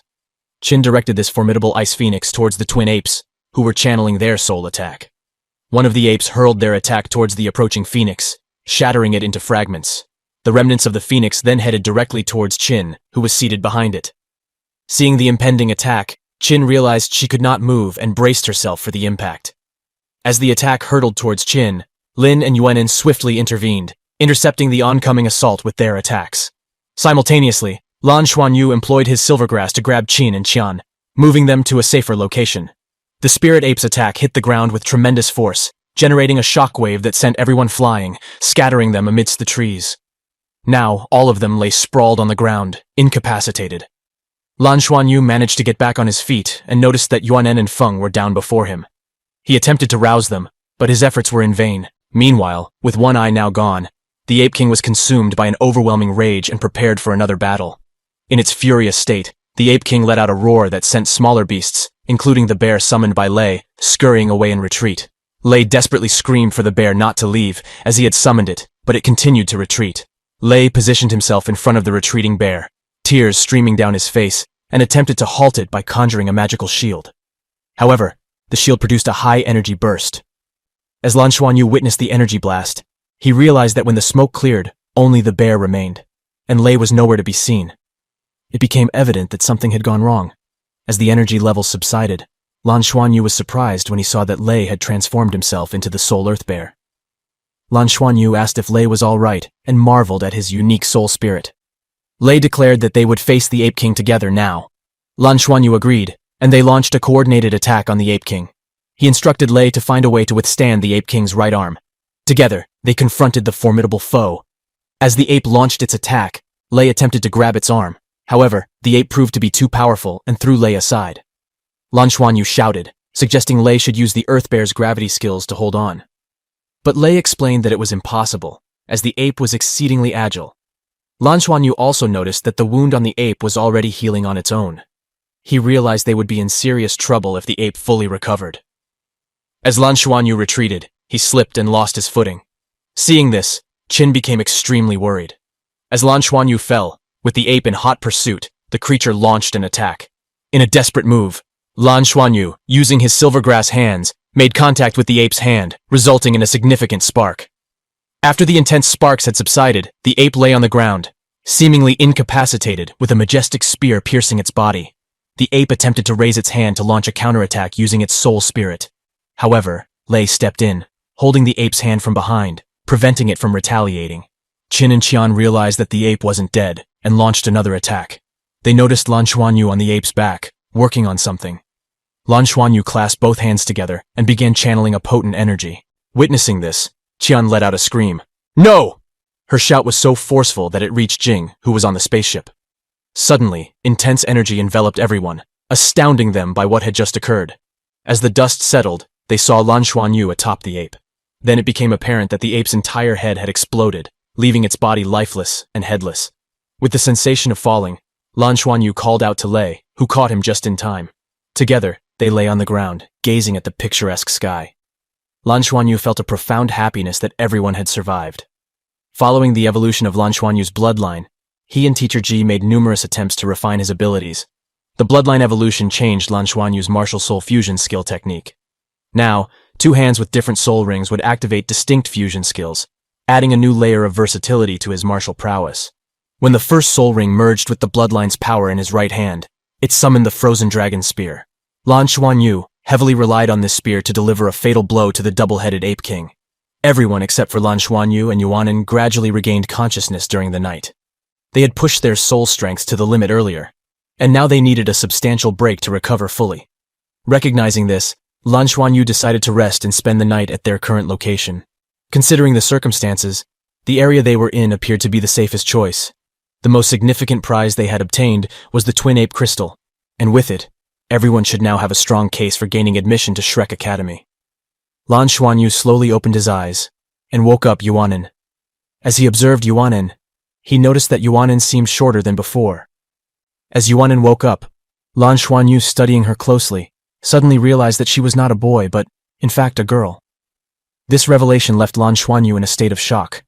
Yuanen, noticing Lan Xuanyu's stunned expression, glanced at the moon and comprehended that her secret had been uncovered. Yuanen, overwhelmed by the situation, attempted to scream, but Lan Xuanyu quickly hushed her, warning that it might attract monsters to their location. He gently prevented Yuanen from crying and reassured her that everything was all right. He reminded her that they were friends and that her secret was safe with him. Touched by his understanding, Yuanen burst into tears and clung to Lan Xuanyu for support. Qin and Lei observed the unfolding situation from a slight distance. Once Yuanin had calmed down, she began to share her past with everyone. She hailed from an ancient and prestigious family in Shrek City known as the Titan Great Ape family. Her father had served in the Federal Army for the development of alien planets. During their time on the 7th planet, known as 11 Star and owned by the Federal, peace was a constant presence. Despite the small community, the residents cherished the tranquility that enveloped the planet. During this time, Yuanin's father met her mother, leading to their marriage and the birth of Yuanin. However, due to the genetic combination of various races on 11 Star, an unexpected mutation occurred that had never been foreseen. During the daytime, Yuanin appeared as a male, but as night fell, he underwent a transformation into a woman. Although initially confusing to his parents, this unique condition gave Yuanin heightened strength, making them stronger than others. Moved by Yuanin's story, tears streamed down her face as she expressed her fears of being seen as a monster. Lan Xuanyu reassured her, telling her there was no need to worry as they would protect her secret. Lei suggested she could live with them in the dormitories once they passed this test. Qin inquired about which identity Yuanin preferred, whether as a male or a female. Yuanin admitted she hadn't decided on her preferred gender yet. Qin, noticing Yuanin's unique character, suggested that she choose the one that felt dominant within her. Lan Xuanyu then gathered everyone and informed them that it was time to prepare for their return. The group returned to the hills region, taking turns to stand guard and ensure their safety over 3 days. Early in the morning on the 4th day, the spaceship finally arrived, marking the end of the assessment. At the military base, Qi addressed all the participants, revealing that out of the initial 147 who had entered, only 89 remained. This meant that 58 individuals had been eliminated from the competition. Qi emphasized the valuable lesson each battle had imparted, the importance of perseverance and resilience. She then announced that the results would be revealed, and those whose names were called should step aside. Qi began announcing the names, and she first called Lan Xuanyu.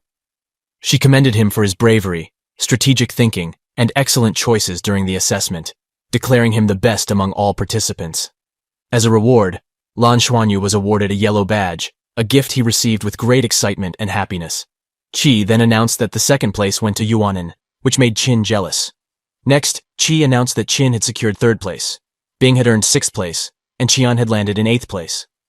Lan Xuanyu realized that everyone from their group had reached the top 10. However, Feng's name had yet to be called, and Yi feared his chances were over. Just as they started worrying, Qi finally announced Feng's ranking as 30th. Qi approached Feng and praised him for his excellent teamwork and coordination with the group. She emphasized that while talent was valuable, consistency and unwavering determination were equally essential for success. Qi then revealed that those ranked above 30 were essentially eliminated from further consideration. She mentioned that there would be a few special admissions this year, and those individuals would receive separate notifications in due course. In the meantime, she encouraged the remaining participants to continue exchanging their body crystals. Lan Xuanyu's team proudly placed their crystals on the table, leaving the other participants in awe of the impressive number they had amassed. They had collected 1 purple insignia, 18 yellow, and 23 white crystals. Lan Xuanyu explained that they had agreed on a distribution ratio of 20%, with each of the other 8 team members receiving an equal share of 10%. After the exchange, all the candidates boarded the spaceship and prepared to return to Shrek Academy. While on the ship, Lan Xuanyu stared out the window, lost in thought. Qian noticed his contemplative expression and became curious. She asked Lan Xuanyu what troubling idea he was pondering. Lan Xuanyu questioned Qian if she believed that he constantly had bad ideas. Qin chimed in, remarking that Lan Xuanyu was quite cunning, and they needed to be cautious around him, lest he sell out Qian. Lan Xuanyu retorted, suggesting that Qian should stick close to him if that were the case, as he only needed her. Qin seized Qian, affirming she was her friend, and intended to stay with her. However, Qian intervened, urging both of them to cease their bickering. Qin playfully taunted Lan Xuanyu, labeling him as naive and a child. Lan Xuanyu humorously conceded that he was a child and needed Qian's care. Upon hearing Lan Xuanyu's remark, Qin was taken aback. However, the ship's announcement interrupted their conversation, instructing everyone to fasten their seatbelts as the ship prepared for takeoff. As the ship left the planet's atmosphere, another announcement informed them that everyone would enter a deep sleep. Lan Xuanyu closed his eyes and felt the life energy around him, realizing that he was familiar with this sensation. After returning to Shrek Academy, everyone retired to their hotel rooms to rest, knowing that the official results list would be announced the following day. In their hotel room, Professor Ji asked Lan Xuanyu about his performance. With great excitement, Lan Xuanyu revealed that he had secured first place.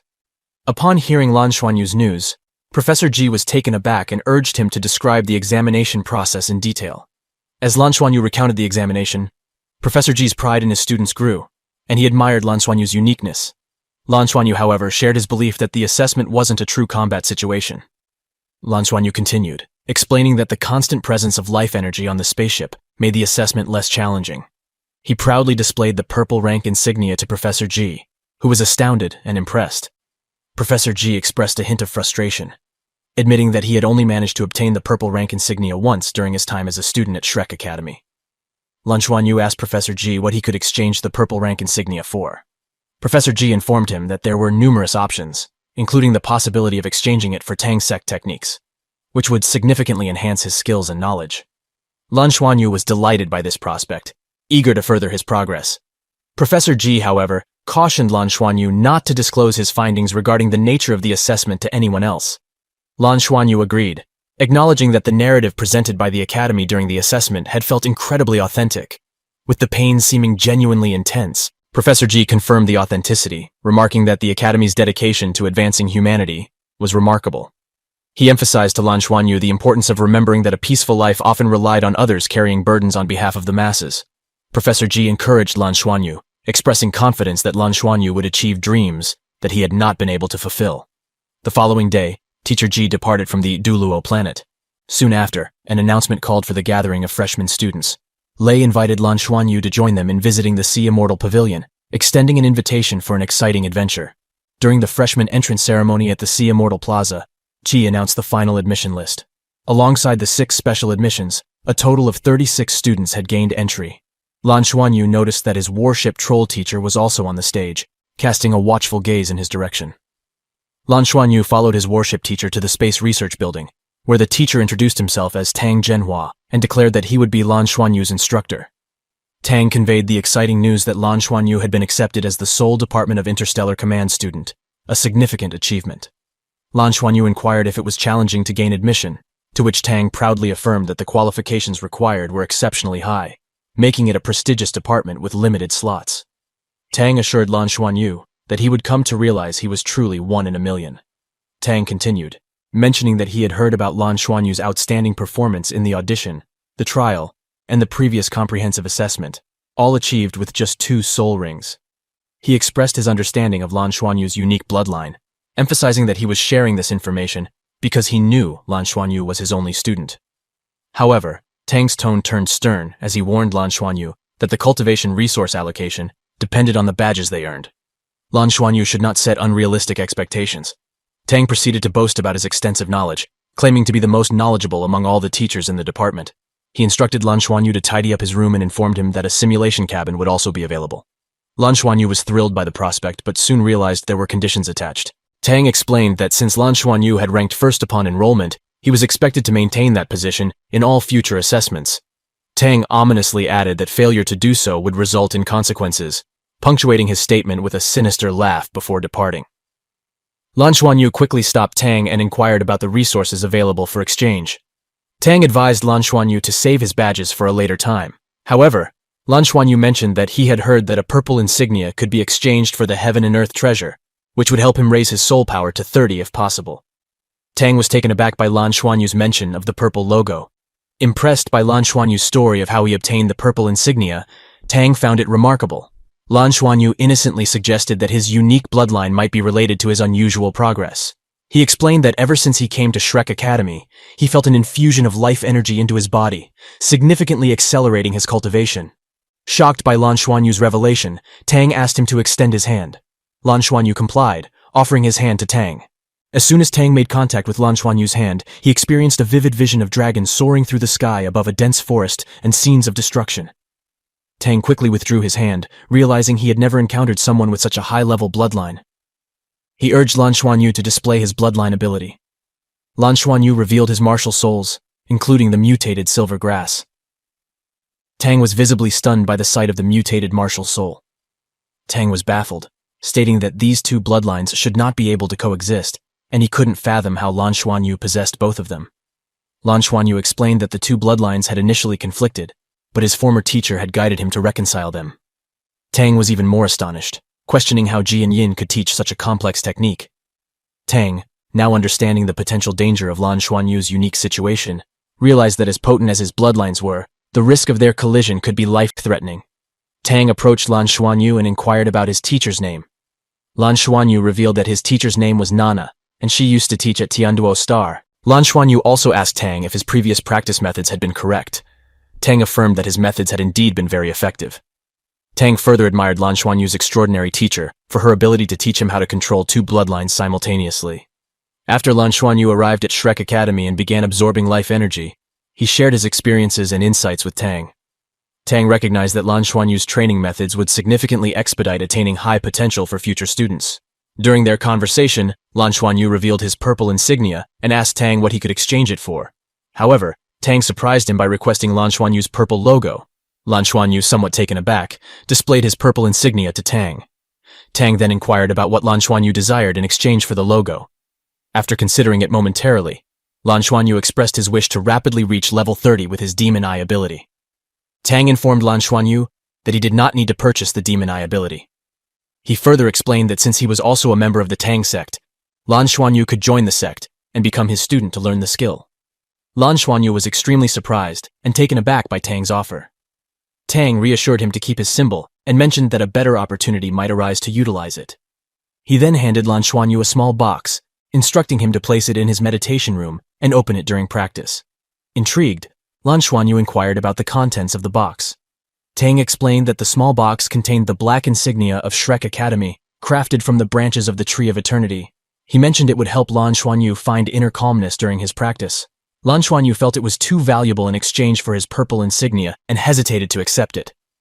Tang sternly scolded Lan Xuanyu, emphasizing that he was merely lending it to him and that he should return it if he ever found it necessary. He added that if Lan Xuanyu failed, he should still return the black insignia to him. Lan Xuanyu came to appreciate Tang's genuine support and dedication to his students. He realized that Tang was truly committed to their success. Meanwhile, Qi conversed with Feng, expressing that what he had given him previously held a significantly higher value than the purple logo. Qi inquired about when Feng intended to repay the favor. Feng, however, made it clear that he had no intention of using the purple insignia as repayment. This response left Qi somewhat agitated, and Feng then asked for guidance on how to proceed since he couldn't earn the purple logo for a while.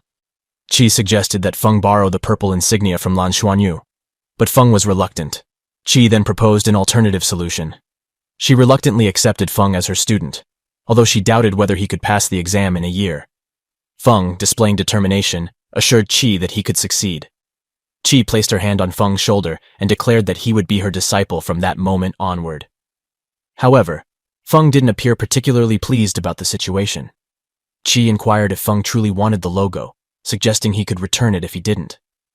Feng, however, expressed his desire to keep it. Feng then asked Qi about the item's identity, to which Qi revealed that it was a petal from a 100,000-year-old chrysanthemum. Meanwhile, at the dean's office, Lei stood before the dean. She inquired if he had discovered the ability to fuse with his summons. Lei replied that this ability had manifested after he broke through to the Spirit Sea Realm level. The dean then instructed Lei to take a seat in front of her. Lei found himself somewhat perplexed by the dean's statement. She urged him to hasten, as she had taken him as her direct disciple, and was eager to study his bloodline. Lei complied respectfully, descending to a lower position. The dean then directed Lei to look at his feet, where a magical portal began to form beneath him. Lei experienced a strange sensation, feeling slightly dizzy but also surprisingly wonderful. The dean explained that it was the Spirit Sea Realm, assuring Lei that his cultivation was quite promising. Following this, the dean instructed Lei to sit down and connect with his spiritual sea, encouraging him to exercise it continuously for the next 24 hours. The dean made it clear to Lei that he couldn't be her direct disciple if he couldn't accomplish the task. Realizing the importance of this opportunity, Lei resolved to resist and maintain his composure, determined to impress the dean and be proud of his abilities. In his meditation room, Lan Xuanyu prepared for meditation and opened the box given to him by Tang. As the box opened, it released a vibrant green energy that enveloped him. Lan Xuanyu keenly sensed the richness of this energy both around him and within his body. Suddenly, the vortex in his chest underwent a sudden change, with his energies appearing to separate. Lan Xuanyu seized the black insignia with determination, and as he grasped it, he could feel its potent energy surging into his body. His blood essence breath increased, and the absorption process felt exceedingly rapid. Lan Xuanyu found himself overwhelmed by the surging energy, fearing that if it continued, he might become overwhelmed by its sheer power. Suddenly, he sensed a change in his spiritual sea. His control over his mental power had returned, but he knew he needed to regain the bloodline energy swiftly, as the vortex was still reconstituting itself. However, the power guiding back the bloodline energy was much more potent than he expected, causing Lan Xuanyu to feel uncomfortable and uneasy. Lan Xuanyu contemplated his situation and had a realization. He understood that the bloodline's power could absorb soul power, so if he reversed the process, he could harness the bloodline's power in a new way. Lan Xuanyu devised a plan to convert excess life energy into soul power, a skill that could prove invaluable. With colorful light, he worked diligently to stabilize the bloodline's power. Then, he skillfully guided the life energy, reversing its flow and changing it into internal absorption, effectively allowing him to harness and utilize the bloodline's power uniquely. The method successfully stripped the soul energy from Lan Xuanyu, and he continued with his training, converting the excess life energy into his soul power energy.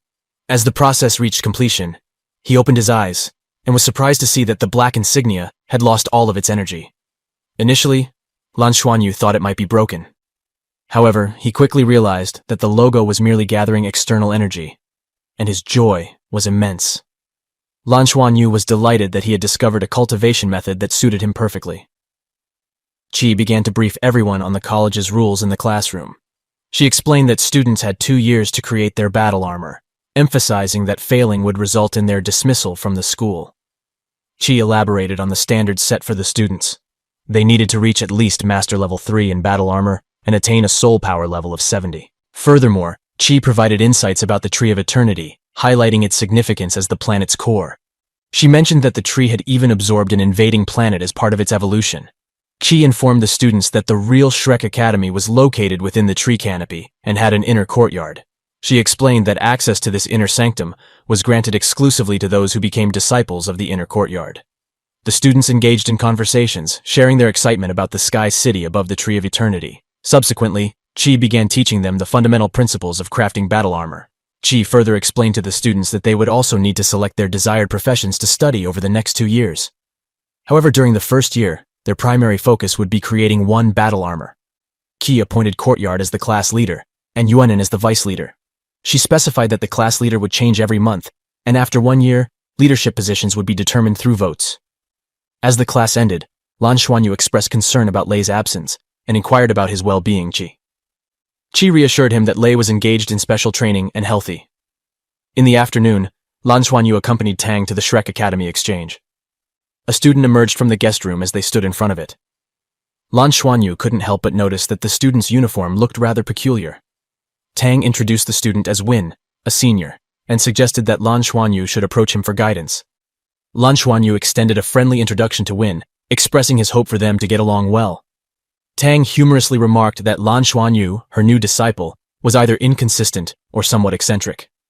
Win expressed his concern to Tang, mentioning that he would embark on missions in a few days, but was hesitant to leave without someone to look after her. Tang, in response, playfully scolded Win, urging him not to be so overprotective and reminding him of the debt he owed her, particularly a black insignia. This revelation left Win somewhat surprised. Trying to change the subject, Win turned his attention to Lan Xuanyu, suggesting that he introduce himself to Tang. Win then proceeded to inform Lan Xuanyu about the process of exchanging insignias. Win continued his explanation, informing Lan Xuanyu that students were responsible for creating the descriptions and names for their exchange items. He also mentioned that students could post redemption content, but should exercise caution and adhere to the school's guidelines. Tang chimed in, cautioning that occasionally, students posted prohibited content, which could lead to substantial fines. Lan Xuanyu, intrigued by the concept, inquired if he could utilize his cultivation abilities to publish an exchange item on the platform. Win affirmed that Lan Xuanyu could indeed post such an item. Lan Xuanyu expressed his desire to share a solution for resolving the conflict between Win's martial soul and his practice by utilizing life energy. Upon hearing this, Win was profoundly astonished, as the revelation that Lan Xuanyu possessed twin martial souls shook him to his core. Win sought confirmation from Lan Xuanyu, asking if he genuinely intended to publish this information and if he was certain about its authenticity. Lan Xuanyu assured Win that he was confident in the accuracy of the information, even though it might be a bit challenging for others to decide. Win explained that the publication was possible but would require yellow insignias as payment. He further noted that people tend to believe in something more when it comes at a higher cost to them. Tang playfully teased Win, suggesting that Lan Xuanyu should heed his advice, as he was the best at manipulating people. This remark infuriated Win, and under his guidance, Lan Xuanyu refined his exchange content. As they perused the redemption list, Lan Xuanyu came across an exchange offer for 1 liter of water from the Sea Immortal Lake. Intrigued by its high cost, Lan Xuanyu inquired of Win about the water's extraordinary value.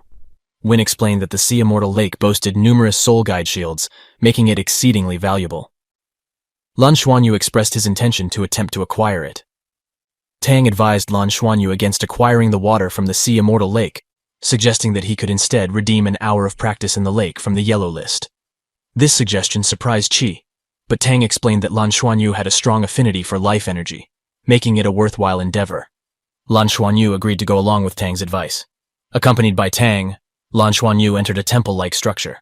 Adding to her assessment, Yue declared that Lan Xuanyu's affinity for life energy was at least 90%, and he had the potential to reach the level of her teacher. Yue announced her intention to inform her teacher about the situation, as they had finally discovered someone with such a high affinity in their line. Despite Tang's attempts to stop her, she hurriedly departed, soaring away. As she vanished into the distance, she shouted back at Tang, emphasizing that he didn't comprehend the significance of an affinity exceeding 90%, and this revelation would make waves at the Sea Immortal Pavilion meeting.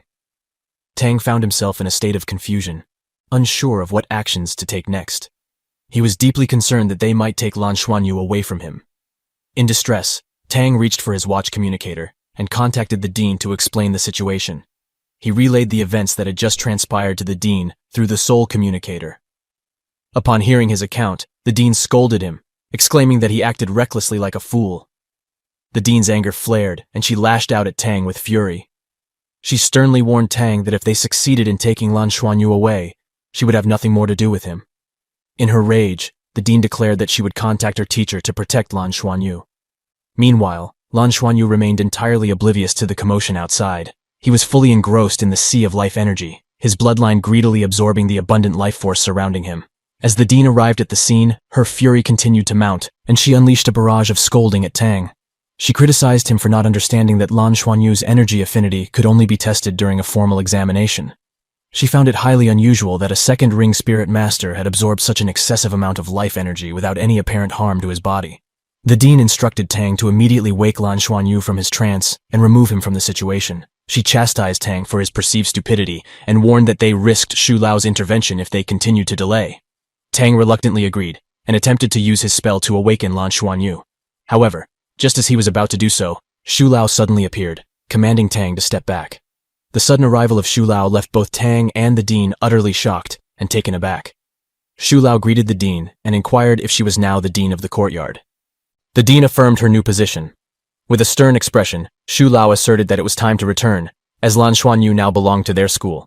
Tang attempted to voice his disagreement with old Shu Lao, but old Shu Lao, exuding pure authority, silenced him with a piercing gaze. Sensing the intensifying situation, the dean stepped forward and explained that their academy also had rules. She expressed her desire to seek guidance and requested time to discuss the matter. However, old Shu Lao curtly dismissed the need for further discussion. He declared that as the head of the inner courtyard, he would decide personally. He instructed Tang Yue to take his younger brother and return to the inner courtyard immediately. Just as old Shu Lao finished his sentence, a brilliant and imposing light suddenly manifested beside them. Waking with fear and astonishment, Dean and Tang Yue watched as another figure appeared before them. Tang Yue exclaimed, addressing this new arrival as Dean Wang. Wang Tianyu, the vice master of the Sea Immortal Pavilion and vice dean of the inner courtyard, appears with an air of authority. As he arrives, he immediately chides Shu Lao for causing chaos. Shu Lao, surprised by Wang's presence, asks him why he's here. Wang responds by questioning why, as the vice dean, he shouldn't be present. Shu Lao presses further, asking Wang to clarify his intentions. Wang Tianyu firmly responds that the academy's rules cannot be disregarded, and even if Lan Xuanyu becomes their student, they cannot take him away before he graduates. Shu Lao then inquires if this means he cannot teach the student. Upon hearing this, Dean is relieved, while Tang remains concerned about his earlier blunder. Dean recognizes that very few people have the privilege of standing up to a teacher of Shu Lao's caliber, given his reputation as one of the best in the academy. Shu Lao retorts that Wang lacks respect for his elders, to which Wang responds that the last time Shu Lao cheated him, he stopped considering him as an elder. Shu Lao's anger flares up, and he threatens to strike Wang. Wang, however, advises Shu Lao not to act rashly, as he is still an elder. Shu Lao, seething with rage, declares his intention to convene a Say Immortal Pavilion meeting regarding Wang's actions before abruptly departing. Witnessing Shu Lao's departure, Tang's sister expresses concern, and Wang also instructs her to leave. Wang, as they leave, informs Dean that life energy affinity will be added after the physical examination. Tang, filled with worry, asks Dean about the potential consequences if the Say Immortal Pavilion meeting doesn't go well. Wang, his anger evident, sharply reminds Tang that it's none of his concern and questions whether Tang recalls what Wang instructed him last time. Tang recalls Wang's earlier instructions for him to take action. Suddenly, Wang casts a spell, enclosing Tang within a cube. Dean, witnessing this situation, expresses concern for Tang and implores Wang not to be too severe with him. Night falls, and Lan Xuanyu remains in meditation. His body aches all over, and the bloodline vortex in his chest feels frozen. As Lan Xuanyu emerges from the water, he notices it suddenly becomes very dark, leaving him puzzled. Lan Xuanyu spots Tang sitting there, and when Tang notices that Lan Xuanyu is out of the water, he angrily yells at him, blaming him for the situation. Tang's face is swollen and bruised. Lan Xuanyu, looking at him, doesn't recognize him anymore. Tang examines Lan Xuanyu momentarily and realizes he's fortunate because his soul hasn't been affected by the excessive life energy he absorbed. He asks Lan Xuanyu if he can convert the excess life energy, to which Lan Xuanyu confirms that he can. Tang, realizing that things are quite chaotic, decides to leave, telling Lan Xuanyu that the life energy he absorbed today will keep him busy for a month, and when he's done, he'll be closer to reaching the third soul ring. Lan Xuanyu is left pondering what happened during his meditation and whether he played any part in Teacher Tang's injuries. At the same time, Lei has been kneeling for 36 hours straight, and he's come close to collapsing several times. However, his remaining consciousness has kept him going. Dean, who hasn't slept, watches over him from a nearby sofa. She initially thought Lei was weak, but he has displayed incredible determination. Finally, Dean says, "Okay," and as she does, Lei collapses to the ground. Seeing this, Dean becomes worried and quickly administers a potion to Lei. After giving him the potion, Dean feels a pang of heartache and admits to herself that she doesn't need to be so hard on him. She's genuinely at a loss for what to do. On the second day of school, Qi, while conducting the class, informs everyone that they now have access to the simulation cabin with all the permissions of an adult. Qi explains that they can exchange Duluo coins for Shrek symbols in the coming week. Qi specifies that they can exchange for normal and yellow symbols, with the exchange rate being 1,000 for normal and 15,000 for yellow insignias. However, the exchange rate for purple insignias is still unavailable. Upon hearing this, Lan Xuanyu begins pondering how to earn more Duluo coins to exchange for Shrek insignias. Qin and Qian approach Lan Xuanyu, and Qin inquires if he's aware of a place in the Duluo world where they can earn Duluo coins. She suggests that they go there together later. Lan Xuanyu asks what Qin needs him to do. With a teasing tone, Qin comments that, naturally, Lan Xuanyu will be in charge because that's the only thing he can do. Lan Xuanyu agrees, and proposes that he take 30%, and they can split the rest. Qin argues that they should split the earnings equally among everyone. Lan Xuanyu disagrees, and states that he won't participate under those conditions. Yuanin intervenes, grabbing Lan Xuanyu and offering to go with him to the Duluo world this afternoon. Qin becomes furious. Lan Xuanyu explains that they can earn coins by participating in soul fights, and there are cumulative rewards. They can also bet on themselves to make it easier. Qin accuses Yuanin of stealing her business, and she is upset. Qin decides to team up with Qian, believing they are equally formidable as a duo. Lan Xuanyu calls out to Qin, proposing they split the rewards equally. Qin suggests they redeem the symbols after the final settlement and hope to borrow them. Lan Xuanyu assures her that he will return them within 3 months. Time passes quickly. Lan Xuanyu enters his training room and steps into the simulation cabin. As he relaxes, he hears notification beeps, and suddenly he's transported into another soul world. Lan Xuanyu is genuinely surprised to discover that he's now in an ancient city, surrounded by ancient people and buildings everywhere.